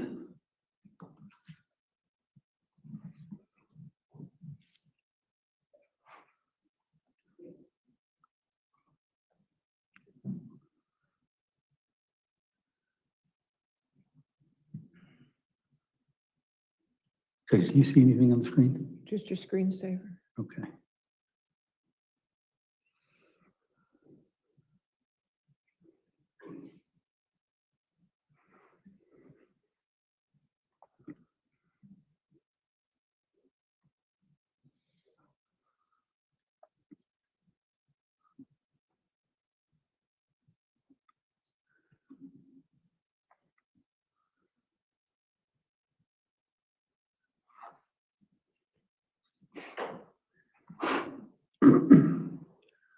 My apologies, Judge. That's all right.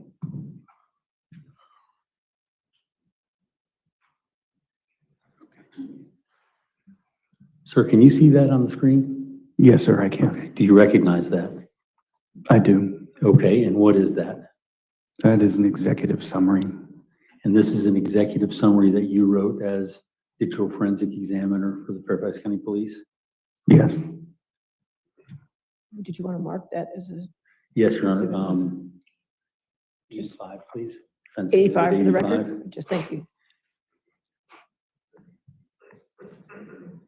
And sir, this is your personal digital forensics executive summary, is that right? I created this document, yes. Okay. And now, in arriving at these conclusions, this was related to your work as a digital forensic examiner, correct?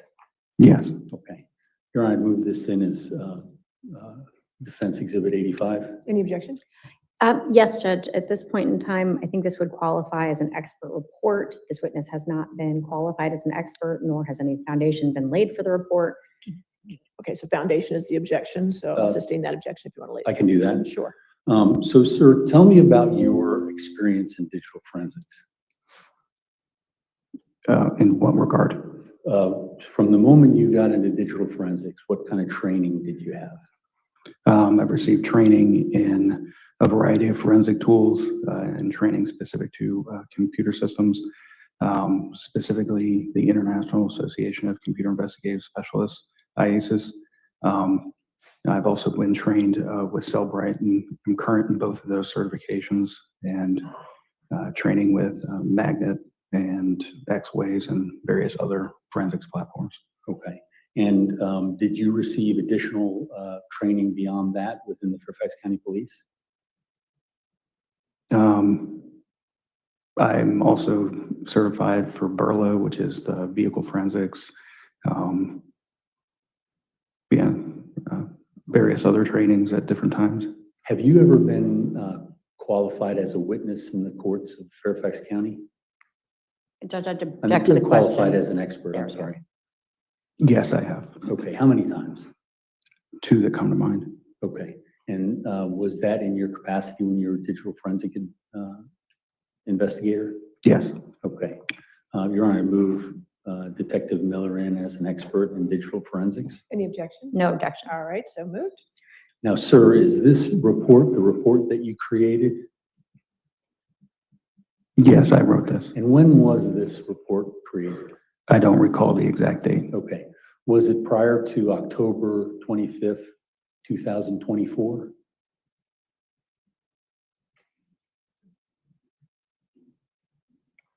I don't recall exactly, but that sounds about the right time frame. Okay. And that's a significant date because that was if I can remind you, the first recant for Juliana Perez Magalhaes. Does that give you a better idea of when this would have been done?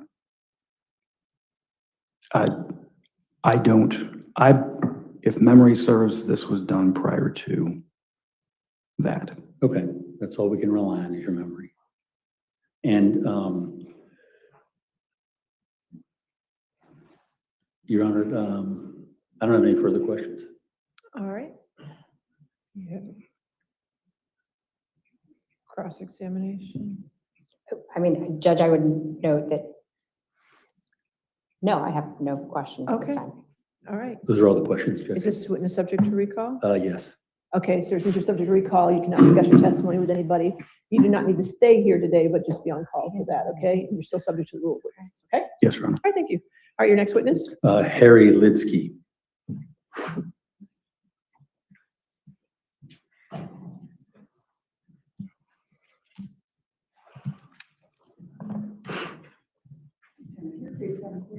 Do you swear or affirm to testify truthfully in this case under penalty of law? Thank you.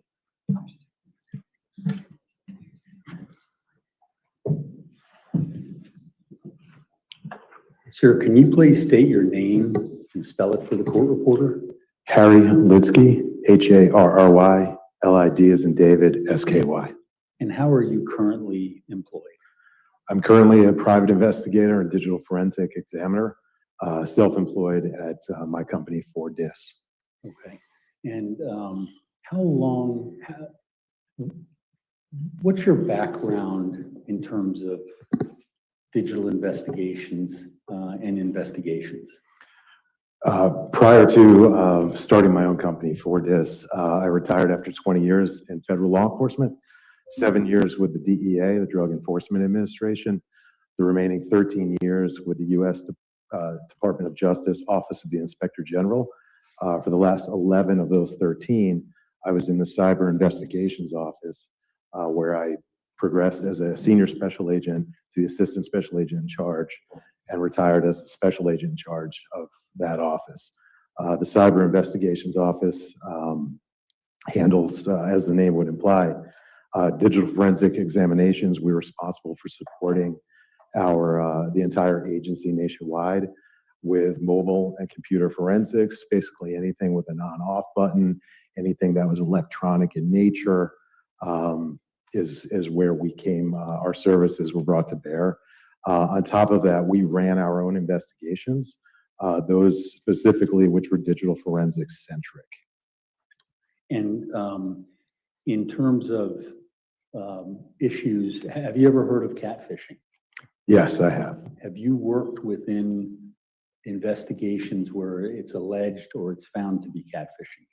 Yes, I have. So do you understand the elements necessary for catfishing? I do. Describe for the ladies and gentlemen of the jury what that exactly is. It's a form of misattribution in terms of who's performing what activity. So at its core, it's somebody pretending to be somebody else, usually designed to lure somebody else to do something. It can be employed in a scheme to defraud. It can be employed to get somebody to show up, to get them in trouble, to get somebody to show up to an event they had not intended to show up at, to misdirect somebody to show up for something. A case that I worked, it was employed to misdirect somebody to show up who thought they were coming for a consensual sexual encounter, not unlike this particular case. And in fact, they were there to serve a different purpose, to be set up as a victim. as a utility or a tool in that particular investigation. So in that particular investigation, was that from the prosecution side or the defense side? That's when I was a criminal investigator, a federal agent for the Department of Justice. Okay. Now, in terms of your investigative experience, even beyond digital forensics, can you tell the ladies and gentlemen of the jury what kind of experience and what kind of responsibility you had while being a federal investigator? Well, in addition to the digital forensics, again, 7 years with the DEA, it was drug law enforcement. Pretty straightforward. What you'd think, what you'd expect, I guess, between the street level version of it, domestically, always working our way up towards the source, back to the cartel sources, and usually overseas. But through that, I gained experience with interviewing witnesses, interrogation of subjects, obviously arrest tactics and things along those lines. But there was also a strong money laundering component involved with that. There was surveillance skills were heavily employed during my time with DEA. I did a lot of undercover work with DEA.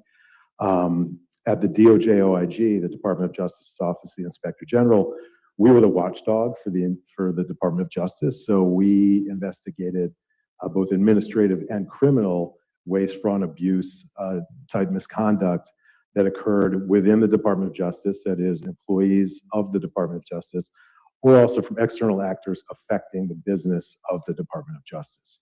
And through that, we did a fair amount of investigations to the extent that makes sense. There was a number of high-profile investigations. Fast and Furious might be one of those, where our investigation was aimed at the investigation or the operation conducted by the ATF in that particular instance. And we would often find we would make assessments, recommendations, and even punishment recommendations for employees that acted either out of malice, ignored or abused policy, whether they engaged in misconduct inadvertently or maliciously. Those were the type of findings we would have. So if we found that an investigator failed to adhere to policy, we might have a finding. If we find an investigator lied to us or in an investigation, somebody within the purview lied to us, we would find they lacked candor. So we, our reports, our investigations resulted in terminations of employees. Sometimes they were. Judge, at this point in time, I think we've launched into a narrative that is not responsive to the question, nor is it relevant. All right, if you want to ask the next question. Well, continue on that. It was a question about your investigative background, so please continue. Yeah, so that was the gist of what we did. So it's pretty broad spectrum of investigative experience. That added component from the OIG of having the investigative oversight and being the watchdog to include over investigations and other police officers, other federal agents, other prosecutors was a nuanced twist, I suppose, in my experience there. In addition, there was the more traditional, straightforward investigations we conducted to include everything from white collar, bribery, catfishing, international money laundering, conspiracies, and the normal type of white collar crime. And in terms of your investigating the investigation, you were actually dealing with law enforcement people who came. Objection leading. All right. Explain what you did in terms of the investigation of the investigation. Sure. DOJ is huge, the biggest law firm in the world, as we like to say. DOJ includes the FBI, the DEA, the ATF, U.S. Marshal Service, Bureau of Prisons, U.S. Attorney's Offices, Interpol, and about 40 other smaller components, tax division, civil rights division. So we were a massive agency far and wide. So we were made up of federal agents, FBI, DEA, ATF, and Marshals. But we were also made up of attorneys. We were made up of auditors. We were made up of all sorts of employees. We had IT employees engaged in inappropriate network activity where they were reading other employees' emails improperly and illegally. So whenever somebody was accused of misconduct, whenever an allegation of misconduct came our way, we would take that on. So it can take all forms. Now, going back to the digital forensics investigations, you indicated you were there for 11 years? Yes, sir. Okay. And during that period of time, were you ever qualified as an expert in the court of law? Yes, I have been. Okay. How many times? I say 3 or 4 at the federal level, and once since retirement here in the Commonwealth. Your Honor, I move Mr. Litzky in as an expert in the fields of digital forensics and general investigation. All right. Judge, I'm not familiar with general investigation as an expert field, but certainly digital forensics we would accept. I'll move him in as for digital forensics expert. Yes. Okay. Sir, you became involved with the Banfield case. What was the first thing that you did when you started reviewing evidence? The first part of my evidentiary review focused on the digital forensics. I was provided with a rather large volume-wise hard drive, 8 terabytes, I believe. And the digital forensics, and I guess, Your Honor, I would just state that the digital forensics that are the foundation have all been stipulated to in the stipulation document in terms of a report of a digital. In terms of the data that was taken from the devices. Yes, Your Honor, we have stipulated that the raw data pulled from the devices does not need to have a chain of custody or Okay. foundation. So he can talk about the raw data from the devices. Okay. Yes. And so, sir, what's the first step in your analysis of digital forensics when you get involved in the case?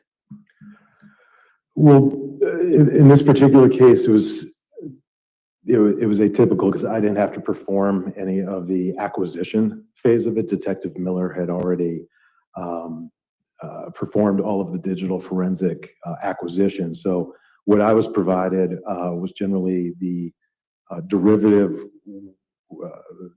elements of his work, which allowed me to just jump right in and review the various artifacts. When I'm performing a digital forensic exam that's derivative of somebody else's work, I make it a point not to review their findings. The reason being, digital forensics is somewhat analogous to solving a big math problem. So to perform it accurately, or at least the way I like to perform it accurately, I like to do the work myself, see what answer I come up with before I see the answers of somebody else's work. Digital forensics is a science such that we're all trained similarly. We all take the same training. We all operate the same way. If we perform our actions as we should under the guise of best practices, we should do the same thing, each one of us, and come up with the same results. Digital forensics is repeatable. Digital forensics, it should be, it's binary. The data is the data. It's not subject to interpretation. It's not subjective.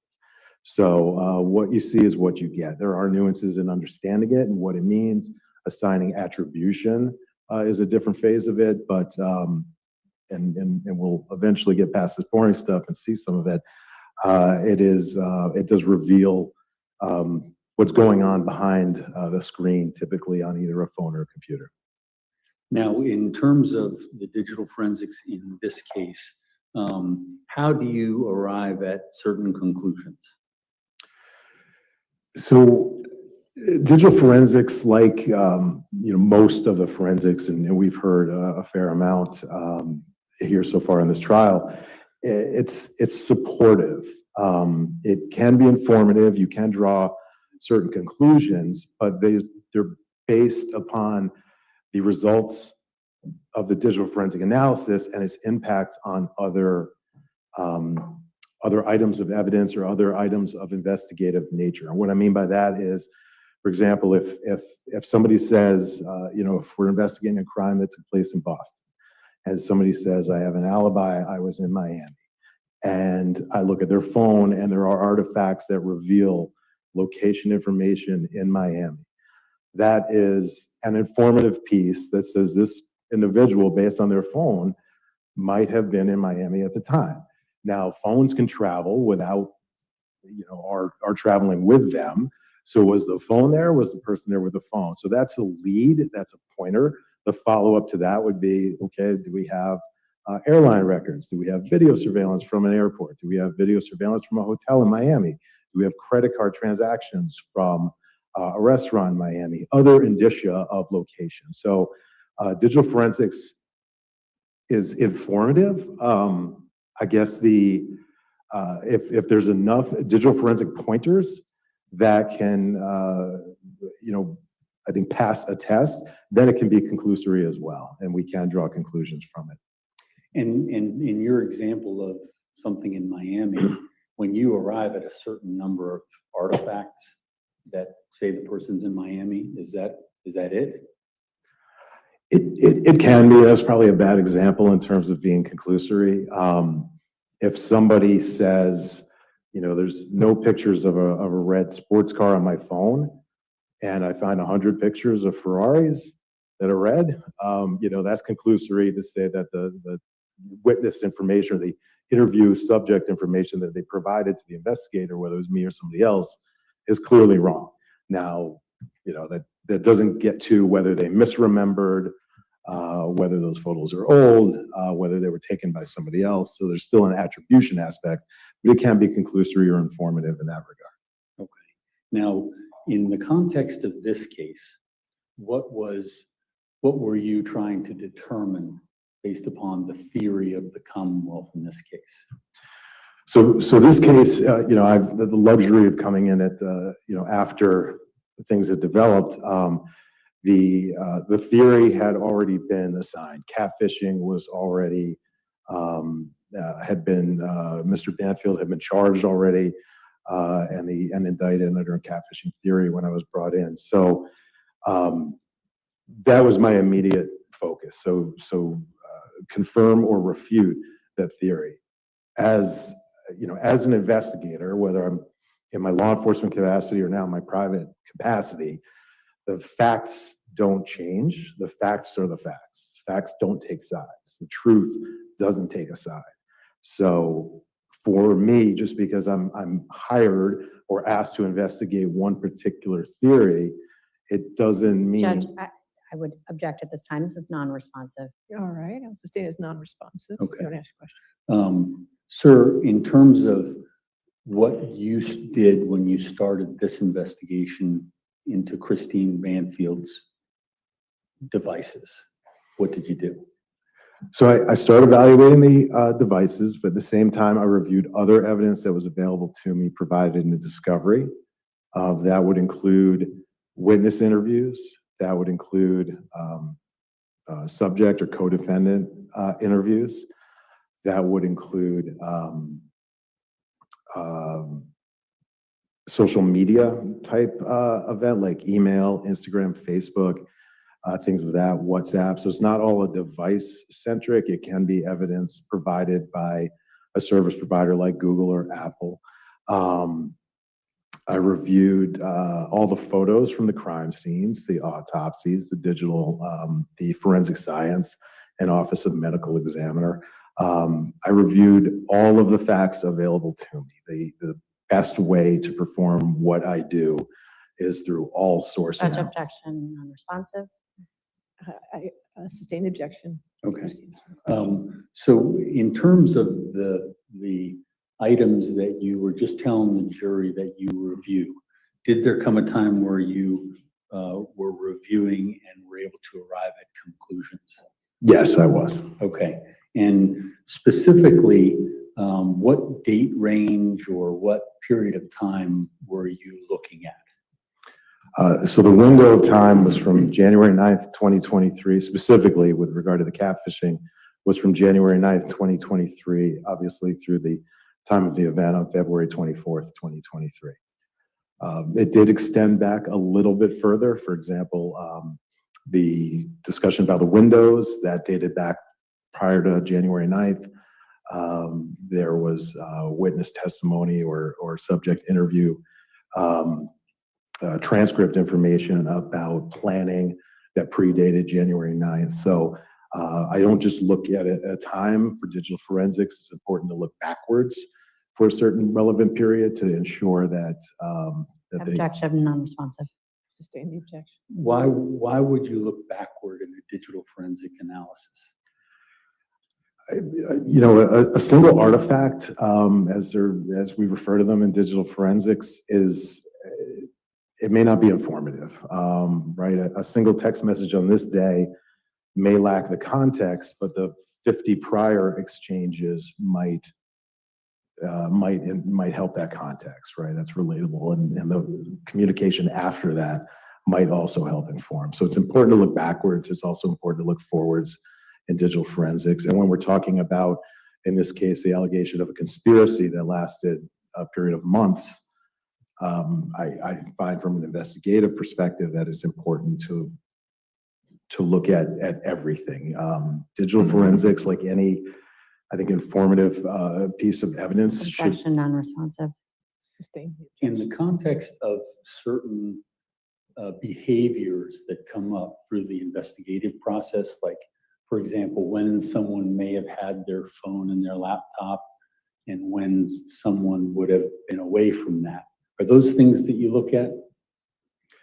Especially for events like that, what was happening immediately before the event is vital in determining attribution or who might have been performing what activity on a device.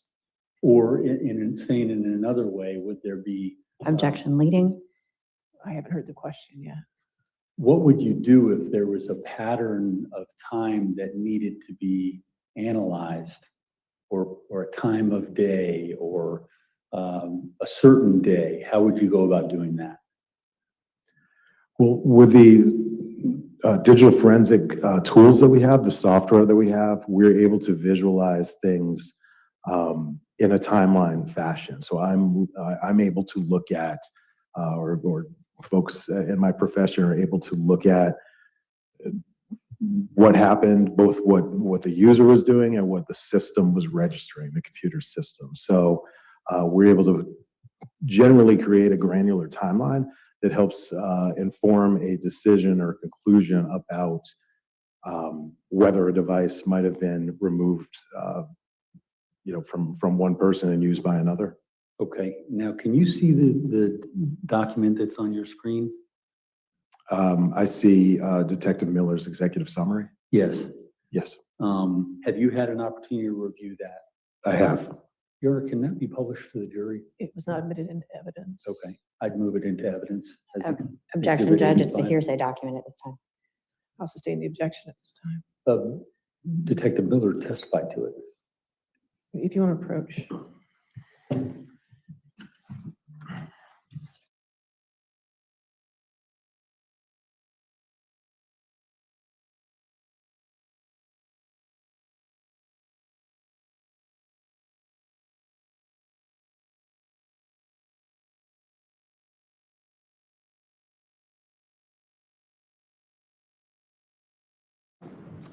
So I sustain the objection.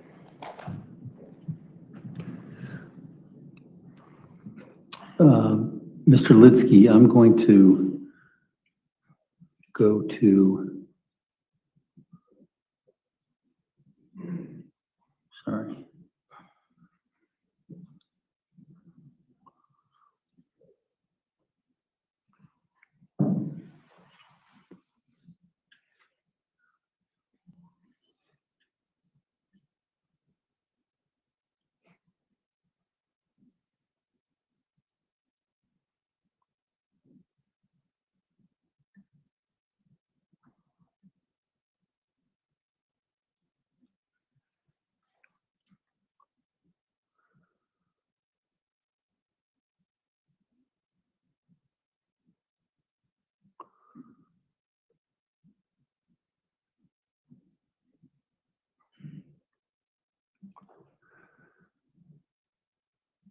Can you see something on your screen there, sir? I can.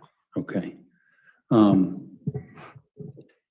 There's evidence in this case regarding window replacement that was communicated by Juliana Perez Magalhaes. Do you remember that? I do. Did you do a digital examination? Did you do a digital examination as to the allegations that she made with regard to window replacement? I performed searches relating to that particular topic. I'm able to perform keyword searches as one of the search criteria. So I did perform searches related to that particular part of testimony, yes. Okay, and was this part of the information that you'd received from our discovery and the data that came from the devices? Yes, it is. Okay.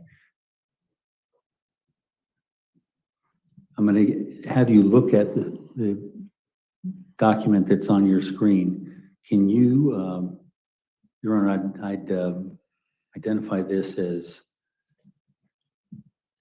Exhibit 86. All right.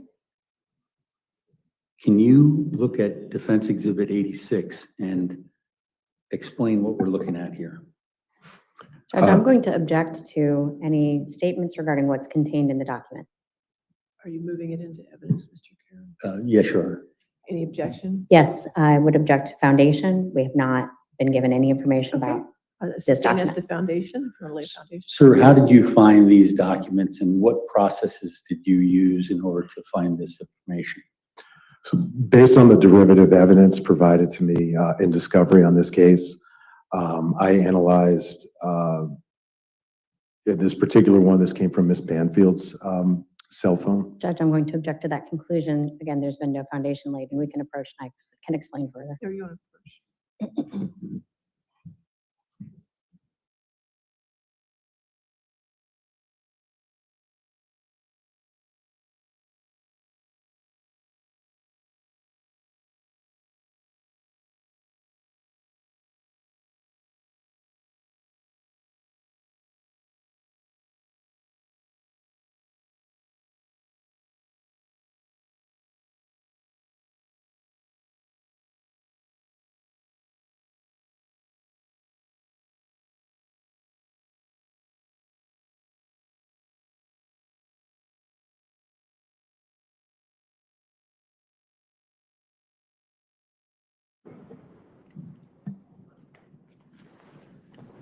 Sir, what was the raw data that you used in order to get this, and what system did you use to arrive at this? This was from an Axiom portable case created by Detective Miller. An Axiom portable case is a derivative product from Magnet Axiom for digital forensic software, which performs mobile and computer device review, or facilitates mobile and computer device review and cloud review and all things digital.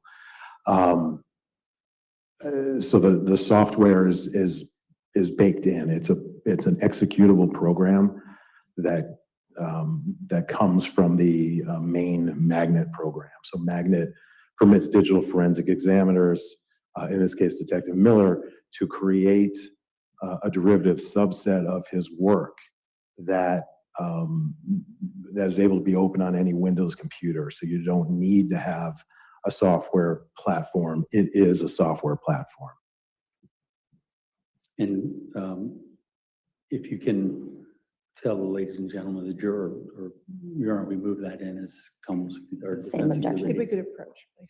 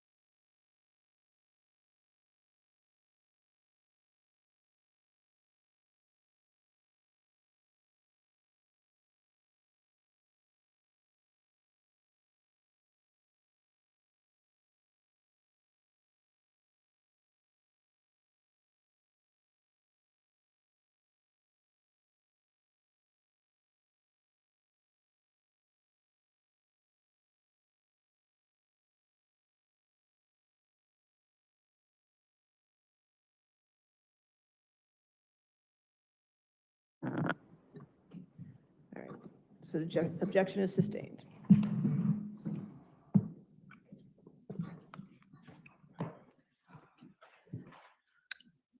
Sir, did you work with the raw data that was provided by the Fairfax County Police through search warrants and other providers, things like that? For search provider, for service providers, yes. The records I had were responsive from Google, Apple, Facebook, and Instagram, FetLife, and others, Discord. For the computer and mobile devices, I was not provided the raw data. I was provided the derivative work, the portable cases, the Celebrate readers, which to my understanding, is the complete device. Nothing is filtered out, but I wouldn't characterize it as raw data.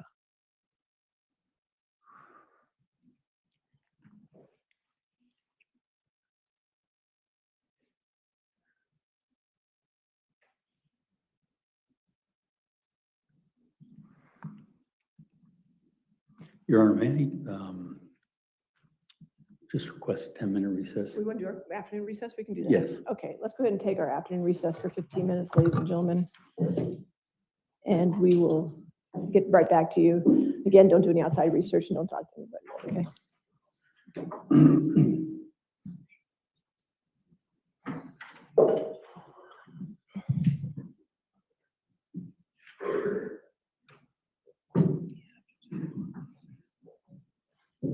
Yeah.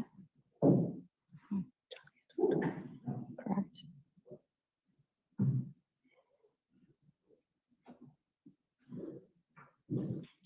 All right, sir, since you are in the middle of your testimony, you can't discuss your testimony with anybody to include the defense at this point, okay? Of course, thank you. All right, we'll be back at 3:15. All rise, please.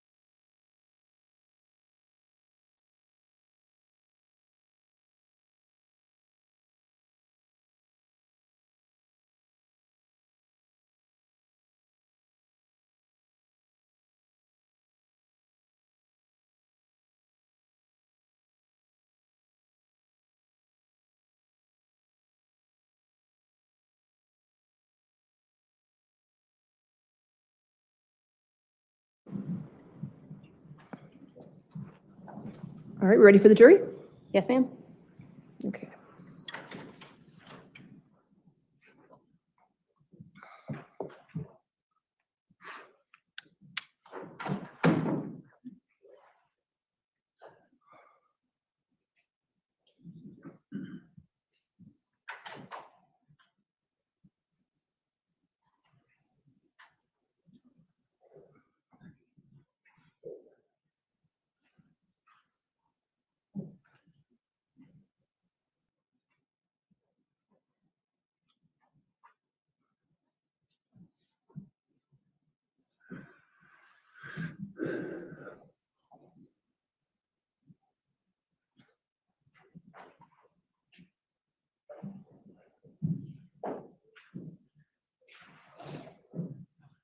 All right.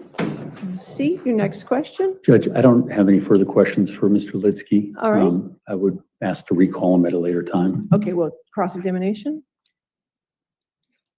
Not at this time, Your Honor, no, thank you. Okay, all right.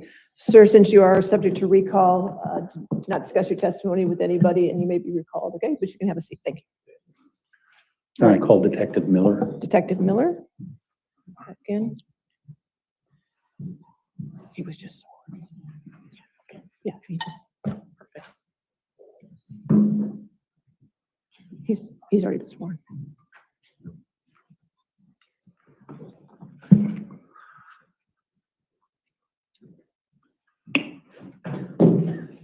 All right, Detective, just a reminder, you're still under oath, okay, sir? All right, thank you.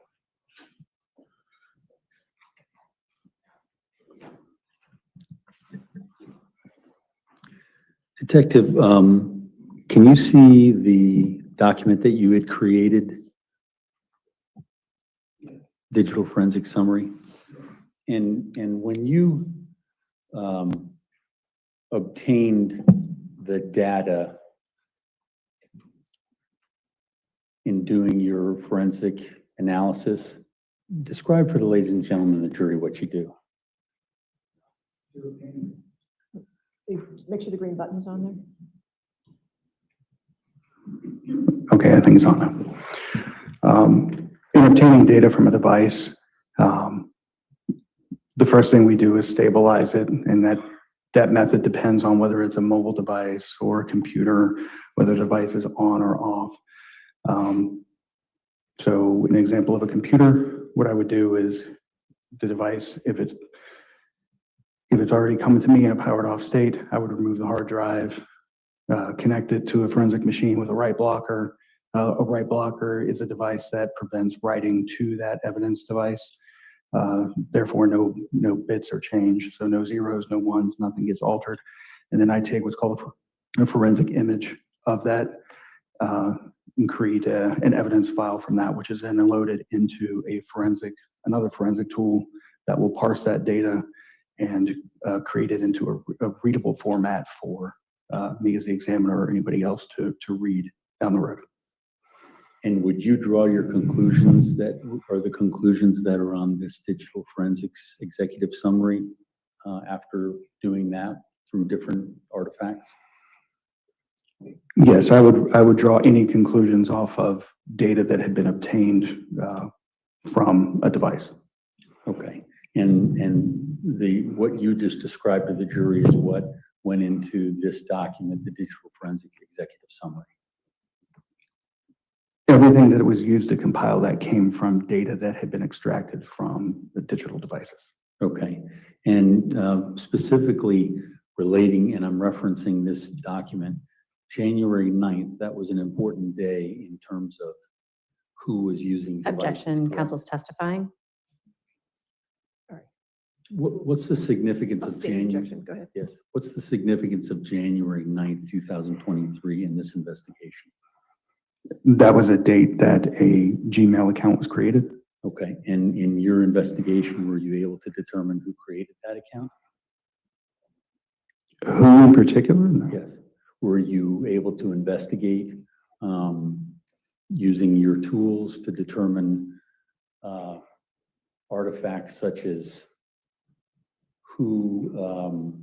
such as other lifestyle type matters as to who was home, who could have been there, things like that? Judge, objection is to form. If you want to state that question again. What are the things that, so when you're honing in on who was using a device, what things do you look at? I would look at a variety of things. Pattern of life would be a term that would be used, but you would explore all that the data has to offer,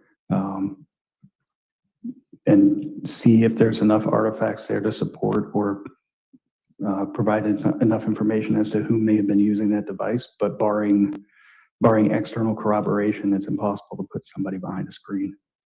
Now, in terms of, in terms of reaching conclusions in digital forensics, you have to make determinations based on a number of factors, correct? Yes. Okay. What, if anything, did you do to arrive at the conclusion that Objection leading? on January 9th, Sustained as to leading. what, if anything, did you take into consideration in arriving at your conclusion on January 9th, 2023? For that particular date? Yes. I took into account all the information I had at that time as to what was the more likely scenario based on what I had at the time. Okay. And what was your determination based upon this particular executive summary? That based on what I had at the time, it indicated that the device owner was using the device. Okay. Now, you've put in this summary January 17th. Is that a significant date? Yes. Okay. What's the significance of that date? That was another date that an account was created. And was that the FetLife account? Yes. Okay. And what's the relationship, if any, between the Gmail account that was created on January 9th and the FetLife account that was created on January 17th? The Gmail account that had been created on January 9th was the email account that was used in the creation of the FetLife account. Okay. And were you able to determine through your expertise who had control of the device, Christine's devices on that day? I was able to determine that it was her phone involved in creating that device. I was able to determine that it was her phone used in the creation of that account based on a variety of returns. And did you make any conclusions at that time that she had not given up her devices? I had nothing indicating loss of dominion and control at that time. Okay, and that's what your finding was as per that particular day, correct? Yes. Has that changed? Yes. When did that change? A co-defendant admitted to using the devices. Okay. Has it digitally, in terms of digital forensic artifacts, has that changed? No, the zeros and ones did not change. Okay, so, and zeros and ones, that's binary, right? Yes. So your conclusions based on zeros and ones are still the same? Yes. The only additional factor is the co-defendant adopted a different story. I was provided additional information that had to be taken into account, yes. Okay. Meaning she told the story that she told the other day here? Yes. Okay. Were there any other conclusive digital artifacts that were different in the creation of this report other than the co-defendant testifying differently? I'm sorry, can you ask the question again? Wasn't a very artfully worded question. Were there any, so we were just talking about digital analysis, the ones and zeros, right? Mm-hmm. And that's the thing that you oftentimes work with, correct? Yes. And what your testimony was is that the co-defendant's testimony was the thing that changed relating to the January 17th that we were just talking about? Yes, context is important. Okay, and was there something other than her accepting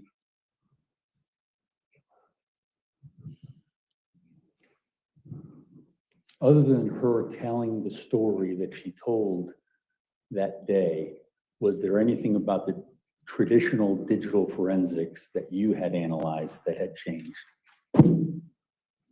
Not that I recall. Okay. And that was January 17th, correct? Or was it the entire report? I was speaking to it as an aggregate. Okay. And did you have an opportunity to be part of the questioning of Juliana Perez Magalhaes? No, I was not part of that. Okay. Were there items within that interview that was in conflict of your findings in digital forensics? Objection, foundation. Are you only a foundation? Okay. You heard the testimony, correct? Yes. I'm speaking of the first time she told the story on October 25th, 2024. You heard those interviews, correct? Yes. And so my question is, did you see conflict?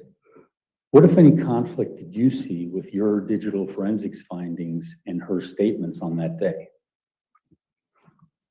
Nothing is immediately coming to mind. Okay. Would you have seen her video where she's talking about where Eric Klingen is asking if anybody was on FetLife on a certain day? Yes, I've seen that. And your knowledge of digital forensics, you knew why he was asking that. Objection, leading. All right, I'll sustain as the leading. Did you have any idea why he asked that question? I can't speak to why people choose to ask the questions they do in an interview. In terms of your digital forensics findings, though, did it make sense why he asked that question? I think it would be relevant information. Okay. And she didn't answer it correctly, correct? Objection, leading. Sustain as the leading. What, if anything, did she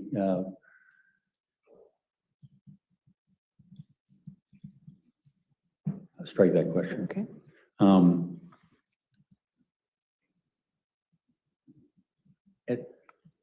After you heard that she had recanted and told this story, did you see an opportunity to be involved in the questioning of her?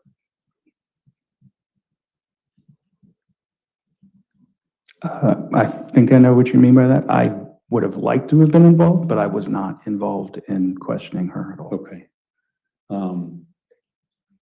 Looking back on the interview, if you had been involved, could you have assisted them? I believe so. Okay, and who were the people that were in the interview room? Objection, foundation. But if you want to have a foundation, if he knows. When she was interviewed, there were a number of detectives in there, correct? I believe so. Do you know any of the detectives that were in there? Yes. Okay, and did you have an opportunity to talk to them about your ability to assist them in her story? Prior to that? Yes. No, I did not have an Were opportunity. you aware that she was doing that? prior to her story? I was not aware until after it had already taken place. Okay, so they didn't and were you the digital expert for this case at that time?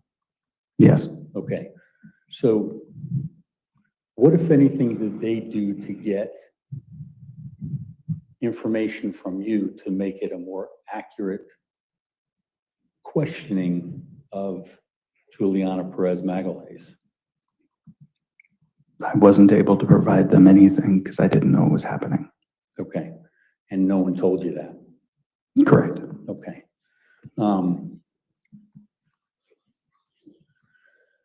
The digital forensics.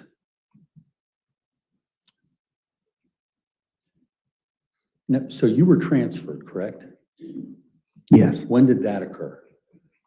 roughly a year ago. Okay, okay, and what you're doing now is a different form of digital forensics? Objection asked and answered. Overruled, allowed. I'm using the same skill sets, yes. Okay, but you don't get involved in cases like this anymore in digital forensics? No, When you were still within digital forensics, were you ever asked to change your executive summary that we've looked at? to change it, Yes. I was asked to review it in light of the proffer. Okay. Were you ever asked to go line by line and fix the conclusions? Objection leading.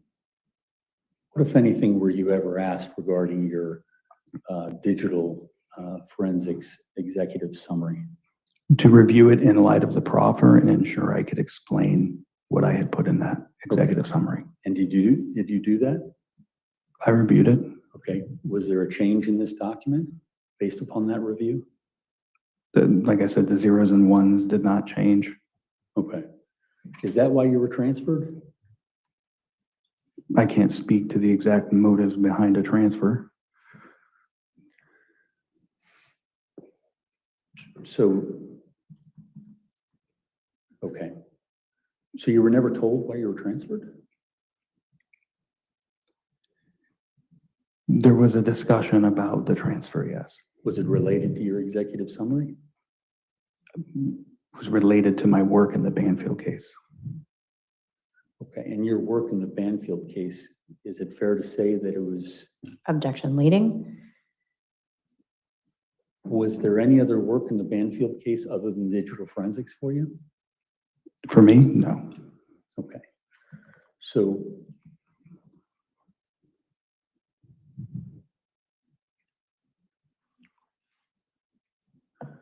let's go through that document if we can.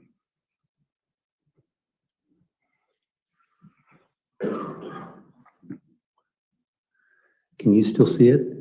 Yes, sir. Okay.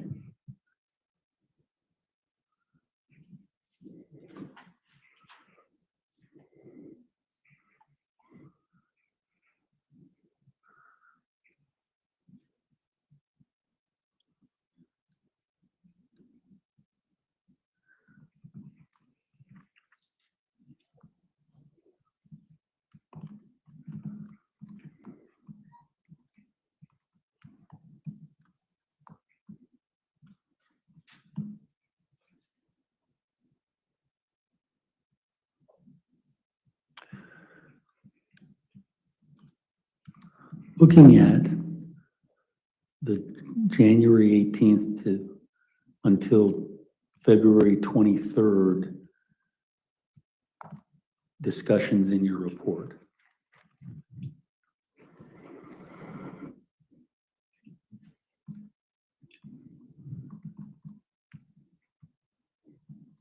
Do you stand by those same conclusions in those bullet points? As far as the activity of the devices, yes. Okay, and the ones and the zeros? Yes. And so the only thing that changes that section, and I can keep scrolling if you need to see it, is the fact that Judge, I'm sorry, can counsel explain where specifically in the document he's referencing? the section of January 18th until February 23rd, 2023. Should be on the screen. I scrolled up to it. Judge, I see a section titled 1219 to 224. At the very top of the screen, he has the dates. I see. Thank you. Okay. I was just trying to include that whole That's section. fine. I think she was just looking on her laptop too. Okay, okay. Is there anything of the ones and zeros, the binary language, that's changed in that portion of this summary? No, the data extractions remain the same. Okay. So the only change is that the co-defendant gave a different story. Additional evidence came to light, yes. Is that the additional evidence? Yes. Okay.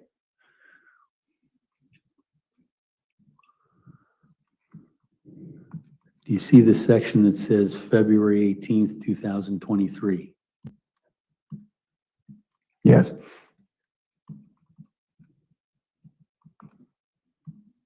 says starting at 22:44 hours, Christine utilized her Judge, I'm going to CB. object to reading from the document. He can question the All witness. right, sustain the objection. Okay, do you, that statement that I was just starting to read, is that still the same? As far as what the device was doing or the account was doing, yes. Okay. And the only change that would change that would be that Juliana Perez Magalhaes changed her story. Yes. Okay. Let's look at February 19th, 2023. Have you read those 3 bullet points? Yes. Okay. And same question. Is there anything that has changed regarding the ones and zeros, as we talked about, in that section? No, the data remains the same. Data remains the same. And have you ever heard the term digital forensics don't lie, people lie? I've heard it. Have you ever heard it? Yes. Okay. Now, talking about February 19th, the only thing that's changed is Juliana Perez Magalhaes has changed her story, correct? Yes, the data remains the same. Data remains the same.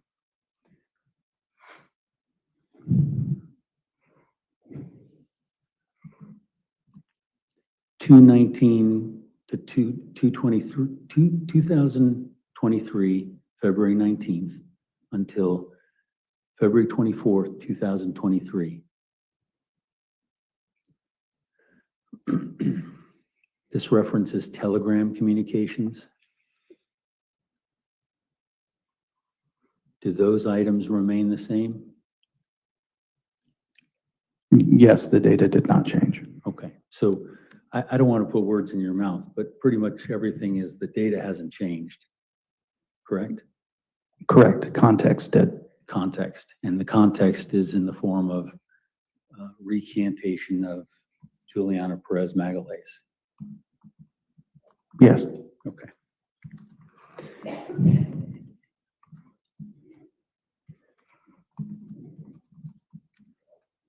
And your conclusion? Same thing? Yes, sir, the data still hasn't changed. Okay, and that hasn't changed except for the recant of Juliana Perez Magalhaes. Yes. Is that correct? Yes.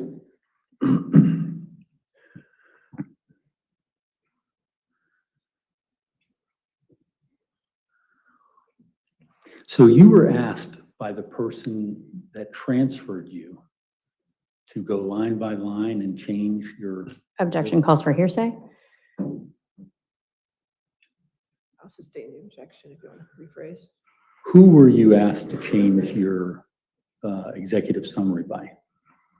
Again, I don't believe I was asked to change it. I was asked to review it in light of the proffer. Okay, and so when you reviewed it in light of the proffer, was there ever another executive summary created after that?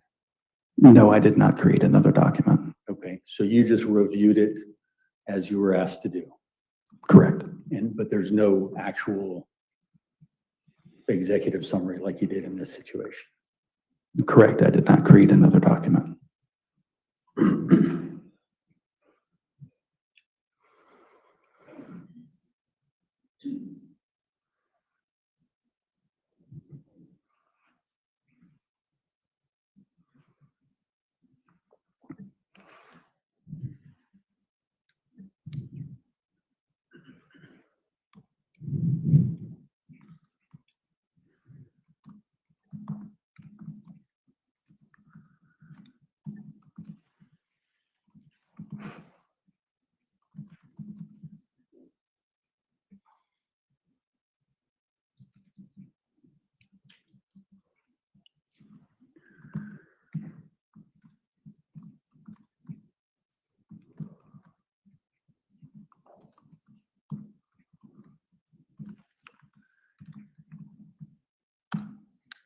Other than listening to the interviews that Juliana Perez Magalhães gave, did you ever deal with her directly?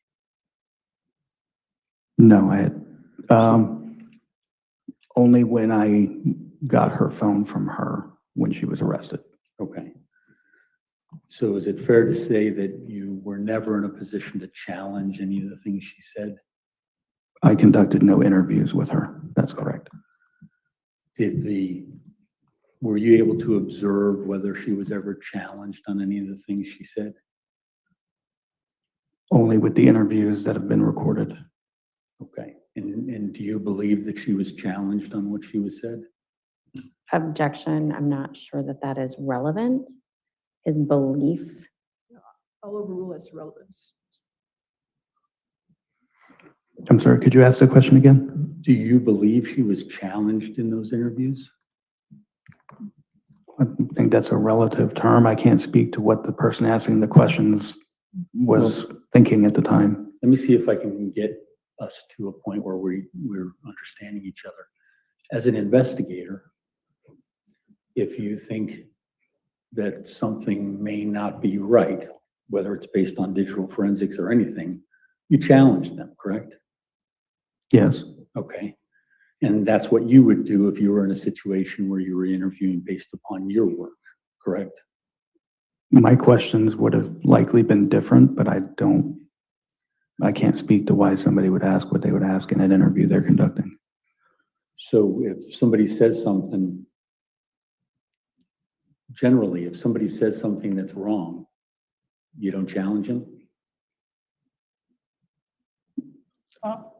I think I would. Okay. In watching those interviews, were they ever challenged? Was she ever challenged?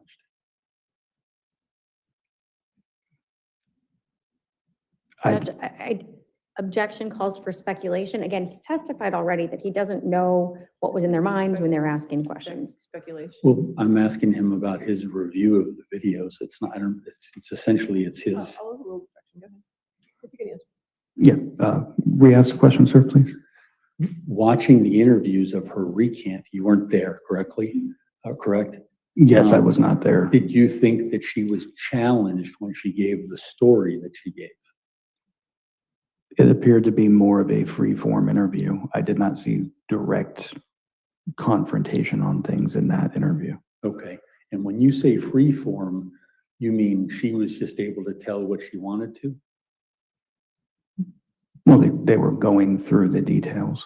Okay, so she was asked about a detail, and then she was able to give a story? Yeah, pretty much it was a question and answer format. Okay. And I guess my question is, I use the term challenge. Were there people questioning what she was saying? In light of any of the topics? I don't remember anything specifically. Okay.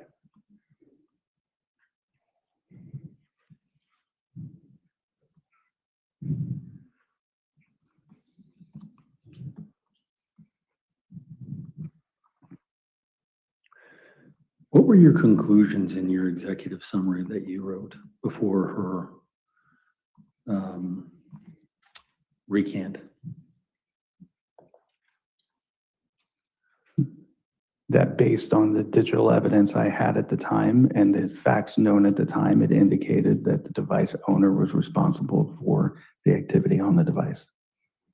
And that device owner, Christine Banfield.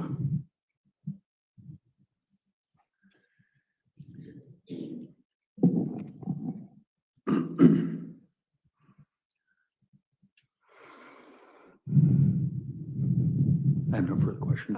Cross-examination. Thank you. Put this down. Or do you need it? Or just put it down. It's fine.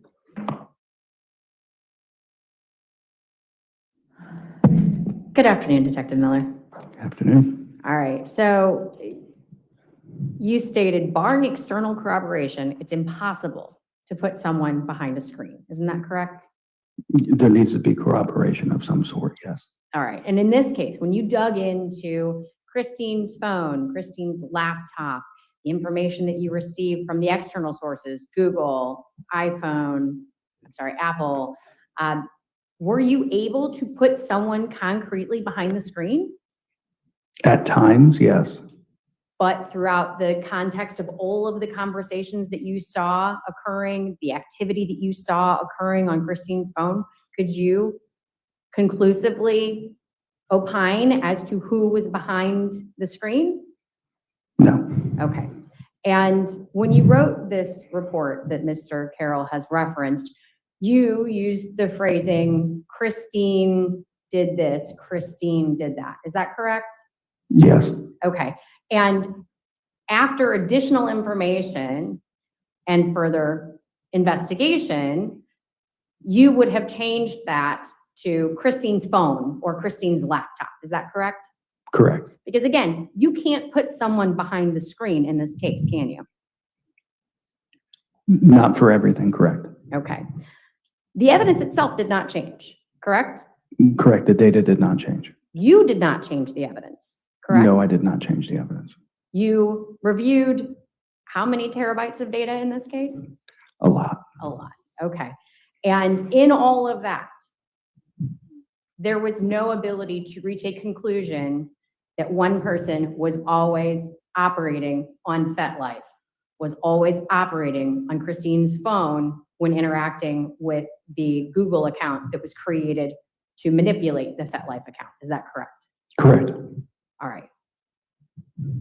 There are no artifacts contrary to Juliana Perez Magalhaes' statements regarding the creation of the account, are there? Not that are coming to mind, no. And the only changes that you would have made here is, again, to clarify that there are points at which you cannot tell who is operating the device. Yes, I would have clarified. It's very difficult to speak about devices constantly saying this person's device, that person's device. I did it with Joseph Ryan's devices, Brendan Banfield's devices, Juliana's devices all throughout. I just called it the person who owned the device using it. All right, so in this case, louder. The digital forensics may not lie, but they didn't provide us with any conclusive evidence of who was operating Christine's phone when the Google account used in conjunction with the FetLife account was created. Correct. Okay.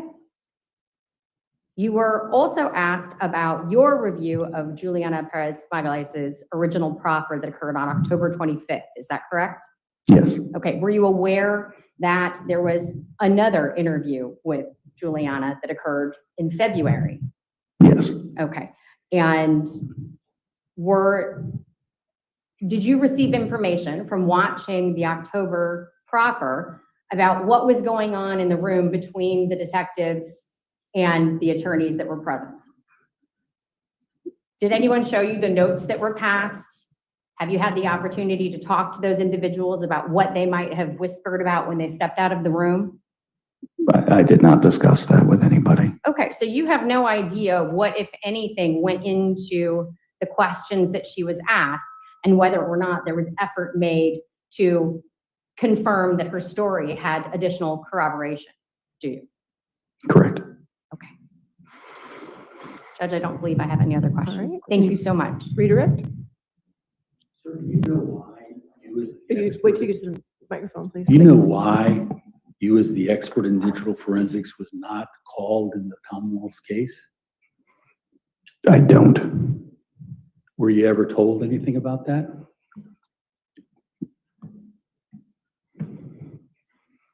Objection calls for hearsay. Overruled.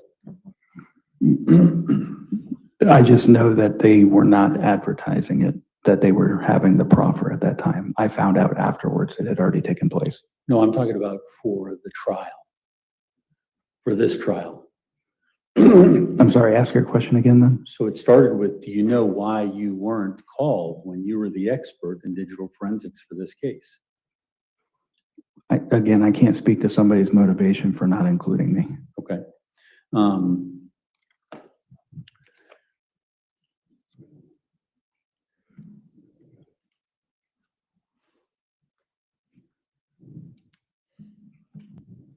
It's not a hard question to say when you're not watching someone on a device to say digital forensics can't conclusively determine who it is behind the device, correct?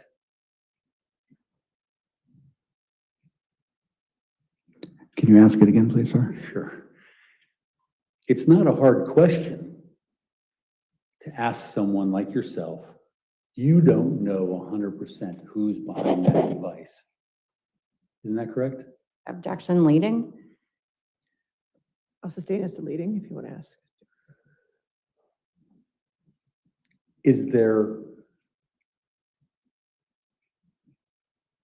What is the likelihood of being able to say someone is using their device with 100% certainty without seeing the person?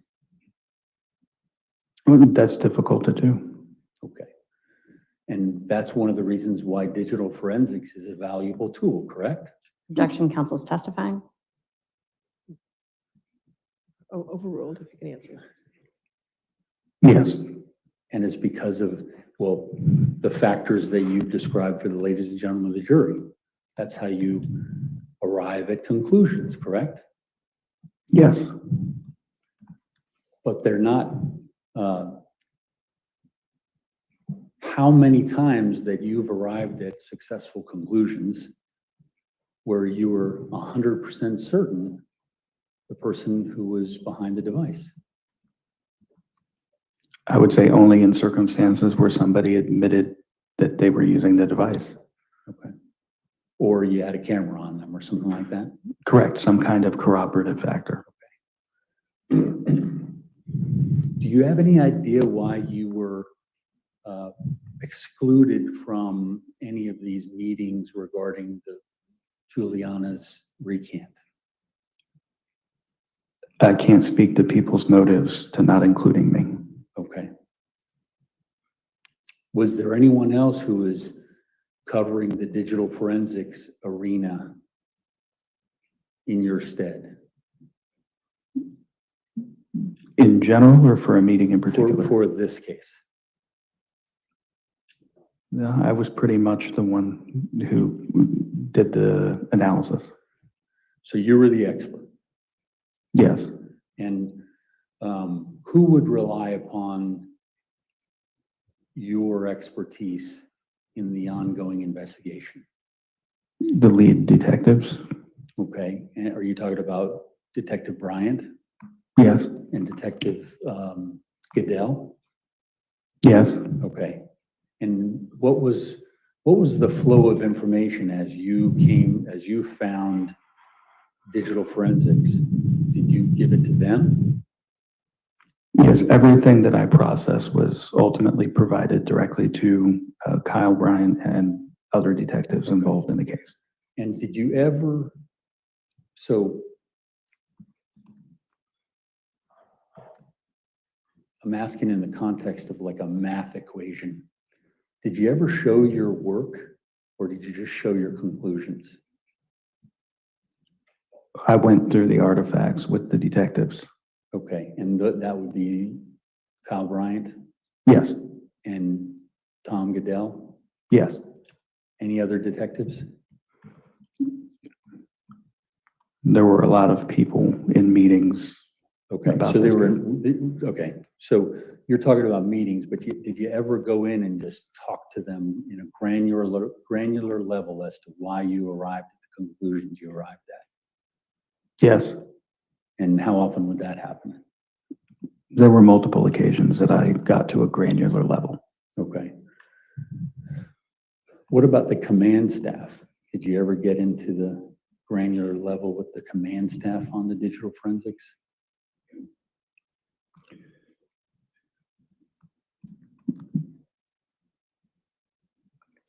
There were multiple meetings where command staff was present and I outlined why I came to the conclusions I came to. But as far as sitting down and going over every artifact, no. Okay. And would you have been invited to do that by the command staff? Objection calls for speculation. I'll sustain that. Were you ever invited to come in and give the granular details, no matter who they were? I don't recall providing granular details to command staff. Okay. And granular, we're talking about to the nitty gritty, right? Just so we're using the same terms. Judge, objection is to form. I'm not sure how nitty gritty is different from granular. I'll sustain that objection. How would you describe granular in the way we're talking about it? Painstaking detail, like getting into why that artifact is the way it is, how it came to be there, going through that way. So some of them were down to that level, but not the entirety of the case. No. Okay. And when you say some of, you're speaking to the people when you say some of them? Yeah, there were different times throughout this investigation where I would sit down with various different people, and depending on what was desired, I would go through it exactly how I arrived where I was. Some people wanted overview, some people wanted to see down to the detail.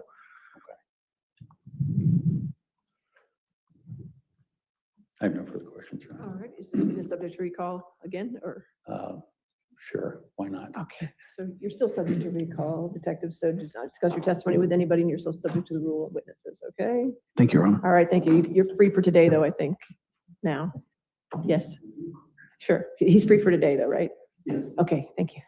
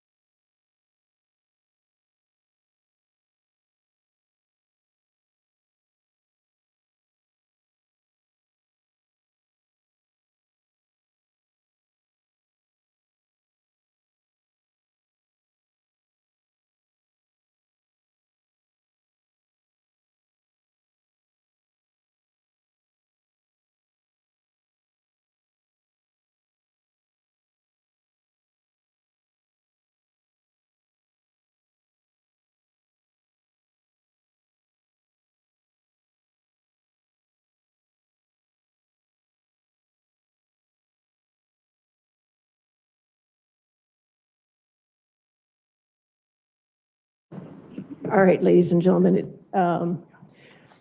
we try the best intentions to get everything lined up as we can, but it appears that the defense at this point doesn't have any other witnesses that are available today. All right. So what I want to do with you is if tomorrow we can start at 9:30 and possibly go to 5:30, because I got to make up this hour because I'm chasing a snowstorm. Okay. So 9:30 to 5:30 tomorrow, if that's available for everybody. Can we do that tomorrow, 9:30 to 5:30? And I know we had talked about no Fridays. Attorneys wanted me to float with you if you were available for this Friday. If you're not, that's fine, because I told you no Fridays. But if you get back there and you can let the deputy know if all of you are available for Friday, we could do testimony on Friday. Just this snowstorm is just, I'm trying to chase it. I really am. And I want to get as much in as I could before that occurs on Saturday night. So allegedly. So we will see, but you never know around here, but I just a little concerned about it. So if you could just let the deputy know, and if you don't know tonight, or you'll know by tomorrow whether or not Friday is an option, just let her know. And if it's not, I understand, because we had told you no Fridays. Okay. So anyway, but you're done for tonight. Do you risk the following week after February 6th? No, we don't risk it. We are definitely ahead of schedule. We will have this case to you next week, depending on the snow. That's what I'm worried about. Is if we get 12 inches of snow in this area, we might be out for 3 days next week, and we might not be back till Thursday or something like that. Hopefully not. Hopefully we can get the roads cleared and get you in here as quick as possible. It's my decision whether to close the courthouse, so believe me, I will be trying to get it done as we can, okay? But I just want to keep that in the ballpark, so that's why I'm trying to get the Fridays done, just in case, because I just don't know about next week, okay? But even if we come in Thursday next week, we will still be done by February 6th. I'm pretty confident in that, okay? All right, so have a good night. Don't talk to anybody about the case, and don't do any outside research, please. All right, thank you. Have a good night.